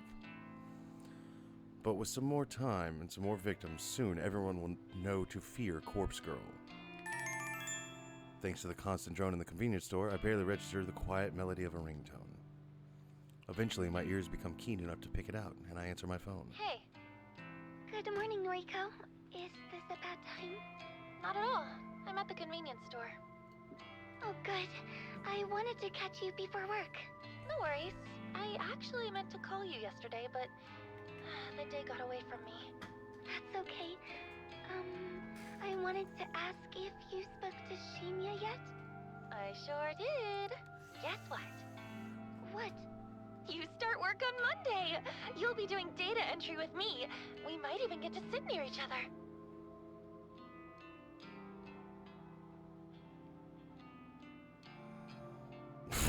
Well, why do the voices always tell people to kill others? Why not take a shit on the salad bar at Wendy's? You know what? You bring up a very... I mean, why not both? Why not a little murder, a little shit salad? The voices need to think outside the box, is what I'm saying. Oh my gosh. Really? Are you telling the truth? No, get dunked on, bitch. Of course. When have I ever lied to you? Oh, Noriko. I'm so excited. Thank you. Thank you so much. Fucking love George Carlin. Does this mean I can quit the maid cafe now? Yep. Quit today if you can. Oh my gosh. Thank you. Thank you. Allie, are you crying? I'm so happy. Huh. That is giving yourself, you know, and that shouldn't be frowned upon. That should be taken as like a positive thing. Why give your earthly means when you can give of yourself? It's very Christ-like. Making Aoi so overwhelmingly happy feels really good. I care so much for this girl. Her happiness is vital to me. I owe you so much. And Shinya, too. I know. I'll buy him We've a reached gift an to give him accord. on my first day. Do you think he'll like that? Yeah, I'm sure he will. That's a great idea, Aoi. Uh-oh. Aoi's gonna get in the crosshairs. You know, Tomoe Thunderhands is gonna get her. What does he like? I managed to spill the answer to that without having to think twice. Crime novels. Oh, really? His dad is a detective, right? Okay, I can get something like that. Right now, I'm going to march into the cafe and quit.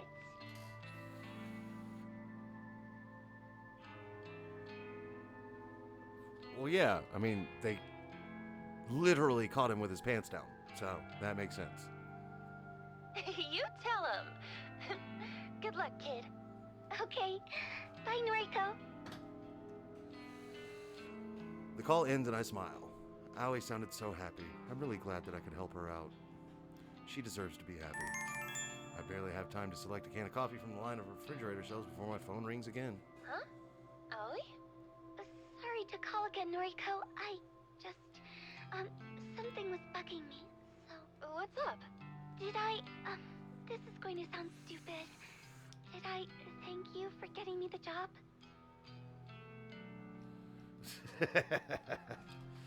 Yeah. Yeah, he's a piece of shit. Oh, yeah, you did. A few times, I think. Okay, phew. I just wanted to check. It was bothering me. Well, brother, I'm just trying to share my boon with you. That's all I was saying. And then all of a sudden, these cops tackle me, and I still got my pecker out. I just want to... I would love to hear his, like... interview the man who pissed in the pot. That's all I'm saying. I need to hear his voice. He needs to speak his truth, okay? You know what? Just to make sure. Thank you, Noriko. Thank you, Squaresoft. Okay, I'm going now. That's just in case I play a Square game. I gotta thank them. Apparently, that's the thing. Bye, Aoi. The call ends and my brow furrows. That was strange, but maybe not so strange for Aoi. I guess she really wanted to be polite. I shrug it off and return to selecting my coffee for the day.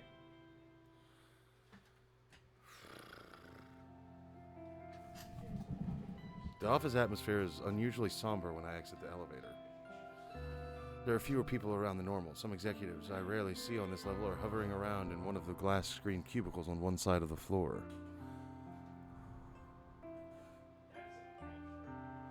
I spy Shinya standing at his desk, talking quietly on the phone. He's nodding and bowing a lot, despite the fact that whoever's on the other end of the call can't see him. I want to ask somebody what's going on, but nobody seems to notice me arriving. I shuffle my way to the desk and sit down. I spent some time looking over a spreadsheet of today's tasks.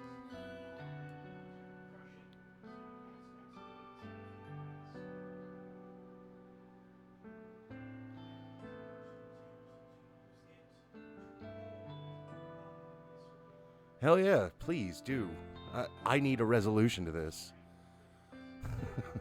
After going through it thoroughly, Shinya arrives in front of my desk, seemingly out of breath.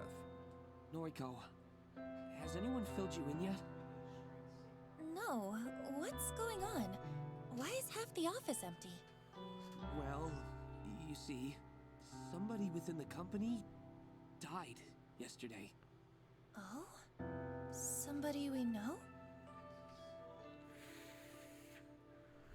Shinya shakes his head slowly, his expression gravely serious. Nobody you would have interacted with. She was an exec, up on the 21st floor.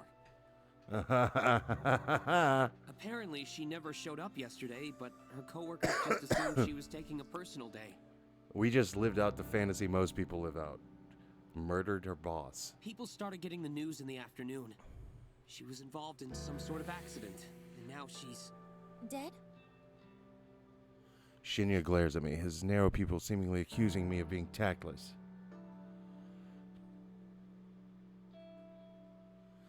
He don't have to try hard, he just naturally is gangster, bro. Yes. Dead.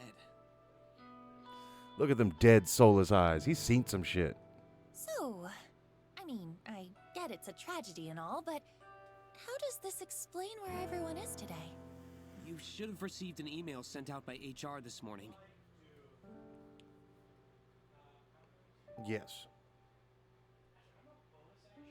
Basically, everyone is being offered professional grief counseling. Seriously? I think some people are taking up the offer, but I suspect some other employees are using the opportunity to skip out on work. Regardless, what happened to Miss Tsurumaki was a tragedy. So unexpected. I blink a few times, getting ready to turn back to my computer. Miss Tsurumaki? Wait, what was her name? Huh? Ms. Tsurumaki. It should be in the email. She had a young daughter and everything. It's really sad. Akane Tsurumaki. Though I've never met her before, her face appears in my mind with startling clarity. Self-asphyxiation, an accident. She worked here. I can scarcely believe it. It's true that this is a massive company with thousands of employees Japan-wide, but still, for her to work in the very same building as me, it's too coincidental. It doesn't feel right.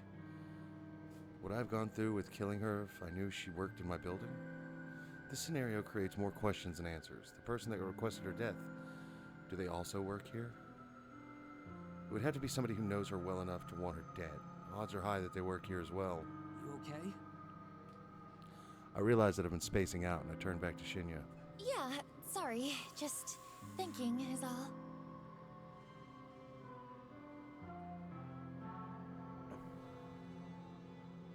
Like, on the job? Well, grief affects us all in different ways. And also, to be fair, the industrial complex machine that is America don't give a fuck about your feelings. As long as you produce. The details for the counseling sessions are in the email. Be sure to take up the company's offer if you think it'll help. As for me, I think I'll be okay. Some quiet reflection on the matter should help clear my head.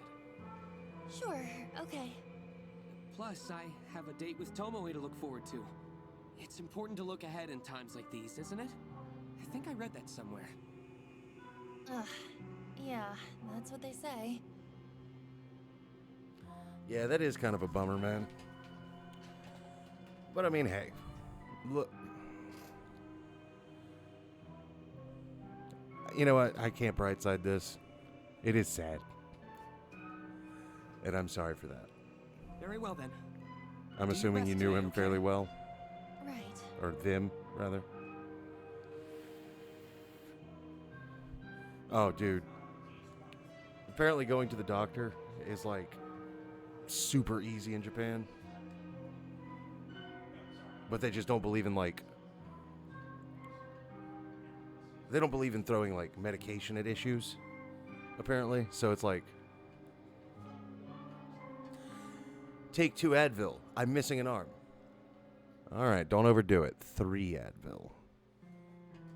I killed someone from my office building, but I didn't know that at the time. Could my involvement be traced? No. I was careful to cover my tracks. I deleted the photos from my computer, discarded the burner phone SIM card, and trashed the phone itself. There's no way anyone will find out I was involved.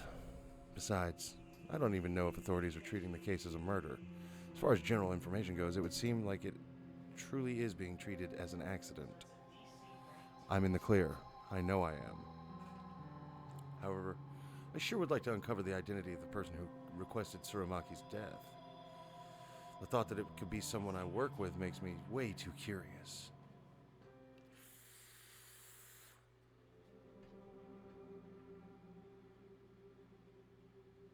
I feel that.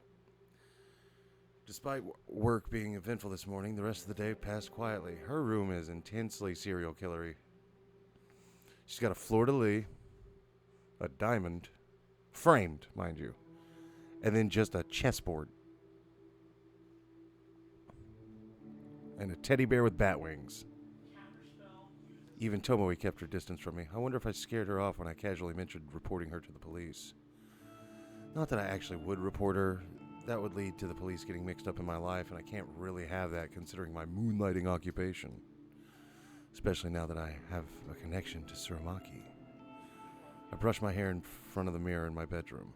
I remove my makeup and reveal the ever so faint bruise on my cheek. The fading token of my fight with Tomoe. Right? Since tonight is rather cold, I decided to snuggle up under the covers in bed with my laptop. I crawl into bed and pull the plush blankets up over myself. The warmth and softness is immediately comforting, and I have to fight the urge not to fall asleep here and now. To keep myself awake, I check the requests on my website. I'm pleasantly surprised that there are 2 new requests. 2 in one day. My heart begins to race, and I quickly open the messages.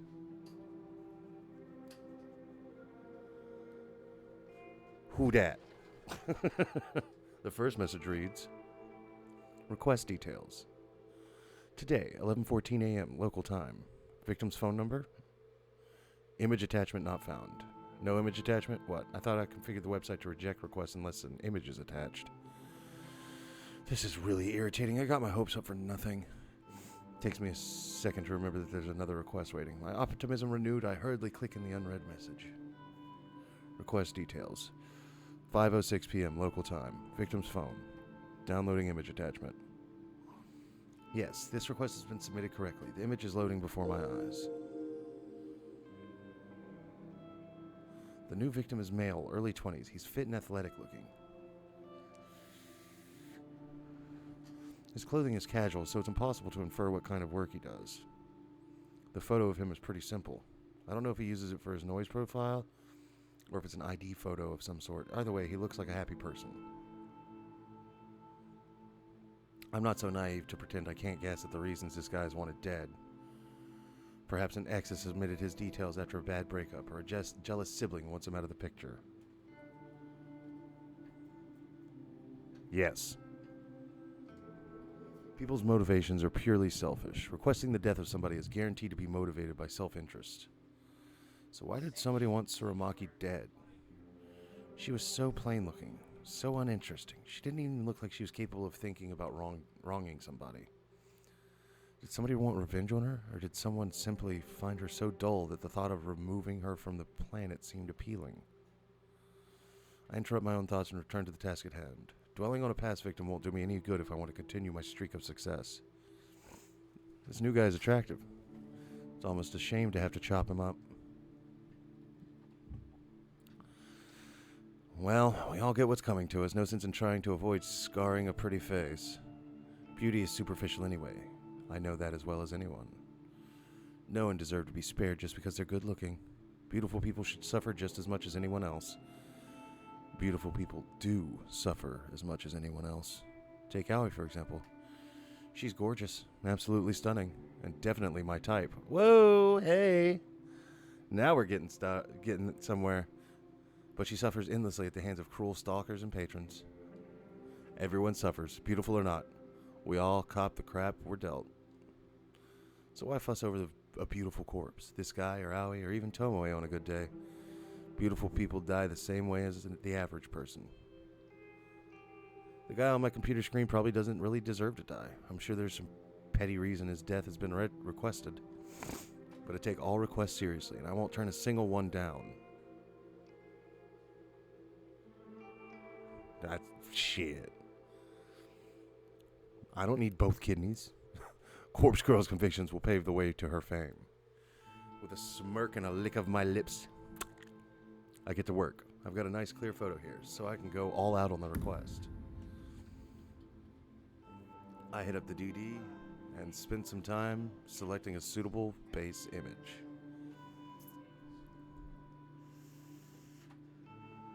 I hesitate between choosing an image of a corpse with a knife in its throat or a body soaking in a bloody bathtub with its wrist slit. I'm going to go ahead and soul read that it's going to be the bathtub.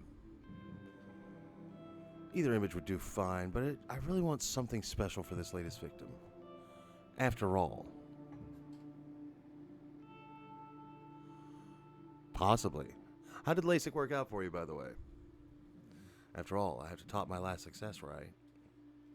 Another 5 or 10 minutes pass until I gasp at coming across the perfect photo. Thanks to my clever use of tags and filters on the DD, this image matches my victim's description perfectly. 20 to 30 years old, athletic build, male. Corpse's legs are severed below the knees. Bloody stumps leak their vital fluids from on high. The body is hanging from a set of power lines on some suburban street. It's perfect, beautiful even. It will help me create a beautiful death for a beautiful person. I kind of have to question the story behind this photo. I wonder if the police ever investigated and discovered what happened to this sucker. Well, regardless, this will serve my purpose. I download the highest resolution copy available and save it to my hard drive. My fingers trace along the computer's trackpad with practiced movements, clicking, tapping, dragging at random intervals. The night carries on.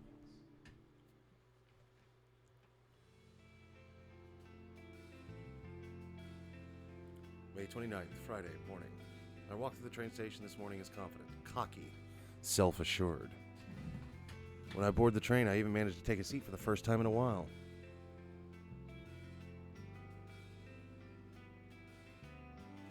Hey, that's a good run. I'm still waiting for my contacts to come in from America's Best.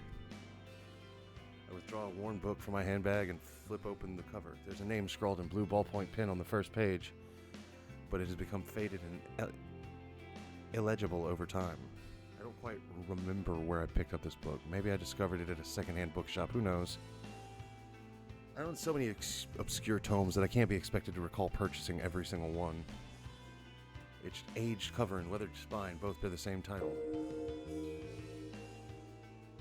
Faust Photography, a comprehensive history of photo manipulation.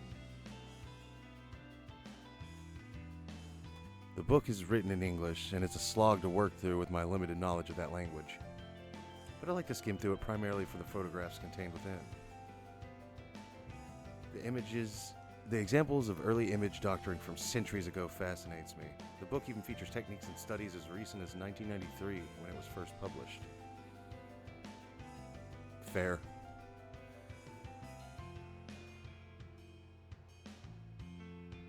Yeah, I mean, shit.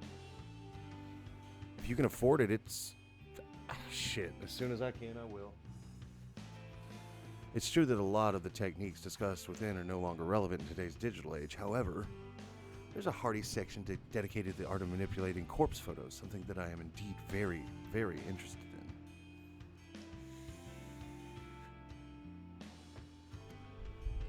The most intriguing aspect of the section's content is that the featured artists perform the opposite kind of work that I do. Instead of manipulating images of the living to make them appear dead, the artists in the book edit images of the dead in order to make them look alive once more. In bygone eras when photographs of people were taken few and far between, a sect of artists dedicated themselves to honoring the memories of the deceased. I mean, how much does it come out to? Like, is it still like $1,000 an eye, pretty much? They did this by making the photos taken upon death look beautiful and full of life. These photos were gifted to family members and loved ones. The tradition makes sense. Imagine if you lost someone dear to you and you had no photographs of them. Wouldn't it just be wonderful to receive one last memento, a beautiful image of the way you remember them? Instead of using makeup to beautify a corpse, these artists applied paintbrush and pen directly to a photograph to seemingly bring the deceased back to life. The impressive aspect of this process is the way they illustrate the corpse's eyes to look full of life. Even though it's a far cry from the work I do, I can't help but feel some sort of kinship with the artists discussed in this book. Surely we are cut from the same cloth. For both eyes, that's not terrible. At least I have something to look forward to. Browsing through the images in this book inspires me to work hard at my own photo editing. Yeah, that's what I keep seeing. Many of the pictures are in black and white, but to me, that only drives home how impressive these old techniques were. I finished flipping through a chapter and close the book. I hold the tattered tome close to my chest and breathe a sigh of satisfaction. The next station is Shinjuku. The doors on the right side will open. Please change here for the Chuo line, the Shonan Shinjuku line, the Saikyo line. I quickly stuff the book into my handbag and get ready to disembark the train. I mean, we'll get there. We'll get there.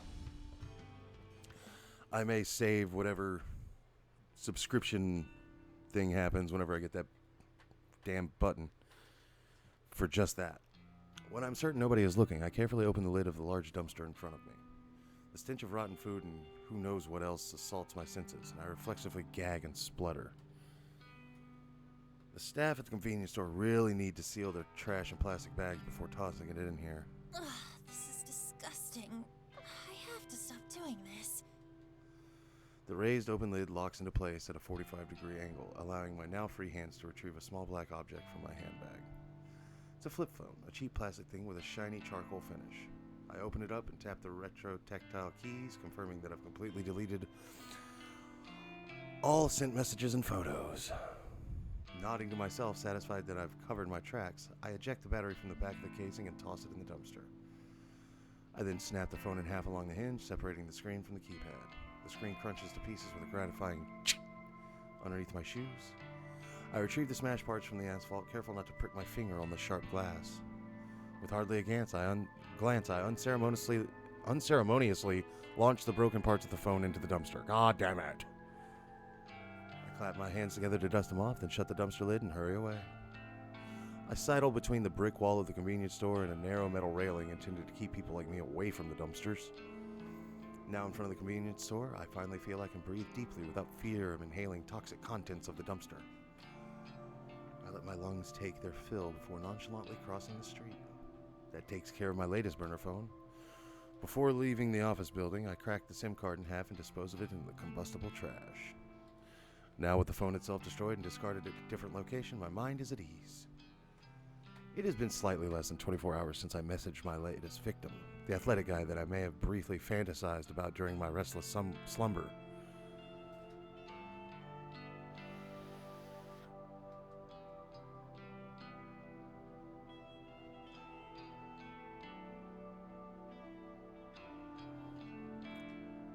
Whoa. That's crazy.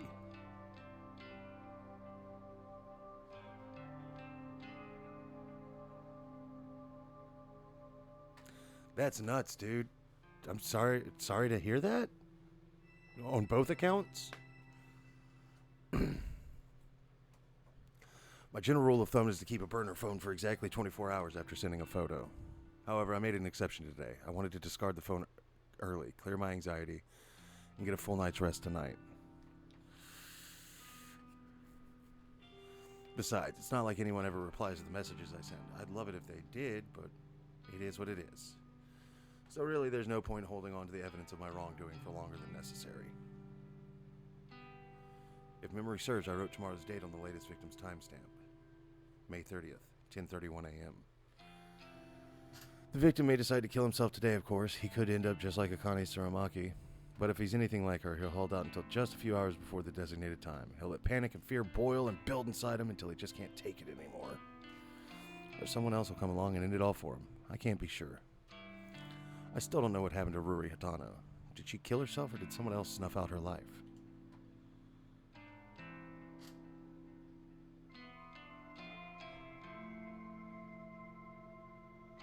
Wow. So that was it, huh? Well, that's good. You know, there's a silver lining there. With butterflies in my stomach, I crossed the road.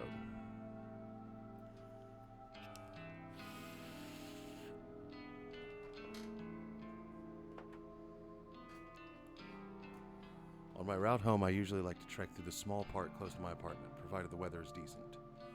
I avoid the park in the mornings, as a lot of people walk their dogs, and I can't risk my allergies flaring up before I reach the office. In the evening, the park is much emptier. I suppose they finish the work a bit earlier than most people, so while everyone else is busy, I can enjoy the fresh air and scenery. I make my way along the neat, broad dirt path that connects one side of the park to the other. Wooden benches line the path at regular intervals, and at this time of evening, it's common to see a homeless person or two using a bench as a resting place.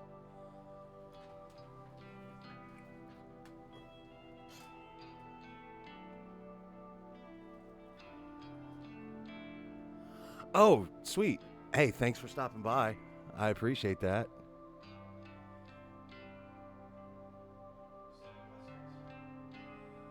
Yeah, that's true.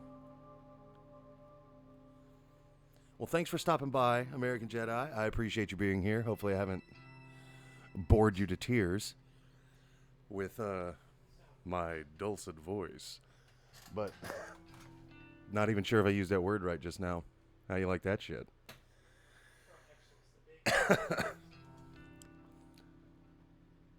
I try not to think much of it as I walk by every day. I already know that many people have got it worse off than I do, but there's not exactly anything I can do to help, right? Should I be giving these people money that I can't afford to spare?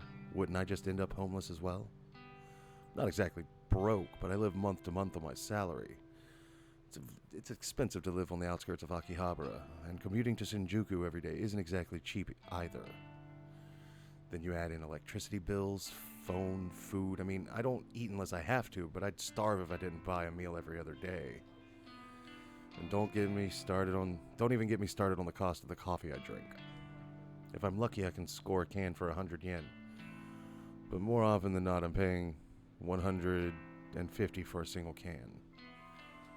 Even if I were to buy canned coffee in bulk from one of those huge variety stores like Don Quixote, I'd still only save a handful of loose change.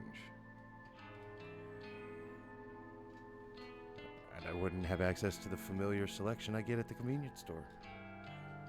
I'm just thankful I don't go out for drinks after work like most of my colleagues. If I had to buy a few rounds of beer every week, my bank account would definitely dry up. By avoiding that kind of group outing, not only do I save money, but I'm also not forced to spend more time around people. It's a win-win situation. Realizing I'm trudging along the path at a snail's pace, I tell myself to speed up my gait. Toward the exit of the park, the silhouettes of two people on a bench come into view. The sound of laughter carries on the wind, and I can't help but feel like I've heard the voices before. As I draw closer, a sinking sensation clutches at my stomach. I immediately get the urge to turn around, but I'm so close to home. Aha! It's Noriko! Fancy seeing her here. Oh, he is as well, I believe. How do you even tell if somebody's lurking? I can't tell.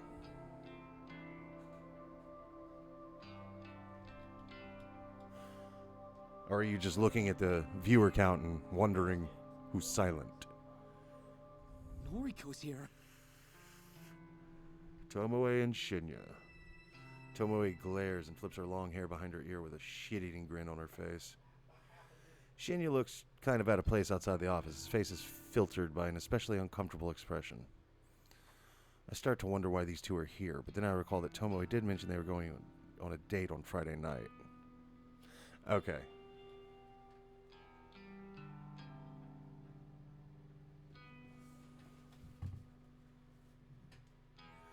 I suppose it's just my bad luck that I would run into them on the way home, though. What are they doing here in Akihabara? I kind of want to look at Hogwarts tonight. If that's the case, let me know and we'll raid at the end.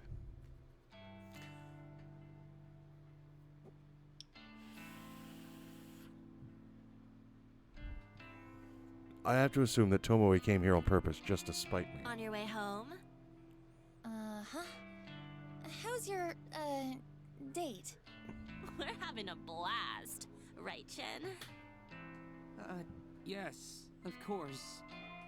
A great time. I wonder if Tomoe's been dragging Shinya along against his will. Okay, well, I'll leave you to it. Hey, we're gonna grab some chicken. Why don't you come with us? No thanks. I can't think of a worse way to spend an evening than eating with Tomoe. Please come with us, Noriko.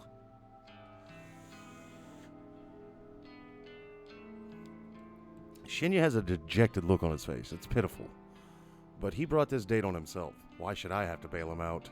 Sorry, I've got things to do tonight. Are you sure you're not just avoiding eating? Afraid to gain a bit of fat? I honestly don't know what to say to that. Say, Shin, you ever seen Noriko eat anything? Well, now that you mention it, she never seems to eat at the office. I eat at home, if that's okay with you. It's not completely a lie. Sometimes I eat at home. Sometimes I don't eat at all. Come on, come get some chicken with us. You can throw it back up or whatever afterwards if it makes you feel better. Holy shit. This is the most toxic human being I've witnessed in gaming. Fuck yes.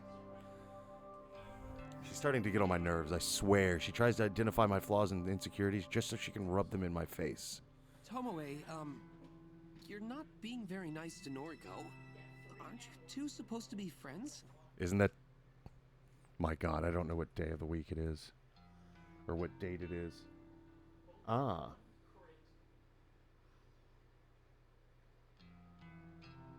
So, like, today, then.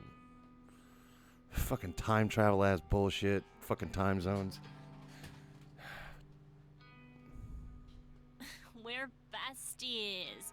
Besties talk shit to each other, right, Noriko? Right. Huh. Fascinating. Anyway, I'm going now. See you on Monday. Okay. See you then. Buzzkill. She's such a drag. I let Tomoe's words hang in the air as I walked past her. Pretty annoyed that she dragged Shinya all the way here just to taunt me. Is this her idea of a good date? Does she care about Shinya at all, or is the whole thing just to annoy me? Tomoe dating Shinya doesn't even get under my skin. I don't have feelings for him at all. What does get on my nerves is simply the fact that Tomoe is trying so hard to get on my nerves. Of course, it wouldn't be fair. We shall see. I've got 2 hours to burn. Of course, it wouldn't be fair if I could carry... Wait. Of course, it wouldn't be fair if I could carry on my way home without one final interruption. Tomoe calls out to me again. Your friend Aoi is gonna start work with us on Monday, yeah? Oh, fun. I can't wait to meet a friend of Noriko's. I grimace. I suppose Shinya told her about that. I turned back to face them both. Don't even think about messing with Aoi. That girl has dealt with enough crap at her last job. Oh, has she? Maybe big, strong Noriko can protect her now. Fight, fight, fight, fight. I'd do anything for her. She's my best friend. If you had any friends of your own, you'd understand what that feels like.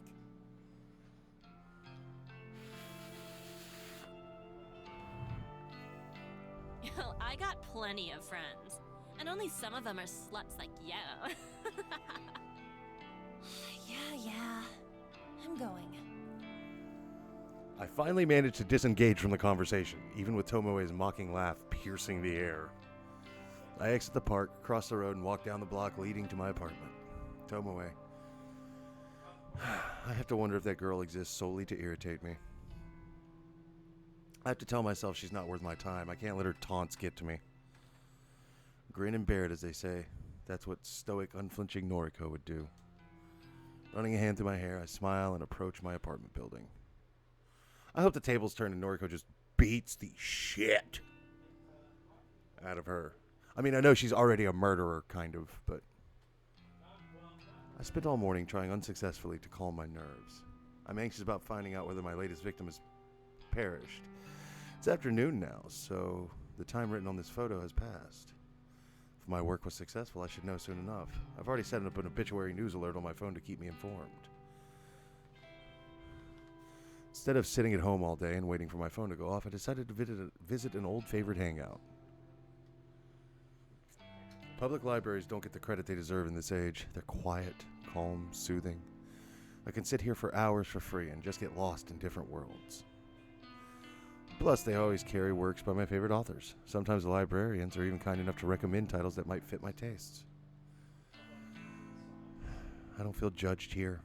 Nobody looks at me and mocks my clothing or my makeup.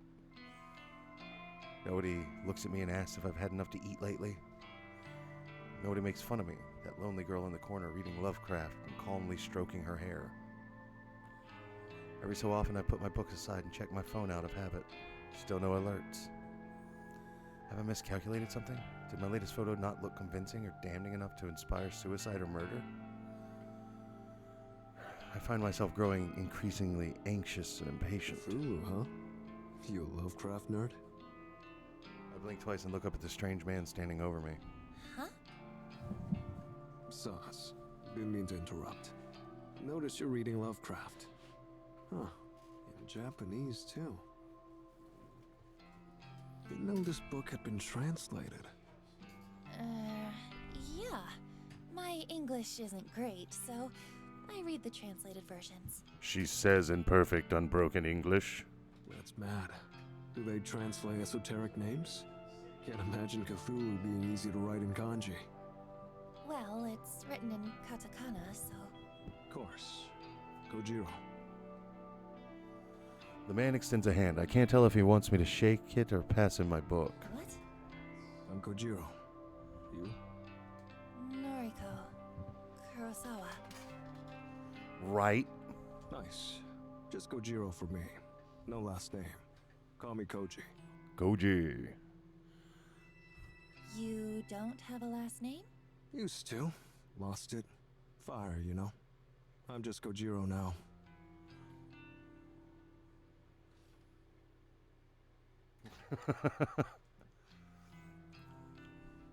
This guy's weird. His clothes smell like they've been stashed in the back of a closet for a decade or two. His face is unshaven as his eyes are scarily clear and focused despite being masked by a pair of thick glasses. Yeah, he lost his last name in a fire. Apparently. Yeah. Didn't mean to keep you. Saws again. I'm looking for Nobel Sinclair. He around here? I mean, I don't know. Who? Writer guy. Did that book about befriending the dead? The librarian told me to check these shelves. Sorry, I don't really know. No worries. I'll find him. You know, you look like the type who'd enjoy his books. Not to judge you by your cover. Not to judge you by your cover. Fucking ugh. You know, watching people interact like this does make me cringe internally. But that's okay. Strong stomach, though. Messed up shit. As much as I hate to admit it, this stranger has captured my interest. How messed up are we talking? Well, his first book describes dressing up corpses, taking them to dinner. Goal is to not get caught out. Mad, right? Like something out of that American movie. Weekend with Bernard? Or something like Weekend at Bernie's, baby, yeah! That is a fucking certified classic. Second book goes nuts. Main character fills the school classroom with bodies, all dressed up as students. Runs lectures and records them, puts them online. Best part? No one can figure out if these books are fiction. Internet says Nobel Sinclair actually did these things. Says he's doing time now, writing these books as a confession. Interesting. Right? It's deranged. Makes for a good bedtime reading. Huh. You a noise? Well, of course you are. Yeah. You? Yeah. At Koji. Add me if you like. We can talk shop. My God, he's smooth. Not a hair on his chest. Not a stumble in his game. Goddamn mad genius. I'm gonna find Obel. Wish me luck. Take notes. Write that down. Without so much as a glance back at me, the man walks away. Cold, cool, and calculated. I try to return to my reading, but that whole conversation just replays back in my head. What a bizarre encounter. Maybe I'll just head home for today. Being here has helped me calm down, but I'm still eagerly anticipating the fate of my victim. Besides, I have to admit that I'm growing a little bit hungry. Maybe onigiri, a rice ball from the convenience store, will tide me over till tomorrow. I gather my things and stand up, letting a little whew as I stretch my muscles. As I head towards the sliding doors to leave the library, a little alert sounds from my phone. This is it. My phone is in my hands in less than a second. The screen unlocked, the obituary page loading before my eyes. Article posted online today, 2:39 p.m. Keywords found 3. Mr. Accident. Numerical data range 20 to 30. Image data found, yes. Saturday, May 30th. Mr. Ichi Hanada, 22 of Tokyo Prefecture, was pronounced dead this afternoon at a traffic intersection, 12:02 p.m. Coroner's office reports that Mr. Hanada was involved in a traffic accident. No other casualties have been reported. Mr. Hanada is survived by his fiancée, who wishes to remain anonymous. A funeral service has not yet been arranged. View image attachment? I quickly load the image attachment and can't believe my eyes. The photo is the exact same one that was sent to me through Corpse Girl's website. There can be absolutely no doubt that this was my latest victim. I've done it again. My breathing starts to quicken, my cheeks begin to grow hot. I know from experience that if I don't get somewhere private and quickly, I may very well make a fool of myself in public. I quickly glance around the library for a sign pointing to the restroom. As soon as my eyes settle on it, I dash towards it, swerving between bookshelves and through narrow aisles. There's one door for a unisex bathroom, an unremarkable beige portal. The muscles in my thighs are tightening, and I squirm as I reach for the door. My hand grasps the cool metal handle and presses down, only to be met with an immovable resistance. It's locked. There's a sign on the door. I notice that I completely ignored in my haste. Closed for cleaning. Shit. I curse despite my best efforts to keep a low profile. My head turns frantically, looking for somewhere, anywhere that I can sit down and remain out of sight while my body reacts erratically to my latest success. I'm gonna come. Yo, you busted? Busting nuts, buddy. This guy again. I need to use the restroom. I hope you can't tell that the expression on my face is not one of desperation to use the facilities. On it. To my surprise, Kojiri strides up to the restroom door and begins to slam his fist against it. Cleaning time is over. Get out of there. I hear panic yelp from within. Kojira's commanding voice was more than a little intimidating. Within seconds, a terrified old woman emerges. She wheels her cleaning trolley around us, bows quickly, and disappears from sight. All yours. About to hold it. Thanks. Oh, the voice acting is not making this any less awkward.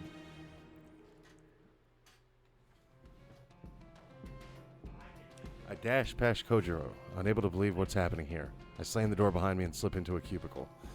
As soon as I sit atop the toilet's closed lid, my legs begin to shake uncontrollably and have to lean backward to steady myself. Bro, I need to start killing people if it makes you feel like that. Shit. Don't take that out of context. It's a joke for the internet. Ichi Hanada is dead, killed in a traffic accident. That could mean anything, but I'm willing to bet that I caused his death. After seeing the photo of his dismembered corpse, he might have purposefully crashed his car. Or perhaps someone else rammed his vehicle, intent on murdering him on behalf of Corpse Girl. I still don't know how my power works. I don't know why these victims end up dead. But the cause of death ultimately doesn't matter. What matters is that Corpse Girl is victorious once more. I find myself panting, squirming, struggling to restrain myself. My vision fogs, my knuckles clench, and with barely a fanfare, I begin to cool down all of a sudden. Just like that, the overwhelming urge to explode simply flutters away. Huh? My breathing regulates, my legs solidify and rest firmly on the ground. This experience wasn't nearly as staggering as the last time. Maybe because I was so confident that this victim would die, my body already prepared itself for it. Have I already become desensitized to my ability to wield death itself? I won't pretend that I'm not disappointed. That exhilarating feeling I experienced last time, the complete and utter loss of control, was addicting. I craved experiencing it again. Still, I need to remind myself that the most important thing, I fulfilled the request issued to Corpse Girl. That's 2 new victories in a row. 2 victories in a single week. As long as the requests keep coming in, I can keep achieving my goals. I can do this. Full of confidence and feeling steady once more, I exit the cubicle and leave the bathroom. Didn't hear you wash your hands. That strange man Kojiro is waiting for me at the end of the aisle. You good? Yeah. Hey, thanks for, you know, I really needed the bathroom. Fair. Fair enough. I need to grab some water. Oh, it was obvious what you meant to type, so we're all good. All right, I'm going to grab some water, and I need to cool down after that. Yeah, I'll be right back. Just sit tight for just a second.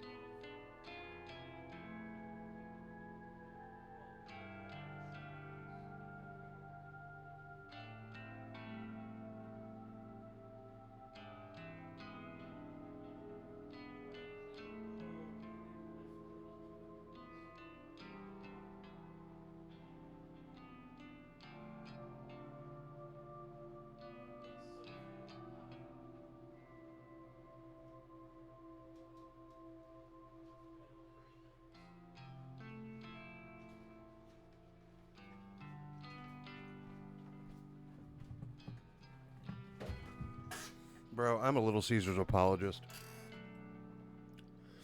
It's dog shit pizza, right? But I fucking love it. I don't know if that means I have terrible taste or if I just love food. I'm not sure. But grab my glass of water, saw cold Little Caesars. I'm like, don't mind if I do.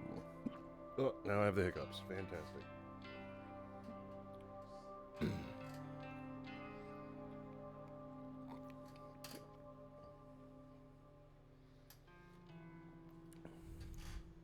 Course. Been there. Gotta go when you gotta go. Look what I found. Kojiro holds up a book with a plain black cover. Nobel Sinclair's latest. Dazed by the Dead. It's a ripper. Oh, what's that one about? Falling in love with the dead. Read it already last year. Time for another go. Oh, here. Kojiro hands another book to me. This one with a brown cover and an illustration on the front depicts a field of flowers. What's this? Sinclair's first ever published work. Strange Flower. Title's nonsense. This is the one where he puts corpses in suits, treats them to meals at fancy restaurants. Loaned it out under my name. You take it. Return it before the due date. Can't risk getting fined. Oh, well, thank you. I'll be sure to read it. Sure. Send me your thoughts on noise. Right. Be seeing you. A brief wave of his hand and he disappears behind the closest shelves. Can't really get over how peculiar he is, but he certainly is making an effort to be friendly. I turn the heavy book over in my hands and look inside the front cover for a publication date. 2009. It's actually not that old. Definitely not as old as the fiction I normally consume. I shrug and hoist the bulky tome underneath my arm, then make for the library's exit.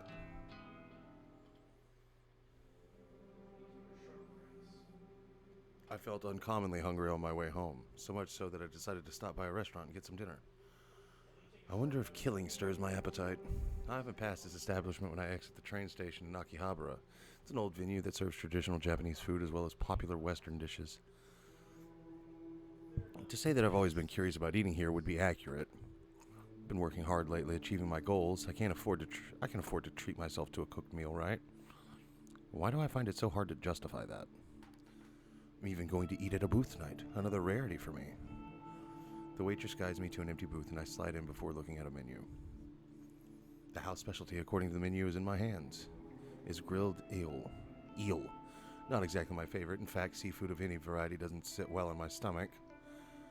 I decided to pass on the specials and ordered something I know I can digest. Omurice sounds good. I used to eat it a lot as a kid. Omelet, rice, and ketchup. What's not to like? Plus, it's only 700 yen before tax. The waitress returns to take my order, and I confidently point out what I'd like. She offers me a smile and hurries off to the next table. Perhaps my recent victory streak has given my courage a boost, because I hardly feel awkward or anxious sitting here, surrounded by people eating and drinking on all sides. Somewhat calm and at ease amidst the hustle and bustle of the restaurant. I almost feel like it might be nice to have company. A friend, perhaps Aoi or even Shinya. Might be nice to talk and pass the time with. Oh well, in a way I do have some company. I retrieve a book from my handbag, the very same book Kojiro lent to me, and I open it up to the first chapter. Strange Flower, an odd, apparently meaningless title. Still, it comes highly recommended by an eccentric stranger, so must be good. My meal arrives when I'm a few pages into the book. I thank the waitress and look at the omurice before me. It smells good. It's presented beautifully. I could probably eat at least a quarter of this portion without feeling ill. Pick up a spoon and slice to the middle of the omurice, causing a puff of steam to billow up. Throwing caution to the wind, I scoop up a good amount and bring it to my mouth.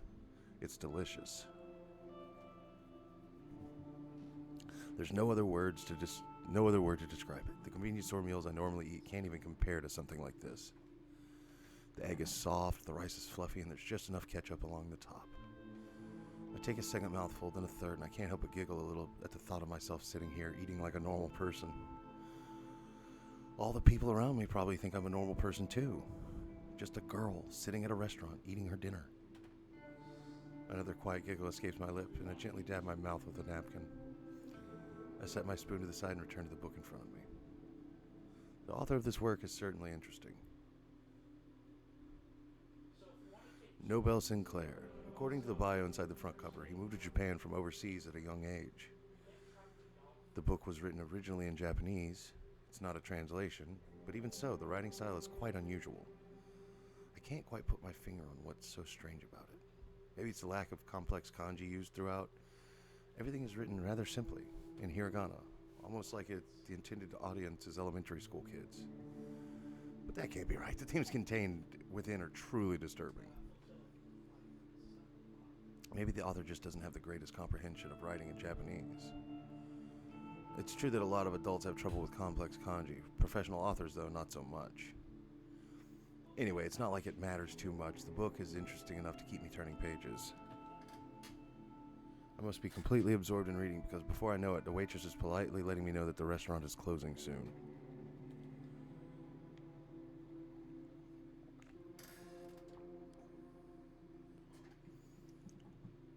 I nod and look at the plate of omurice in front of me. The meal has gone cold. I only ate 3 bites. Still, I'm feeling full now and I really enjoyed what I did eat. 3 bites of rice and egg. I don't even feel any added weight on my hips as I get to my feet. That's definitely a positive thing. What the fuck? I stretch my arms and legs and put my book in my bag and offer the waitress some money along with the bill.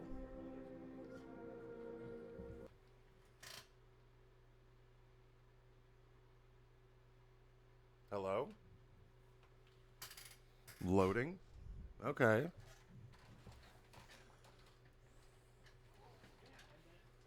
That was weird. A blast of frigid night air nearly sweeps me off my feet when I step out of the restaurant. If I'd known the weather was going to take a turn for the worse, I would have brought my scarf and a jacket. It's the end of spring, so unpredictable cold weather is pretty rare. I guess I can't be blamed for not bundling up. Anyway, it's not raining and I'm close to home, so it shouldn't be a problem.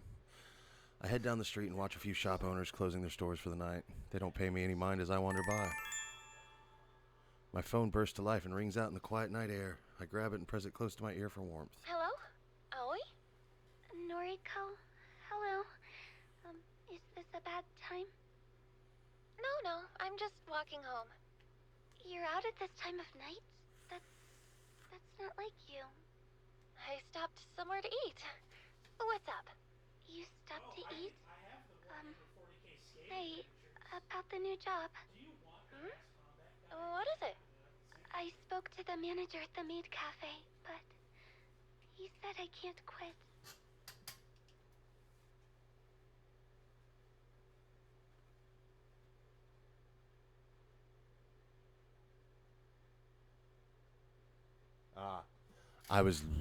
I thought it was Game of the Year, but I was like, maybe I'm just dumb.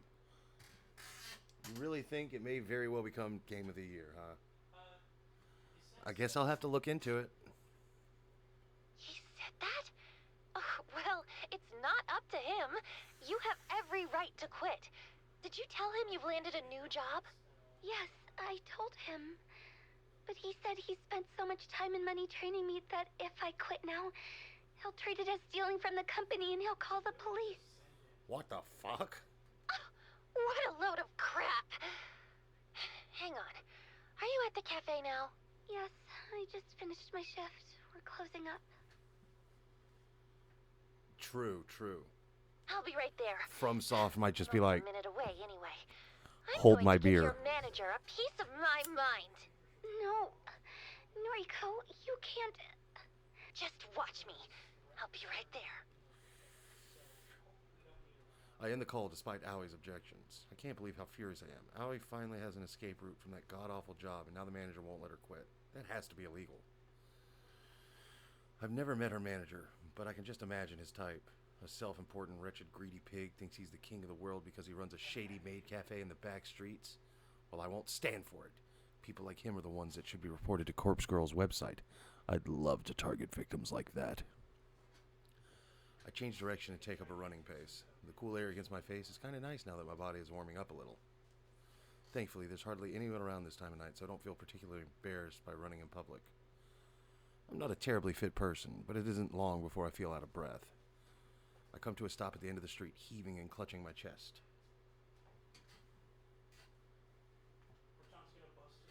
No, I haven't followed anything about it. Mostly because I'm just not interested in Harry Potter shit. I was never a Harry Potter kid. I was reading The Wheel of Time, not that baby shit. Plus, I was a D&D nerd. Wizards have staves. They do not have wands. Okay. I'm okay. Deep breaths. After taking a moment to collect myself, I start back up, walking briskly this time. I can see the Maid's Cafe's illuminated sign ahead of me. I approach the entrance and read the neon board. Chateau de Cristal. Welcome home, master. I haven't even seen all the movies. I watched one of the later movies, and there was a door with a snake on it, and behind it was a giant snake, and I'm like, well, just don't open the fucking snake door. Fucking snake door slides open as fucking snakes. Makes sense. Don't fuck with a snake door. If it has more than one snake on the door, just fucking walk away. Makes sense to me. Drinks from just $400. Table charge $500 per person. Open till 10 p.m. every night. I pass the sign and reach for the door handle, just as somebody hurriedly throws the door open and emerges. Noriko?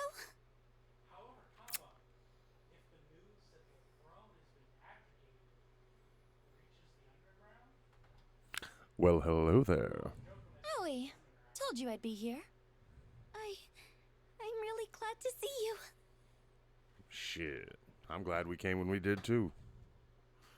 Aoi gives me a brief wave. She fidgets nervously and straightens the ruffles in her dress. I can't believe you have to wear this ridiculous outfit. Hey. You leave that fucking outfit alone. It's not really my thing, but I'm digging it. Yeah, but the costume isn't the worst part of the job. I know. Listen, is your manager still here? Now, if you tell me that she bodies the manager, but got pummeled by the fucking ditzy blonde, I'm gonna lose my shit. Aoi hesitates and shakes her head sadly. You just missed him. There are only a few girls inside closing up. Damn it.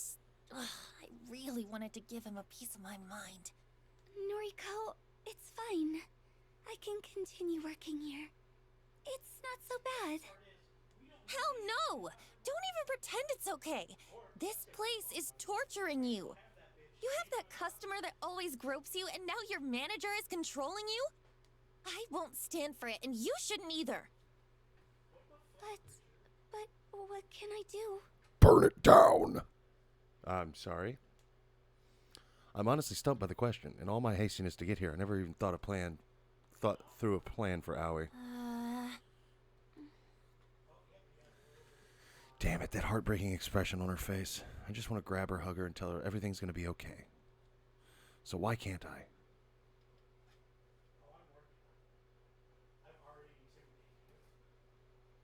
Yeah, I know that. Because J.K. Rowling is just...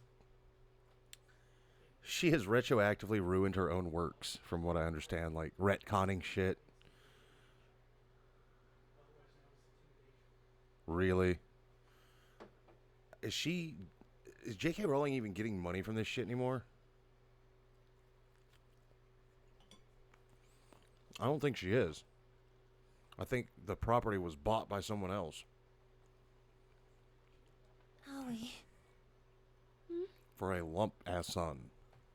I know you don't feel like it, but you're the strongest girl I know.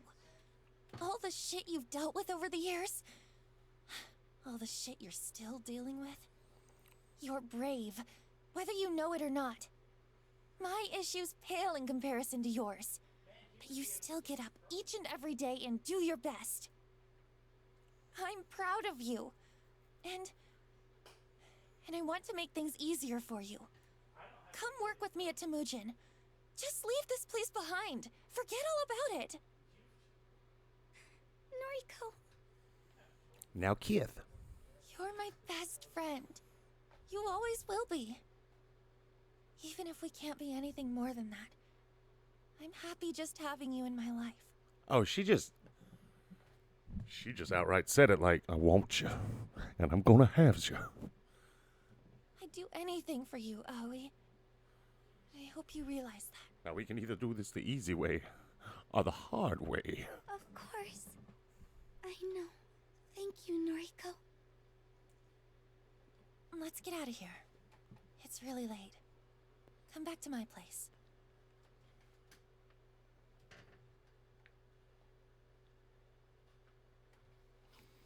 That's what I'm saying, man. Get paid and keep your hot takes to your fucking self. My only hot take is that Little Caesars is actually good. And I've already gotten that one out there. Sorry. You know I can't. Crazy sauce. It's marinara, but cold. That's crazy. Come on, man. How can you not love shit like that?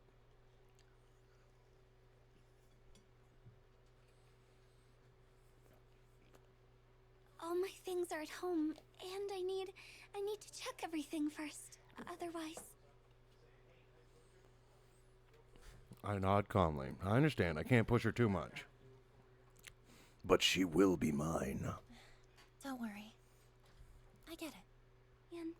And the thing is, I can't just run away from this place. That stalking customer, he knows where I live, and, well, if I stop showing up to work, he said he'll visit me at home. Why don't we go to the police? I can't do that!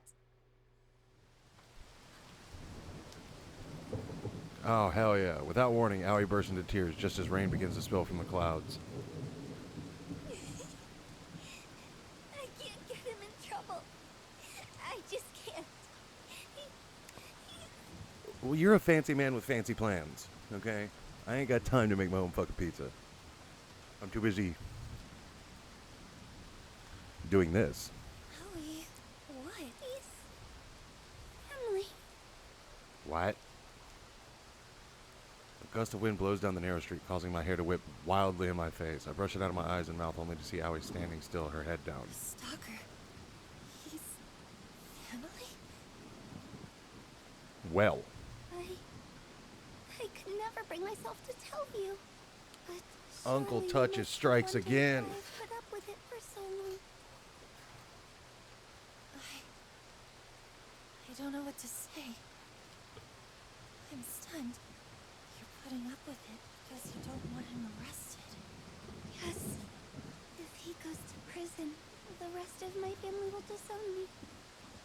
And I'll truly have no one. Fuck him and fuck them too, bro. This shit ain't cool. You have me. You know what I mean. I'm just going to go home for tonight. Thanks for coming out to see me, Noriko. No one says that.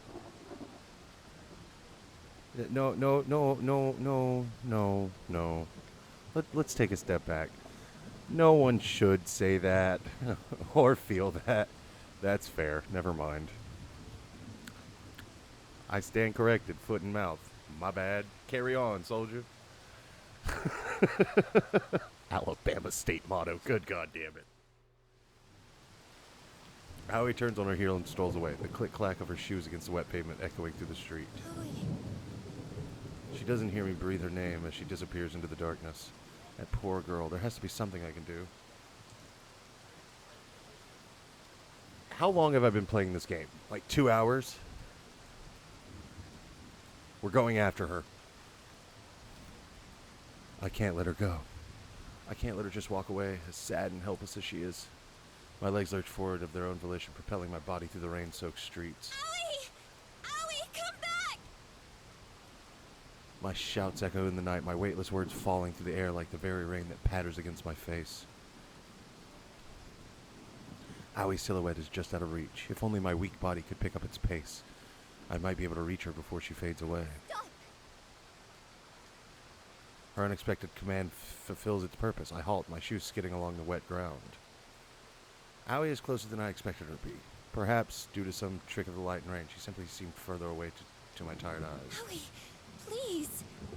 Let me help you. I may have done goofed. There's nothing to be done. Bear with 6 R's. Thank you for the follow. I love that name. I don't know why. Bear. Fuck yeah. Thank you for the follow. Hope you enjoy whatever the fuck this is. I think I done goofed. Why can't you take a hint? You just never give up, do you? You just want to smother me. Fair. You know what? I have no arguments or... Doctor? You don't trust me to handle things on my own. Because you're not. You're getting straight up molested by your family member, bro. I'm here to... Oh, by the way, this game is heavy as shit for looking so cute. Yep. That's not it. I just care And then for I just you got to so keep that much. number up, baby. Keep that viewer count number up. Which I don't know what it is actually. Oh, shit. Never mind. There we go. 5. What's up? I know that. You think you haven't made that clear in the past? Rarely have I ever seen Aoi this angry. She's well past the point of being simply upset now. She's truly furious. Fuck yeah, thank you Fresh Fields for sending me people. Have I overstepped a boundary? You're not my guardian angel, or my savior, or whatever. This is my life, Noriko. It's not your sick fantasy, where you swoop in and act like my knight in shining armor. Well, fuck me, I didn't expect that to happen. I'm gonna be perfectly honest. I thought we were gonna have that moment. But no, I done fucked up. Time to ride the wave. Aoi, Shut up! Just shut up! You always take it one step too far. Just leave me alone. I can't get another word in before she vanishes into the night. I reach a hand out into the darkness like some foolish attempt to stop her, but I know it's pointless. She made her thoughts perfectly clear. She doesn't need or want my help. Even if she cares for me, she doesn't love me the same way I love her. and I don't think she ever will. I sigh and look up at the thick cloak of clouds above. The rain continues to fall. Well, the sound stopped looping whenever I said that, so that's probably not the best indicator of what's going. Today drags on and on. Since I don't work weekends, I never really know what to do with myself during my free time. The library yesterday was nice, but I don't want to hang out there again today. So far, I've spent the day simply reading at home and brewing the occasional cup of tea to stave off my hunger. I keep checking my phone, but Aoi hasn't replied to any of my texts. Even when I call, she lets it go to voicemail. I don't even have any new requests to attend to. I was hoping I would at least get one this weekend to help occupy my time.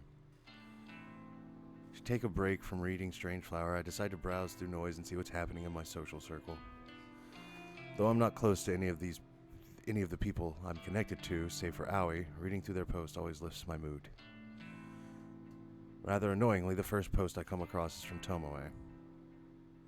Tomomo. Bitches be tripping if they think they're gonna steal my man. I'm my brother in Christ. You're right, it does look like one though. But that's an AC. That's that whir. Ah. I don't know what I'm doing. We thick as thieves. Thick. He getting lucky tonight.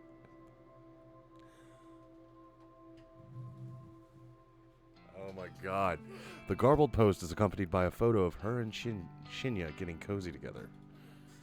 Shinya looks more than a little nervous. I would be willing to bet that Tomoe is the first girl he's ever snuggled like this. I can't quite figure out why she's so interested in him, or why he's into her for that matter.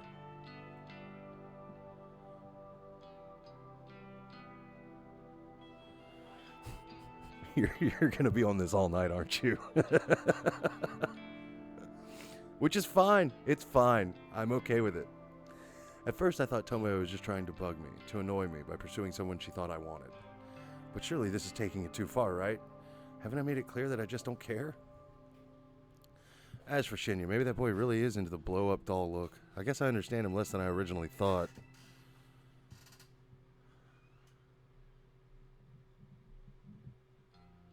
It's through the wall.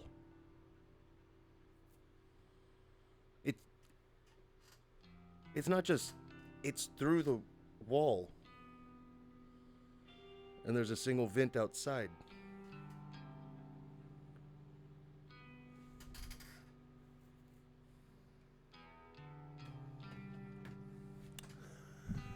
All right, we're doing this.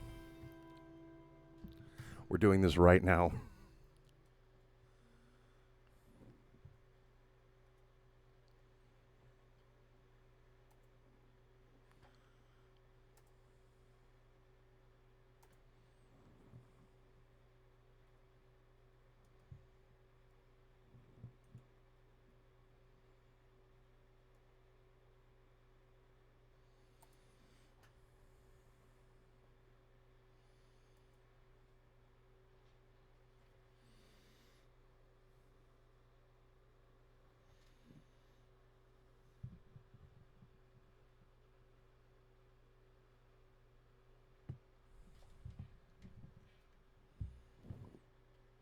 Basic guide to using a Japanese air conditioner.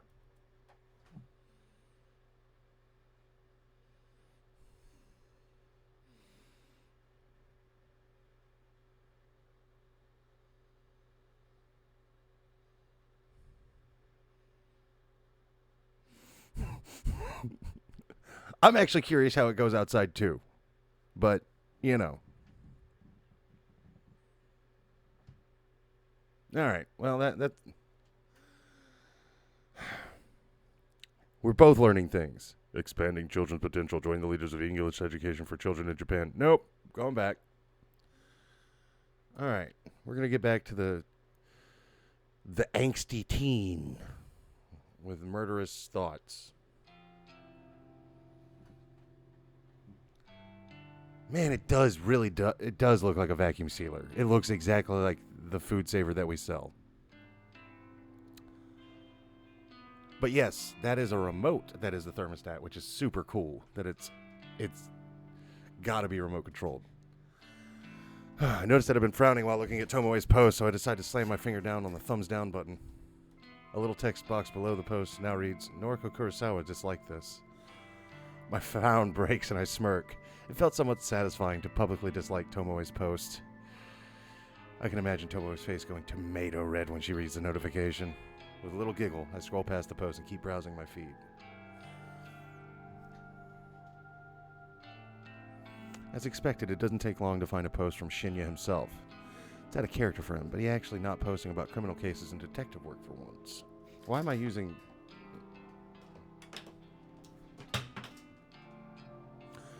One moment.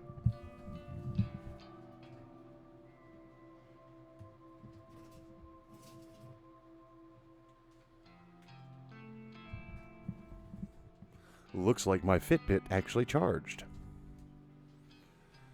Shinya with a capital S, Fujikawa, 13 hours ago. I never believed in love until I met her. She swept me off my feet and showed me how to become a better man. She makes me want to be the best person I can be. My heart goes out to my darling Tomoe. 2 days together and counting. Ugh. I look forward to every day because of you. Thank you. That's not even...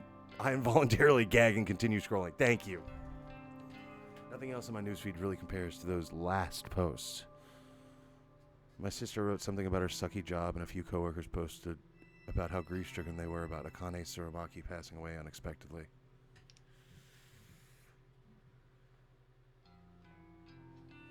Akane Tsurumaki, followed closely by Ichi Hanada, and long before them both, Ruri Hatano, the one who started it all. 3 strangers, 3 people dead, all because of the corpse girl. People wanted them dead, and because of that, I also wanted them dead. I won't forget their names. When Corpse Girl rises above the muck and filth in this world and becomes truly famous, I'll share a toast in their memories. Until then, I need to trudge forward. I need new targets, new victims to launch Corpse Girl's name into the stars. If Corpse Girl's website becomes more than an urban legend, more than a rumor whispered of in the shadows, then no, I need to take it slow. I can't get too far ahead of myself. I still need to put in a lot of work before I can attain my goal. But the only way I can move forward is if more requests come through the website.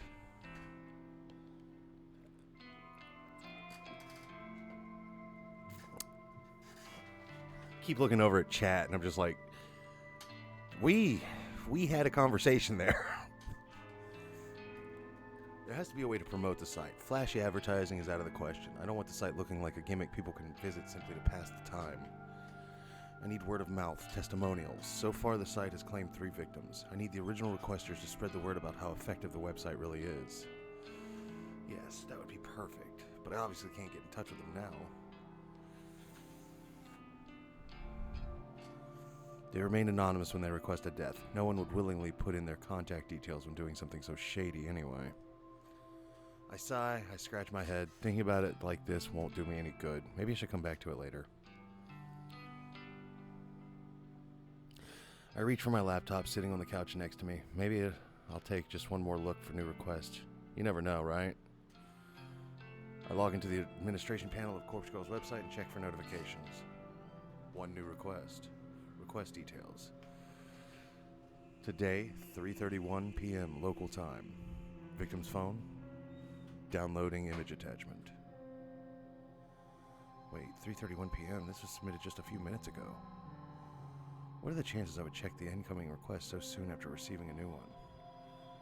My heart begins to race as the attached photo downloads to my computer. Excited about the prospect of working on a new request for the rest of the evening. Who will be the poor sucker to succumb to Corpse Girl's whims? Will another beautiful corpse be left in my wake?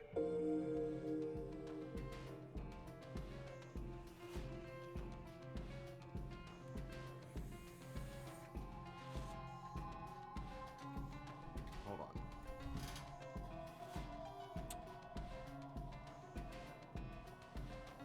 Okay, when did I dislike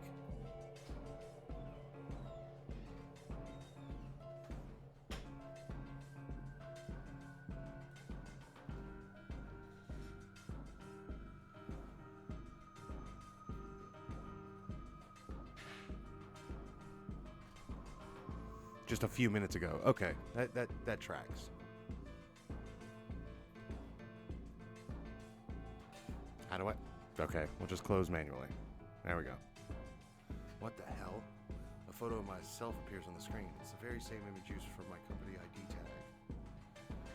I'm not smiling in the photo or in real life. Is this some kind of joke?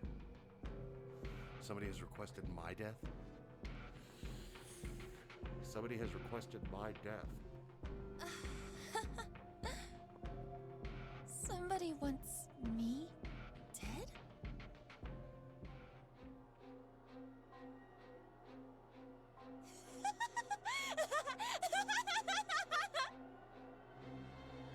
I can't believe it! It finally happened! I know exactly who requested my death! Tomoe! That stupid, vapid bitch! Tomoe Watanabe, the person who hates me more than I hate myself. Of course she's the one who uploaded my photo. Of course she wants Corpse Girl to take care of me. She's been looking for somebody to test the website on. Her noise post from the start of the week confirms that. She's been getting increasingly obsessed with tormenting me lately. I'm willing to bet that when I disliked her latest post, it finally triggered her to request my death. Tomoe, you brainless whore! I am Corpse Girl!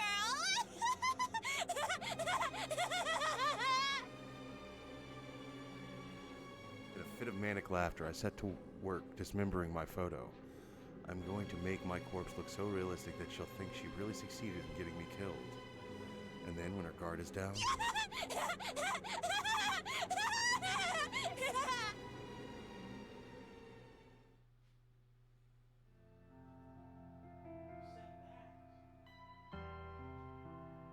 No sign of Sato yet? I wonder if she got held up. It's not exactly professional to be late on your first day of work. I grind my teeth and hope that Shinya can't sense my anxiety. She'll be here. Oh, boy. How do I... Let me see if I can load.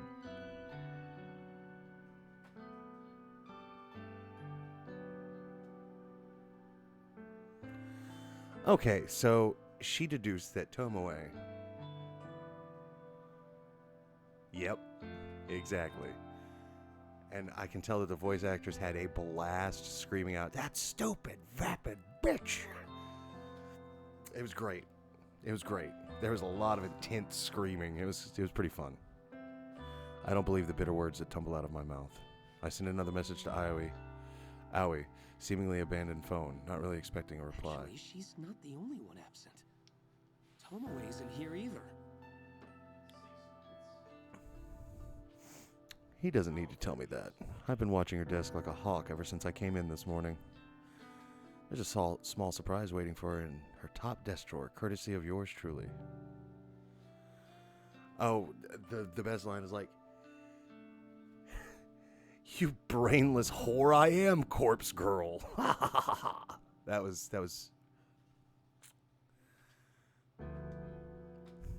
I've been eagerly anticipating her arrival for an hour now. We had a late night last night, so I wonder if she woke Oh, they had a late night. Past 10 p.m., baby. Beating them cheeks. I'm sorry.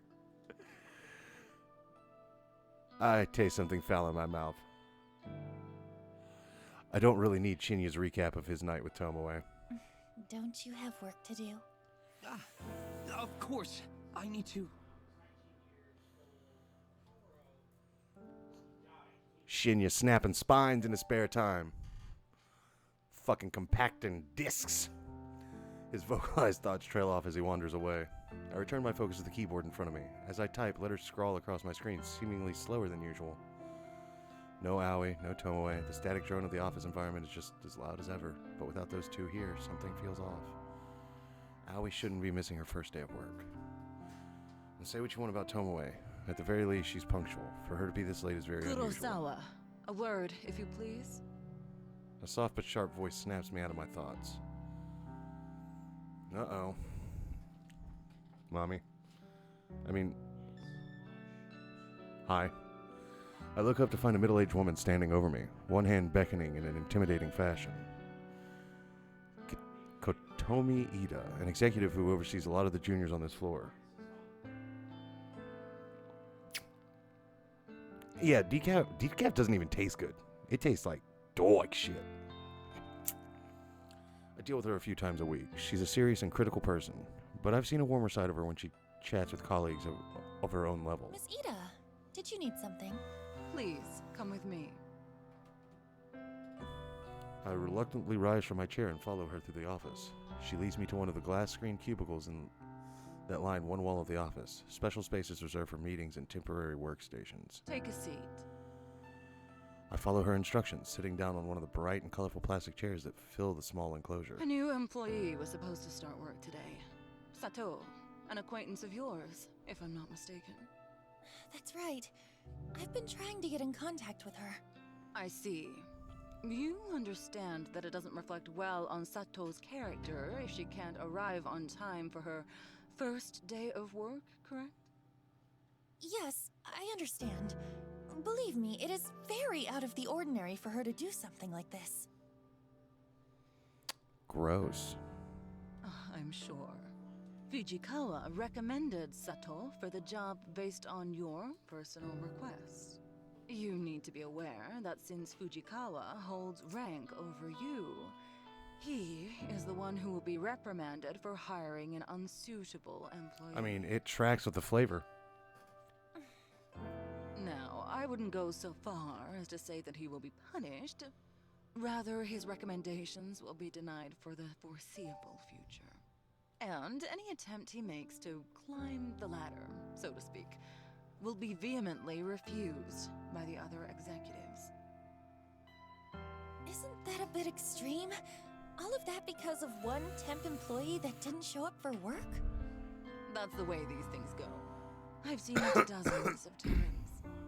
The reason I'm telling you this is because you should feel some sort of responsibility to apologize to Fujikawa. That's fair. That tracks. We can do I had that. no idea. Honestly, Enough. This isn't an open discussion. Yeah. Apologize to Fujikawa, and see if he will find it in his heart to forgive you. And please advise him to seek employment elsewhere. I don't foresee his career with us flourishing anytime soon. That's all. Kotomi abruptly exits the cubicle and leaves me alone, sitting in a stupid-looking green plastic chair. I take some time to compose my thoughts before also walking out. I don't know what to say to Shinya. I don't even know if I should say anything. Surely Kotomi is being a bit extreme and effectively halting Shinya's career at Temujin. This is all because I recommended Aoi for the job. I feel like an idiot, but how was I to know that Aoi would prove unreliable? Still, it's far too extreme. Kotomi is out of line. Something else is at play here. I can feel it. Maybe Kotomi wants Shinya gone for her own reasons, but I can't imagine why. He's a junior employee and not exactly the type to step on anyone's toes and make enemies. I return to my desk in a bit of a huff and slump in my swivel chair. My eyes fall on the empty can of coffee next to my computer screen, and I begin to wish I'd purchased more than one this morning. Glancing over the top of my screen, I can see that Tomoe still hasn't arrived. Maybe I'll have to wait until tomorrow for her to find the gift I left for her. I'm sure she'll love it.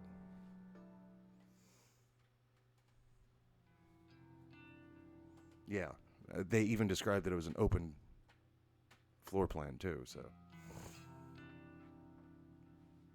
I don't enjoy my walk home through the park this evening as much as I normally do. There are too many things weighing on my mind. Aoi, Tomoe, Shinya, and Kotomi.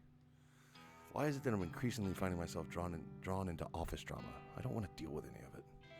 I just want to pursue my own goals. Working in an office is a means to an end, a way to keep a roof over my head and have the money to achieve Corpse Girl's ambitions. If I could quit, I would, but I can't. Not just yet.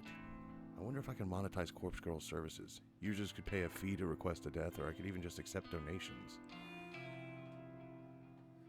But I get the sinking feeling that asking for money will reduce the amount of requests I get. The number of requests coming in is already depressingly low. If I reduce it any further, I'd be in trouble. As I draw closer to my apartment building, my phone cries out for attention, bringing it to my ear with a swift hand. Aoi? Noriko? What's the deal? I've been trying to get in touch with you all day. I'm sorry. I'm so sorry. I couldn't bring myself to come into the office. Yeah, well, I gathered that. Tell me why. You know, just the stuff I normally have to deal with. For real? What are we talking about here? Stalkers? Or your own battles? I left the apartment twice. I really did. But I had to go back inside each time because it didn't feel right. Oh. Me too. I'm not gonna lie. I looked over. I had to check a few things and then check again, and in the end, I gave up and laid in bed. I must have fallen asleep because when I looked at the time, it was already late. I sigh angrily and hope Howie doesn't hear me. Alright. It sounds like you had a rough day. I'm sorry, but the situation isn't great. I'm just going to be honest with you, okay? I don't think they'll be happy with you if you come in tomorrow. If I were you, I'd write a polite letter of resignation and just forget about the job. Shinya's been kind of thrown under the bus because of this. Shinya? Why? I'm not too sure myself. Since he got you the job, I suppose he was somewhat responsible for you. But because you didn't come in, it sounds like his career's in real jeopardy. Oh God. Oh no! Take a breath. You didn't know something like this would happen. I didn't either. I think this one exec has it out for him or something because it's too much of an overreaction. I can't believe it. I never wanted to cost him his job. I know. You didn't mean for this to happen. Look, I'll try and smooth things out a little. You need to look after yourself right now, okay? Promise me you'll just take it easy tonight and relax. Okay. Forget this ever happened. Noriko will look after everything. Thank you, Noriko. Right. I think the next game I will play is Sleeping Dogs, because you said Yakuza, and all I can think of is the Triad stuff in that game. That sounds like fun. I've actually played that game before. Rest. Talk to you soon, Aoi. And it is hype as fuck. You can jump from car to car. It's sweet. Bye-bye. I end the call with a heavy heart. I don't actually have any idea what to do. When it comes to Aoi, I always feel obligated to just tell her anything that will help her feel better. If I could actually follow through with my words and genuinely make things better for her, then maybe we'd have a bit of a different relationship than we do now. But I probably missed my opportunity for that a long time ago. In senior high school, I was never truly understanding of her, and that cost me too much. Things are different now, of course. I've seen what she goes through. I'd like to think I understand her a lot more now. Yeah, right? But maybe if we play it on stream and a lot of people come watch it, it'll do good, right? If this was a different life and I hadn't made all those stupid mistakes, I would be happy to be with her. But now the best I can hope for is that she wants to remain friends with me. And that will have to be enough to satisfy me. Yo.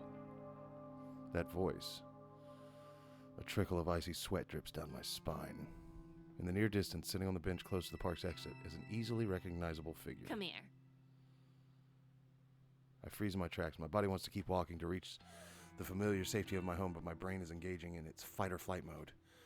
Torn between my options, I find myself completely stationary. Come on, I won't hurt you.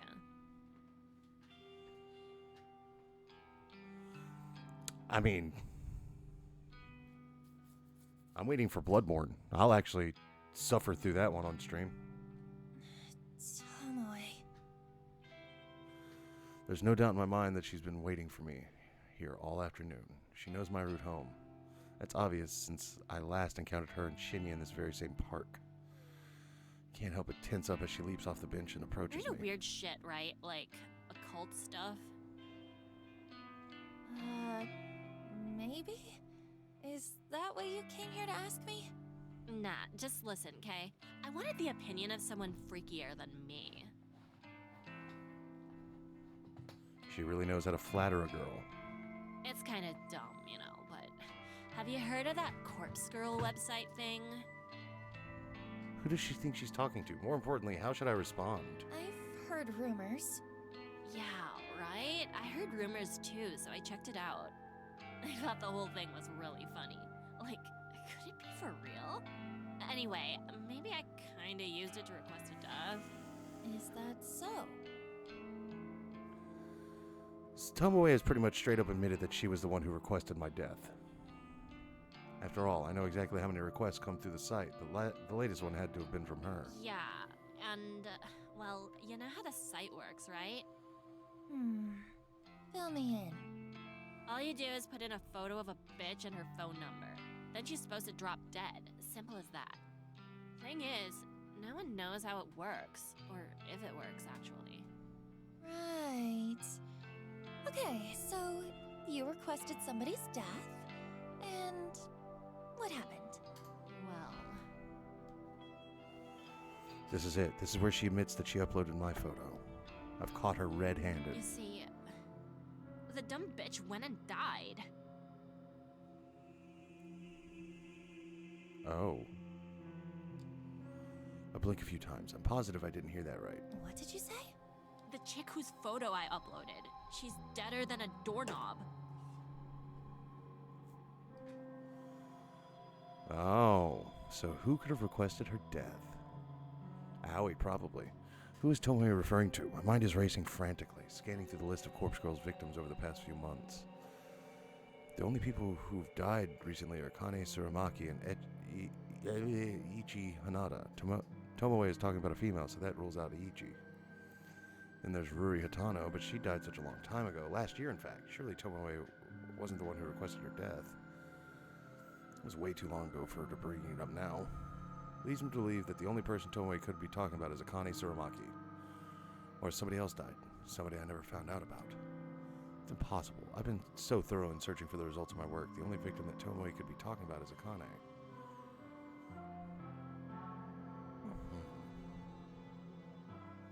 But wait. No, that still can't be right. Tomoe requested my death. Somebody. Tomoe uploaded my photo to Corpse Girl's website just recently. I take a deep breath, swallow hard, and open my mouth. Tomoe, what you're saying is really serious. Are you sure this person died? Yep, no doubt. And that's what I wanted to talk to you about. If you're good with this occult junk, how do you think she died from a website? Yeah, that's what I'm... But it was the work ID, so it might be Shinya. Do you reckon my request really killed her? Because I don't really want this shit on my conscience, you know? Because it was the work ID, I might be putting money on I Shinya. don't know what to say. Come on. I was only really joking around with the website. Didn't think for a second that it could really work.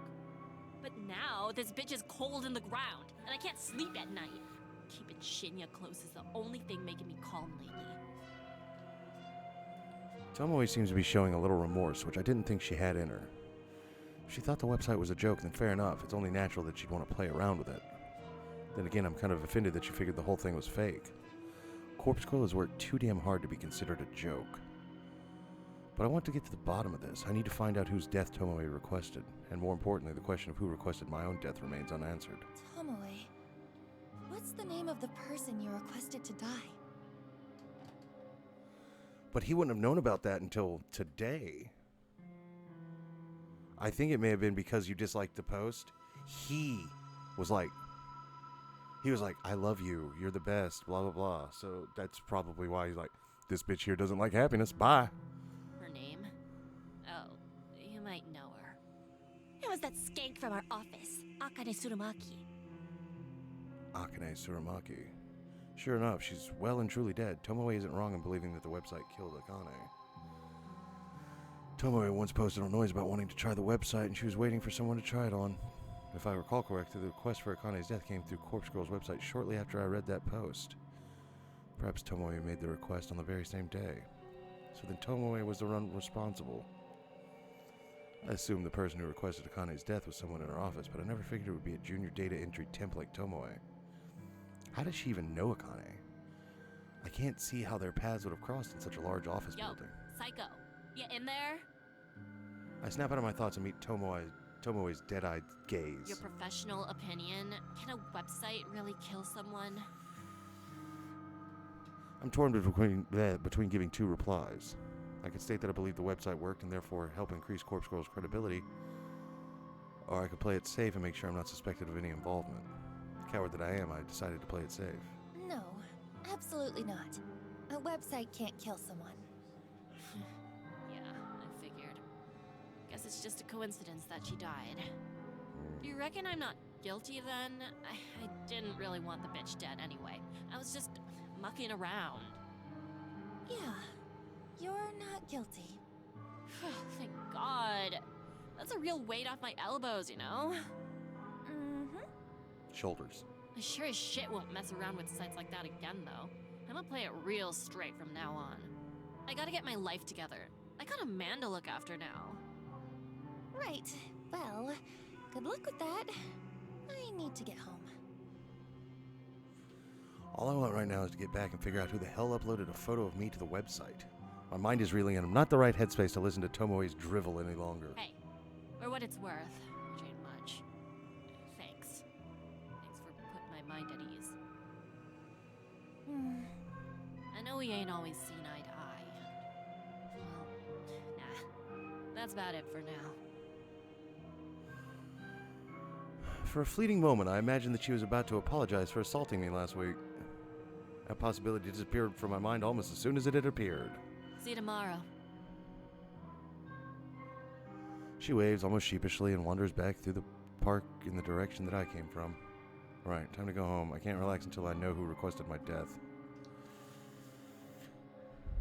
If it wasn't Tomoe, then the situation could be a lot more serious than I originally thought. Also, if it wasn't because of my petty squabbles with her, then someone really wants me dead. Who?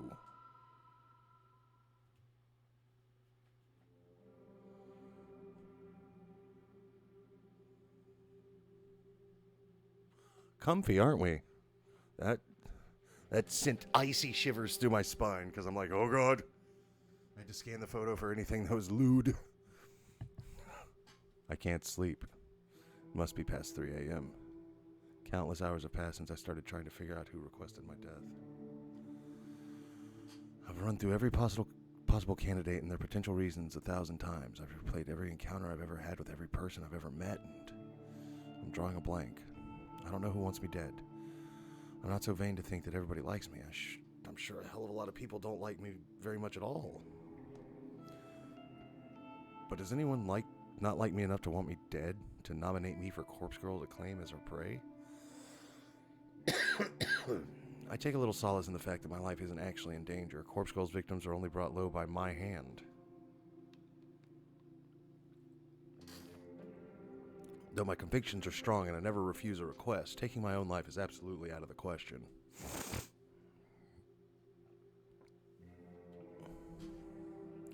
This is the one and only request I'll ever refuse. It's not for the sake of my own life, but rather for the sake of Corpse Girl's continued existence.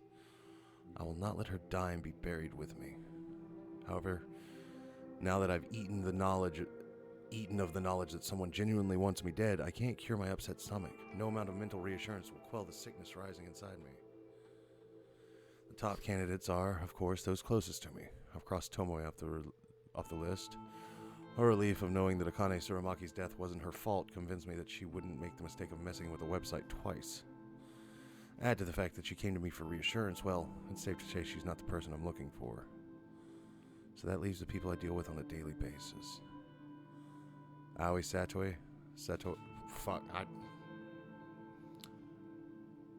My best friend since junior high and the first person I ever fell for. She rejected me gracefully during senior high, so gracefully that we still remain friends to this day.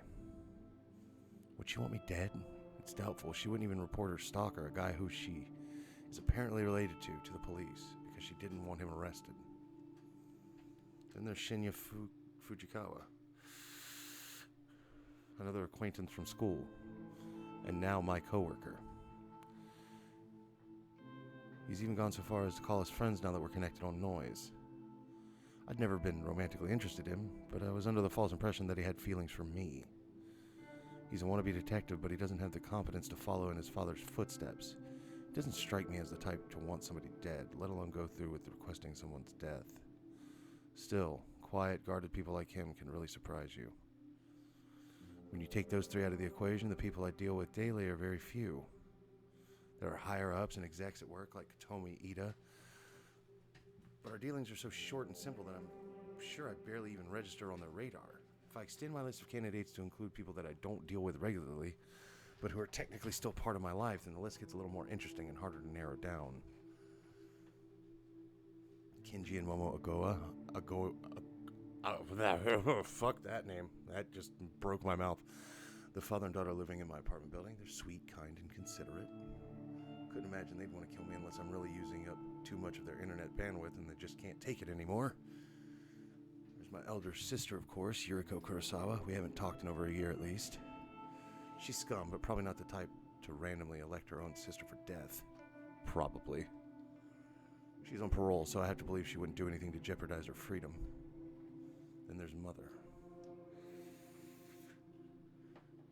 Asuna Kurosawa. She's simply not in a position to submit my details to Corpse Girl's website. My struggling brain can't think of anyone else currently in my life.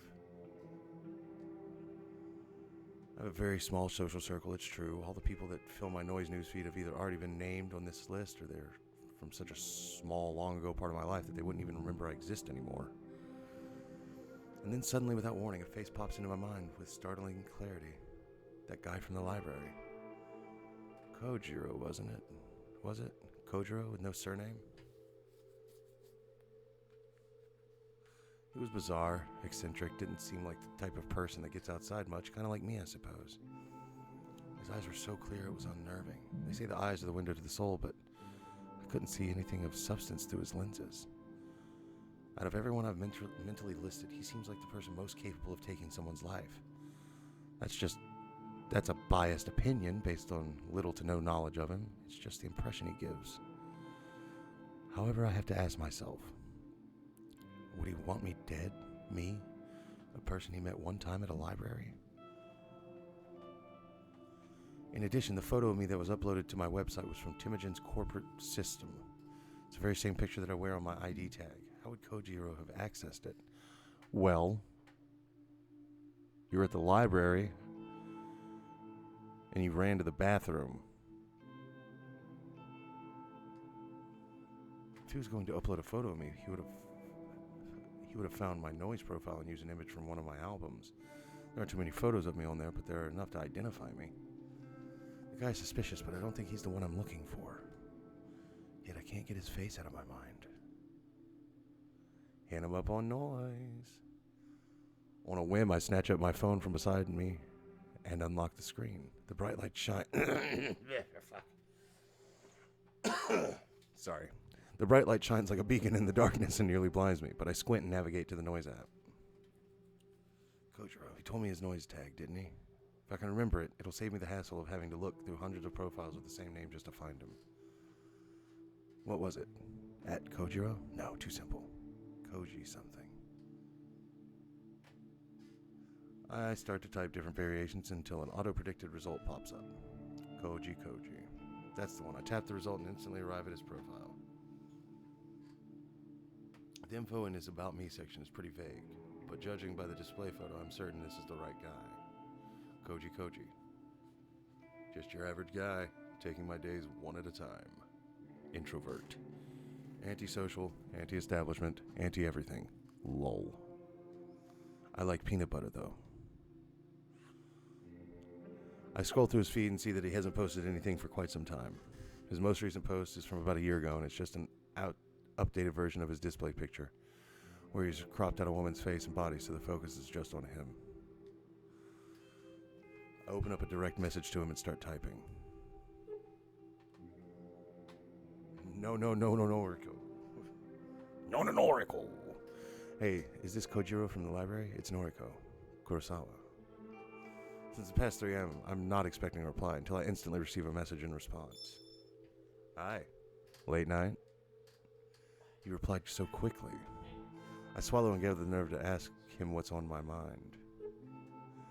Yes, I can't sleep. Have you heard of the Corpse Girls website?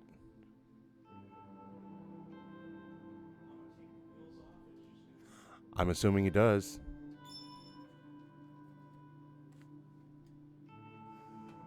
The screen states that he's currently typing a message, but then the notification simply disappears and no message comes through. Is he ignoring me? Then... yes. So he does know about the website. The question is, was he already familiar with it, or did he just look it up after I mentioned it? What are your thoughts? Is it real? Yes, love it. Big fan. I see, me too. Have you used it? No, well, no, not yet. Don't hate anyone enough. It's hard to get a sense of his emotions through his replies. I can't tell if he's being sincere or not. Wait, have you used it? Tell me. Tell me details. Does it work? No, I haven't used it, but it's popular in my office. I don't know why I wrote that or why I ended the message with a question mark. I shake my head and wait for a response. Okay, let me know if you use it. Might be work for me. Might be work for me? What does he mean by that? Okay, that's fair. At least you're calling it what it actually is now. We've made progress. Work? Yes, I store cadavers. Dispose of later. I don't understand. Hospital morgue, storage and disposal. He works at a morgue? I noticed a strange smell on his clothes when we met, and now it makes sense. I gag a little and suppress the urge to vomit. Bitch, you are a murderer. So if someone dies, they get sent to you, even for, like, suicides and murders? Yes, all sorts. Worst are crash victims. Have to mix and match limbs. Have you ever received a victim of Corpse Girls website?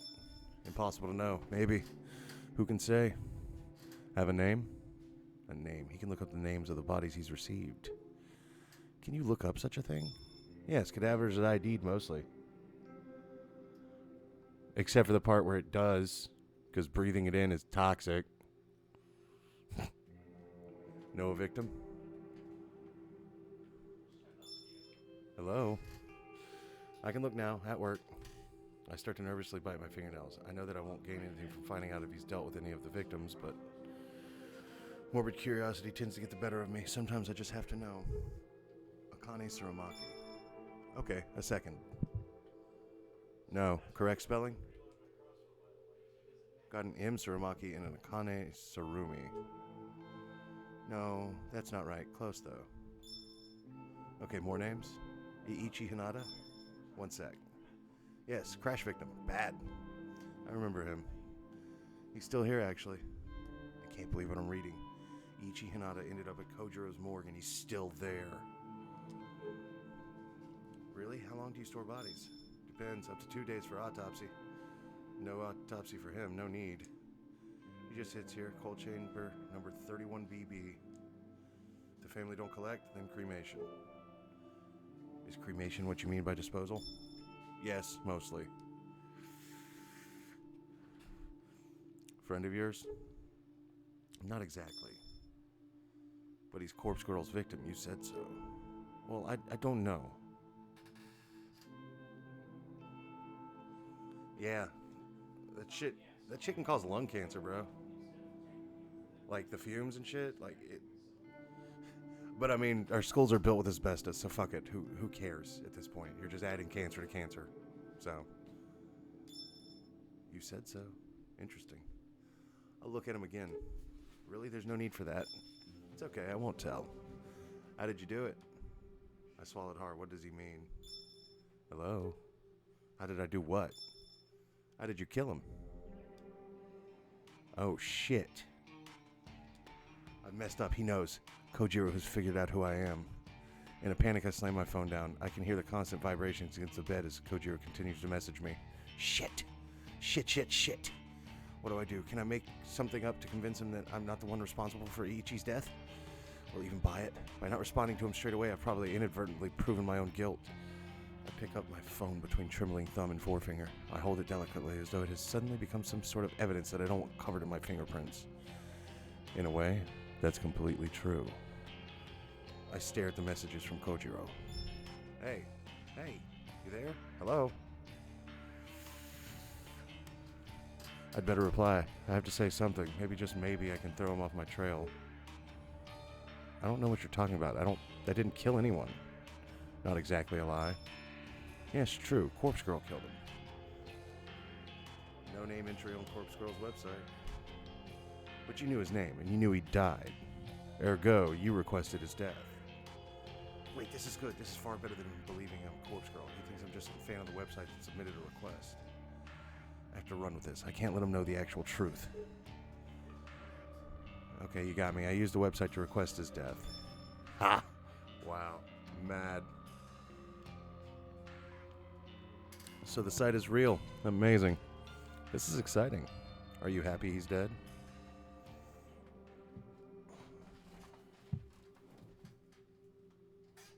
I decided to take a leaf out of Tomoe's book and act more innocent than I really am.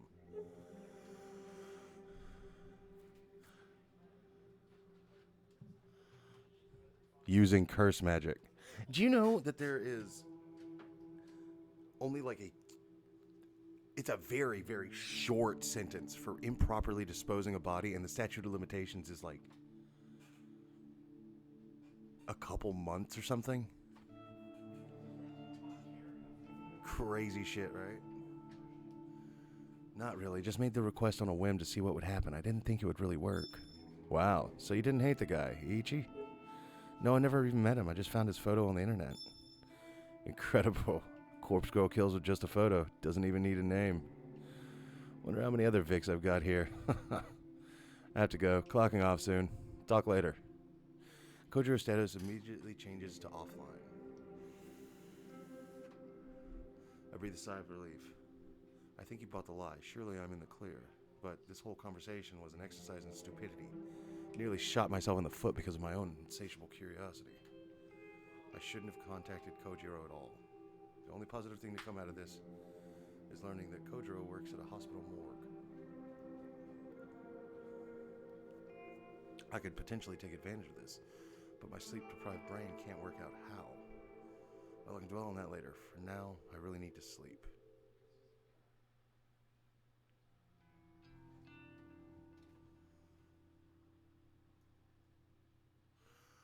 All right, it is officially midnight. You know if that other dude's streaming Hogwarts? We can check that out. My alarm erupts with a shrieking scream and scares me awake.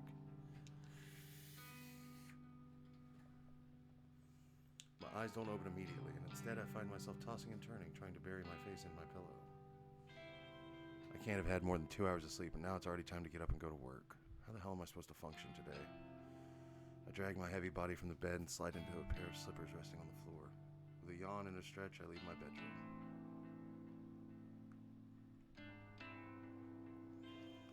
I stand in the kitchenette connected to the living room for a few moments, completely absent-minded. I open the refrigerator and stare blankly at the dismal contents. Oh, cyberbullying. That would be the charge, by the way. Probably.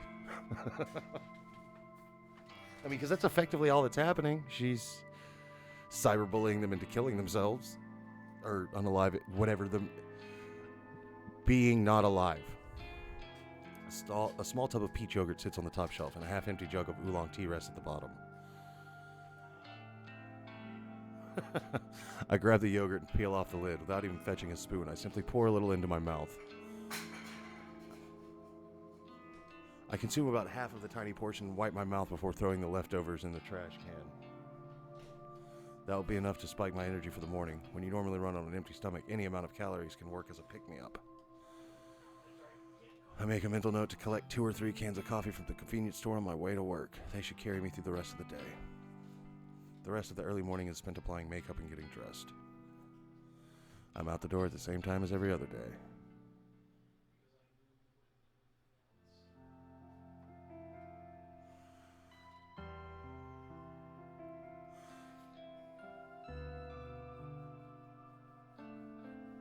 Fair.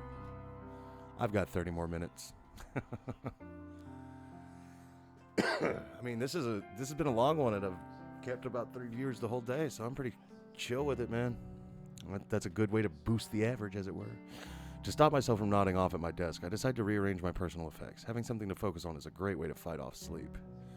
Unlike the other employees here, I don't tend to keep too much at my workspace, yet it still manages to feel cluttered somehow.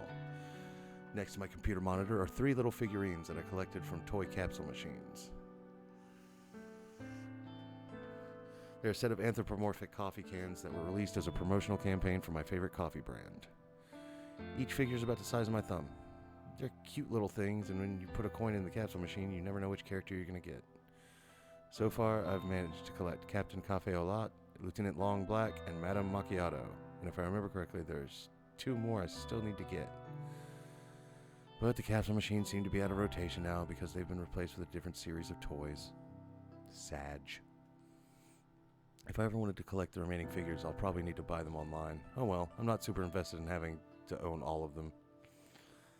I give each tiny figure a bit of dusting and set them back up next to my monitor, so they're all standing up straight and facing forward.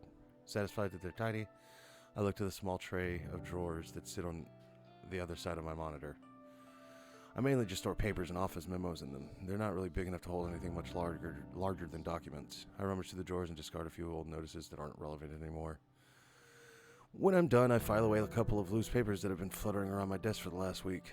With that complete, I straighten up my keyboard so it's parallel with my mouse pad, give the keyboard a thorough dusting, and then lean back in my chair and to admire my work. The desk looks much nicer.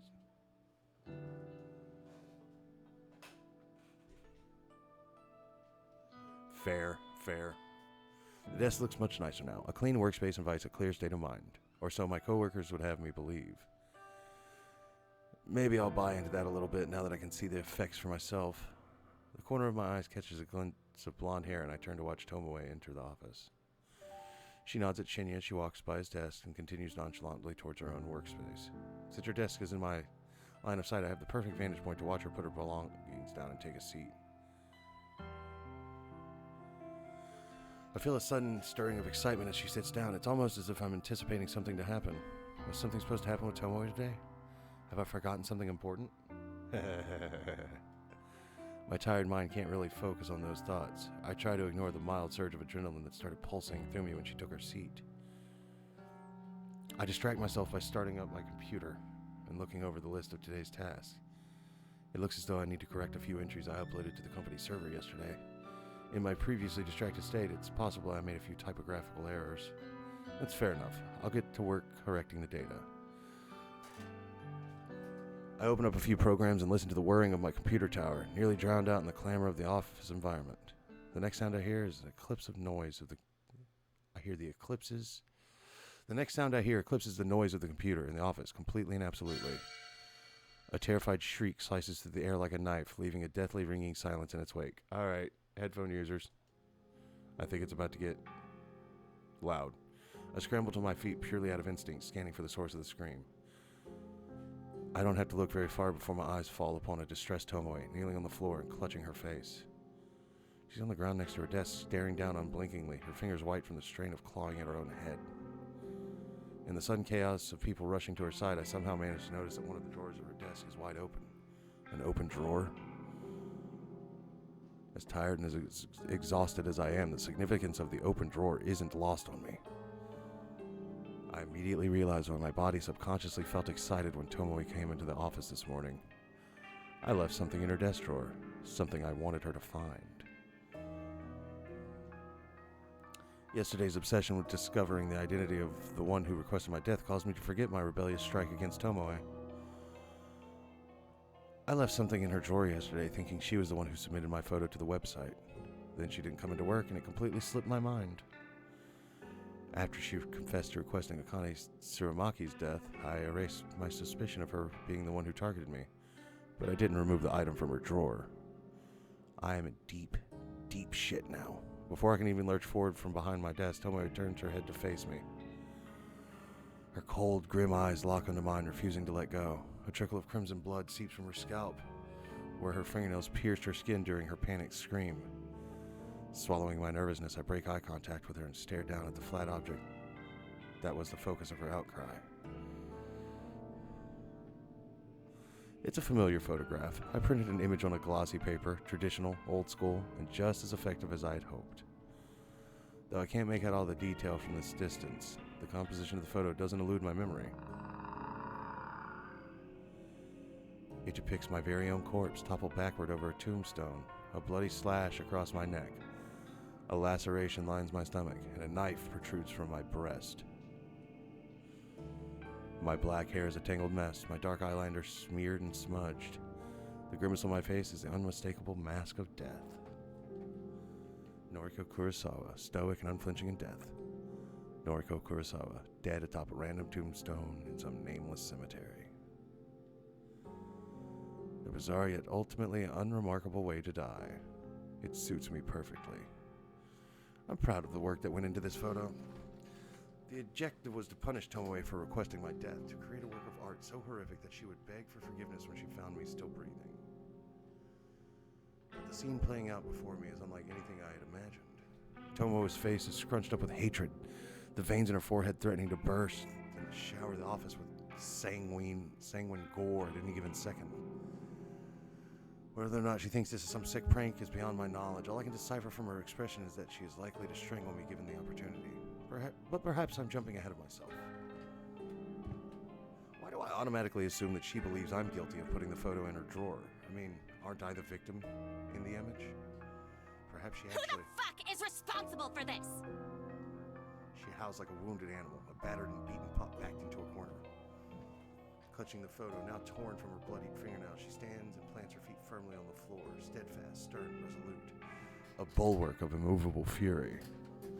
All eyes are upon her. The bleach blonde gal girl with an antagonizing attitude is the center of the attention in the office. This photo is disgusting! Absolutely sick! Who made it? From the confused and puzzled faces of the 20 or so employees huddled around, it's obvious that no one really knows what Tomoe is talking about. The photo is small, and with her clutching it tightly and waving it around frantically, it's impossible for anyone to make out the detail. I'm bold enough to assume that no one else has managed to properly glimpse it yet. And maybe I can prevent our coworkers from getting a closer look if I act fast. I dart out from behind my desk and approach Tomoe. Let me see. Tomoe aggressively thrusts the photo towards me. I take a cursory look at it and gasp loudly to add credibility to my acting. Adopting a fake countenance of shock, I grab Tomoe by the shoulder and pull her close to me. I bow my head against her so we stand intimately in the middle of the crowd. Forehead to forehead, our eyes fixated on one another. I hope my beating heart isn't loud enough for Tomoe to notice as we stand against each other. I whisper softly, my pulse quickening as I try to make my words sound urgent and confident rather than broken and anxious. Come with me. I need to talk to you. Tomoe tenses and stiffens, but she murmurs something that sounds like agreement. I pull away from her and grab her wrist to lead her out of the office. We exit from the throng of onlookers scratching their heads and dart towards the elevator. Shinya says nothing as we pass him. He just looks on with a pale face. The pale face of a murderer. The elevator ride down is silent and awkward, but eventually the doors open to reveal the ground floor lobby. We weave between the scattered couches and sculptures, making a frantic dash for the exit.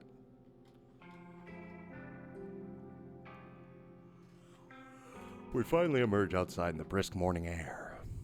Trying hard to catch my breath, I notice that Tomoe isn't nearly as exhausted as I am. Probably because she eats food, bro. I want to chalk up my wheezing condition to a lack of sleep, but I know it's just an excuse for my poor physical fitness. Tomoe is still holding the photo in her hand. She looks at it once more in disgust, then faces me with one hand on her hip. You want to tell me what the fuck this is? Look, it's difficult to explain, but I'll try my best. I want to find out who planted this in my drawer! And look at this! She thrust the photo at me once again. She used the point of her thumb to indicate the timestamp printed at the bottom of the image. It's got yesterday's date on it. A photo of your dead body, as if you've already been killed. But here you stand. Sure enough, the photo bears yesterday's date, and the time states 9:06 p.m. I marked it as such when I was under the belief that Tomoe would find it yesterday morning. I wanted her to anxiously wait out the day until my death accompanied the rising moon. Since that didn't go down the way I planned, the confusion on Tomoe's face now is I self-explanatory. just can't believe that corpse girl wants you dead. What did she say? Huh? This is just like what happened to Akane Tsurumaki when I requested her death. The police found a photo of her own dead body on her phone when they investigated how she died. What? Is this public knowledge? How did I not know this? And now you've got a similar photo. Does that mean Corpse Girl is trying to kill ya? But it doesn't make sense. It's already past the time it says here. And why was the photo in my desk drawer? What do I gotta do with it? Still reeling from the information about Akane Tsurumaki, the police discovered the corpse photo on her phone. Of course they did. Of course they would investigate her death. It was foolish of me to assume the photo wouldn't come to light. Tomoe grits her teeth and tenderly touches a fingernail to the bloody cut on her scalp, the place her fingernails slashed in anguish. She looks at her fingertips in revulsion and sighs. Look, maybe it's my fault that Akane Tsurumaki ended up down the well. Maybe it's not. The least I can do is make sure that the fucking corpse girl doesn't come to get you as well. Aw, character development. Ain't my friend or nothing, but sluts gotta stick it out together, right? I don't want another cold bitch on my conscience. Jesus Christ. Us sluts gotta stick it out together, right? I don't want another cold bitch on my conscience. Holy shit. I feel like those are the most touching words Tomoe can string together. I'm somewhat flattered that she wants to protect me. Tomoe, you don't have to do anything. Yeah, I kinda do, you know? You comforted me a little when I came to you about the dead skank. Made me feel like I wasn't totally to blame, yeah? You might not be as much of a psycho as I thought. Might be a heart beating behind that flat chest. Okay. Thanks. She was raised on the frozen tundra of Bitchopolis. Unexpectedly, the brash and brazen girl beams at me brightly. I'm putting you under 24-hour surveillance. Corpse Girl's gonna have to crack my skull open before she goes sticking her fingers into yours. Tomoe, really, that's not necessary. I can't figure out a way to convey that I'm not actually in any danger. Well, immediate danger at any rate. It's true that there's someone out there who wants me dead badly enough to have requested it through the website. But as far as the threat of Corpse Girl coming to get me goes, I'm perfectly safe. I resigned myself to simply staring blankly at Tomoe, the girl I hold so much disdain for. I know I should choose my next words carefully. Tomoe is prone to violent outbursts at even the best of times.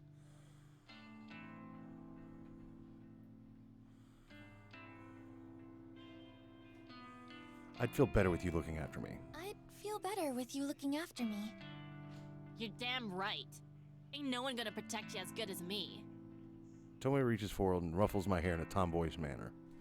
I grimace and bear it until she's satisfied and retracts her arm with a laugh. What are we gonna do? I don't totally believe this corpse girl person really exists, but still. Something or other killed Akane Tsurumaki. Pretty sure it wasn't suicide, what with the photo and all. Since you got one of them photos too, I reckon someone's out to get you. Yeah, about that. How about we hunker down at my place after work? Gals night in, right? If someone tries to break down the door to get to you, I'll show them what's what. She really is insistent. I almost can't believe this is the same girl that slapped me across the face last week. I feel like we could almost be friends at this rate. But what happens when she finds out I'm not actually in any danger? Will she think I used her? Betrayed her? What if she finds out that I'm Corpse Girl? That would probably be the trigger that provokes her into slashing my throat herself. Tired as I am, feeling weak of will, I simply nod. Sure. Let's go to your place after work. Yeah, that's what's up. We'll do a snack run, okay? Gotta have chocolate and cake on a night like this. All of a sudden, she freezes and stares intently into my eyes. Shit. Sorry, I didn't mean to. It's fine. Snacks sound good. Hey, don't feel pressured to eat, okay? I got a big appetite, so nothing will go to waste. She grins, looking proud of herself.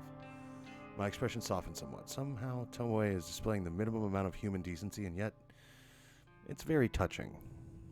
We've somehow broken down a wall between us and removed the animosity that has hung in the air since the day we met.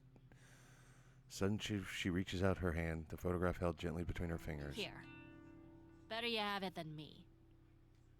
Looking down at the photo, it's pretty clear that it's me in the image. I suppose it would be best to delete this evidence. I shred the photo carefully, making sure to completely destroy any of my defining features in the image. With the photo completely ripped beyond recognition, I toss it in the nearby bin.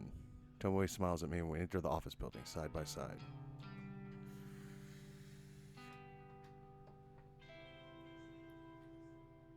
Tomoe's apartment is not at all like I expected it would be. For starters, it's not an absolute trash heap like it always was in my mind's eye. The place is nice, fairly modern, and probably not that cheap. I don't see a vacuum sealer, so... She lives on the outskirts of Shinjuku, so she's a lot closer to the office than I am. That probably explains why she's usually so punctual, despite her terrible work ethic. From what I can gather of my first impression, she lives alone. A few photo frames near the entrance feature some family members, including a younger brother and sister. It's funny because she doesn't seem like the older sister type to me. The personal effects decorating the apartment aren't cheap and tacky, much to my surprise. I immediately get the feeling that she earns more money than I do, even though we have the same job, though. How could that be? We're both simple data entry temps. We'd surely be on the same contract and the same salary.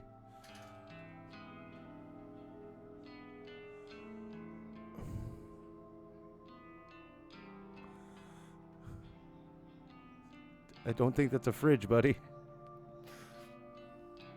I'm just throwing that out there. We're not going to do this again. I don't think that's a fridge. What with the vent on top and all. Maybe she had a well-paying job before starting work at Timogen. Or maybe she has a side job. Either way, there's no way she could afford to live here on the same salary as me. Would you like a cup of tea? I've got oolong, green, barley, hojicha. So many to choose from. I didn't take you as much of a tea drinker. The second I saw that in chat, I was like, oh, my Ajita. No. Well, of course I am. It's tradition, you know. Tradition's real important. Huh. Yeah, I guess so. Hojicha for me, please. That's just fun to say, hojicha. I'll have some hojicha. I like that. Sure. Coming right up. Feels good coming out of the mouth. As Tomoe busies herself in the kitchen nook, I continue scanning the apartment. A fairly large TV sits atop a sleek cabinet against one wall of the living area. A comfortable-looking sofa fills most of the room, but gives way to a small kotatsu in the corner. During winter, a kotatsu is a very valuable piece of furniture. But what does it mean? What is a...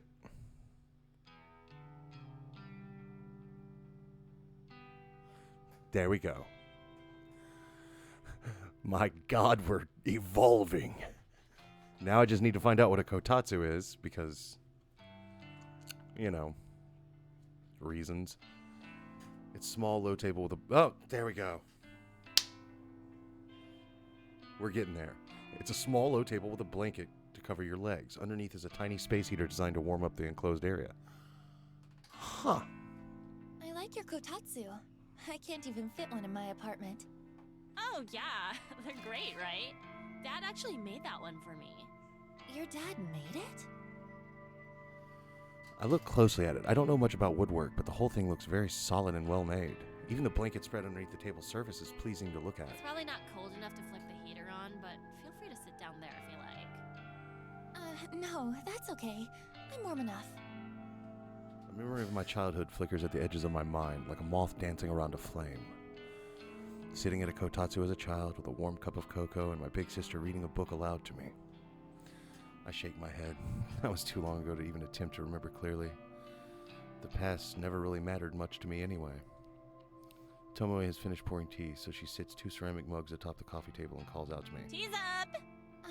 Thank you.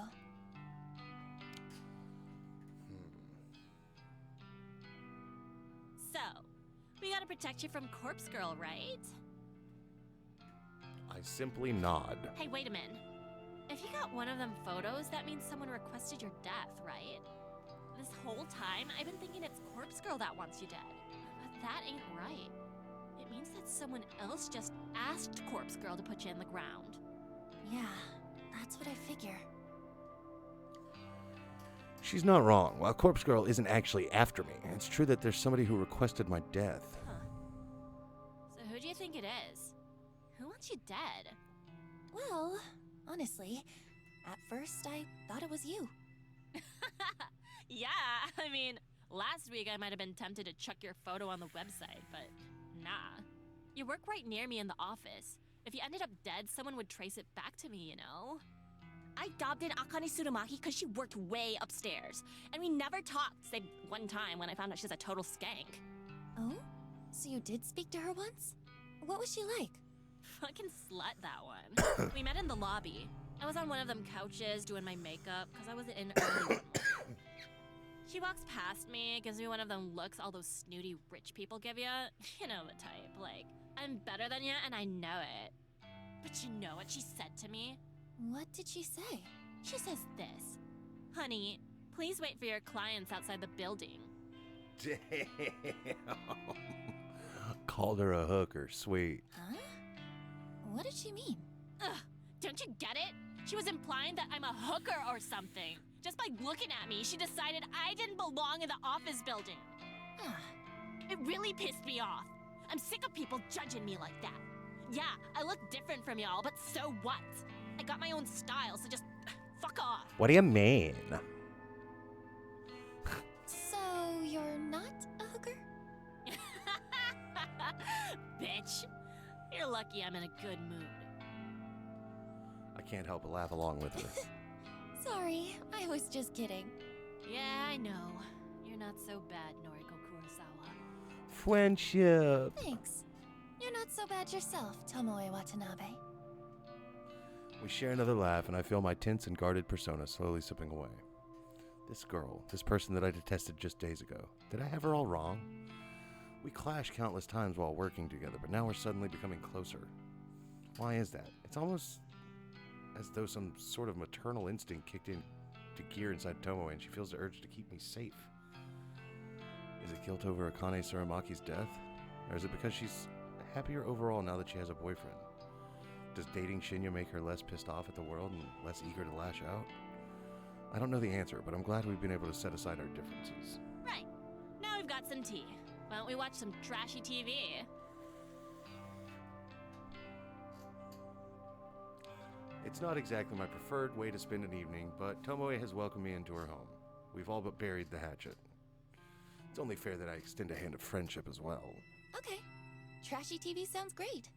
Let's do it. Yeah. Tomoe cheers and picks up the television remote with a quick flick of her wrist.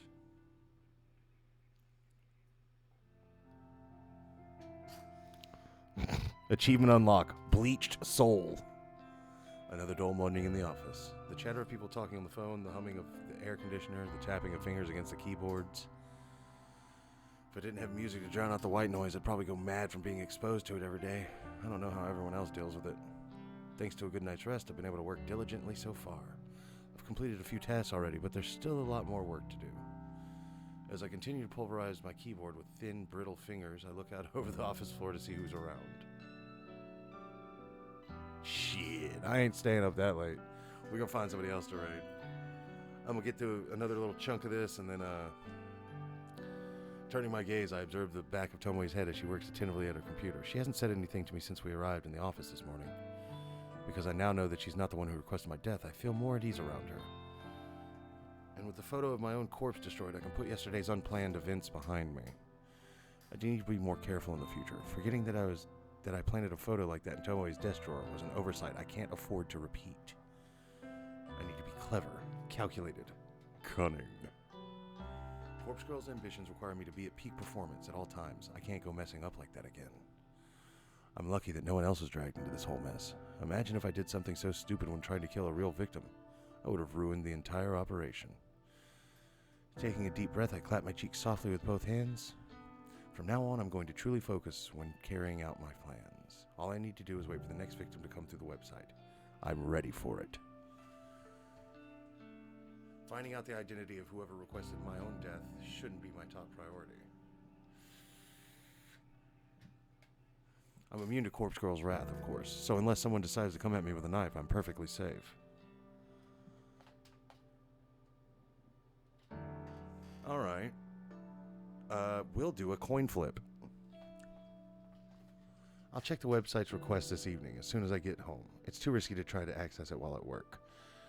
Alright, let's do this. Save game. Return. Yes. Uh-oh. That's a new thing. That's a new image. Cool. Alrighty. Let's prepare a little bit. First, we need to exit that. Second, we need to play some tunes.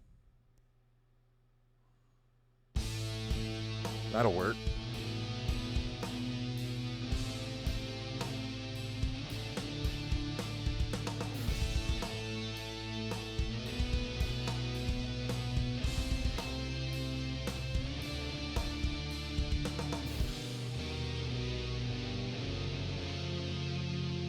I'm hoping, man. I'm hoping. All right. Heads. We raid Shiny Pockets. Tails, we raid Don't Die Senpai. So, we will flip. All right. I don't believe I've raided him before, so that's who we're going to raid.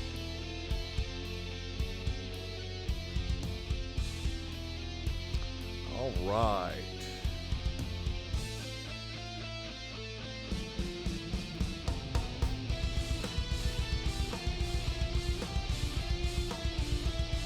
All right, raid channel.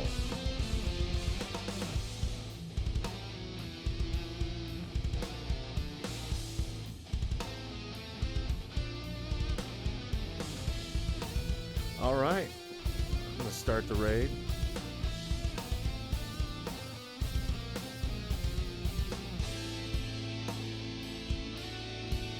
I'm also going to go to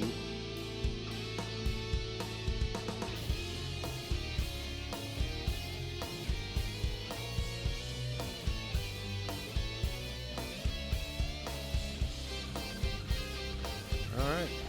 Catch you guys later.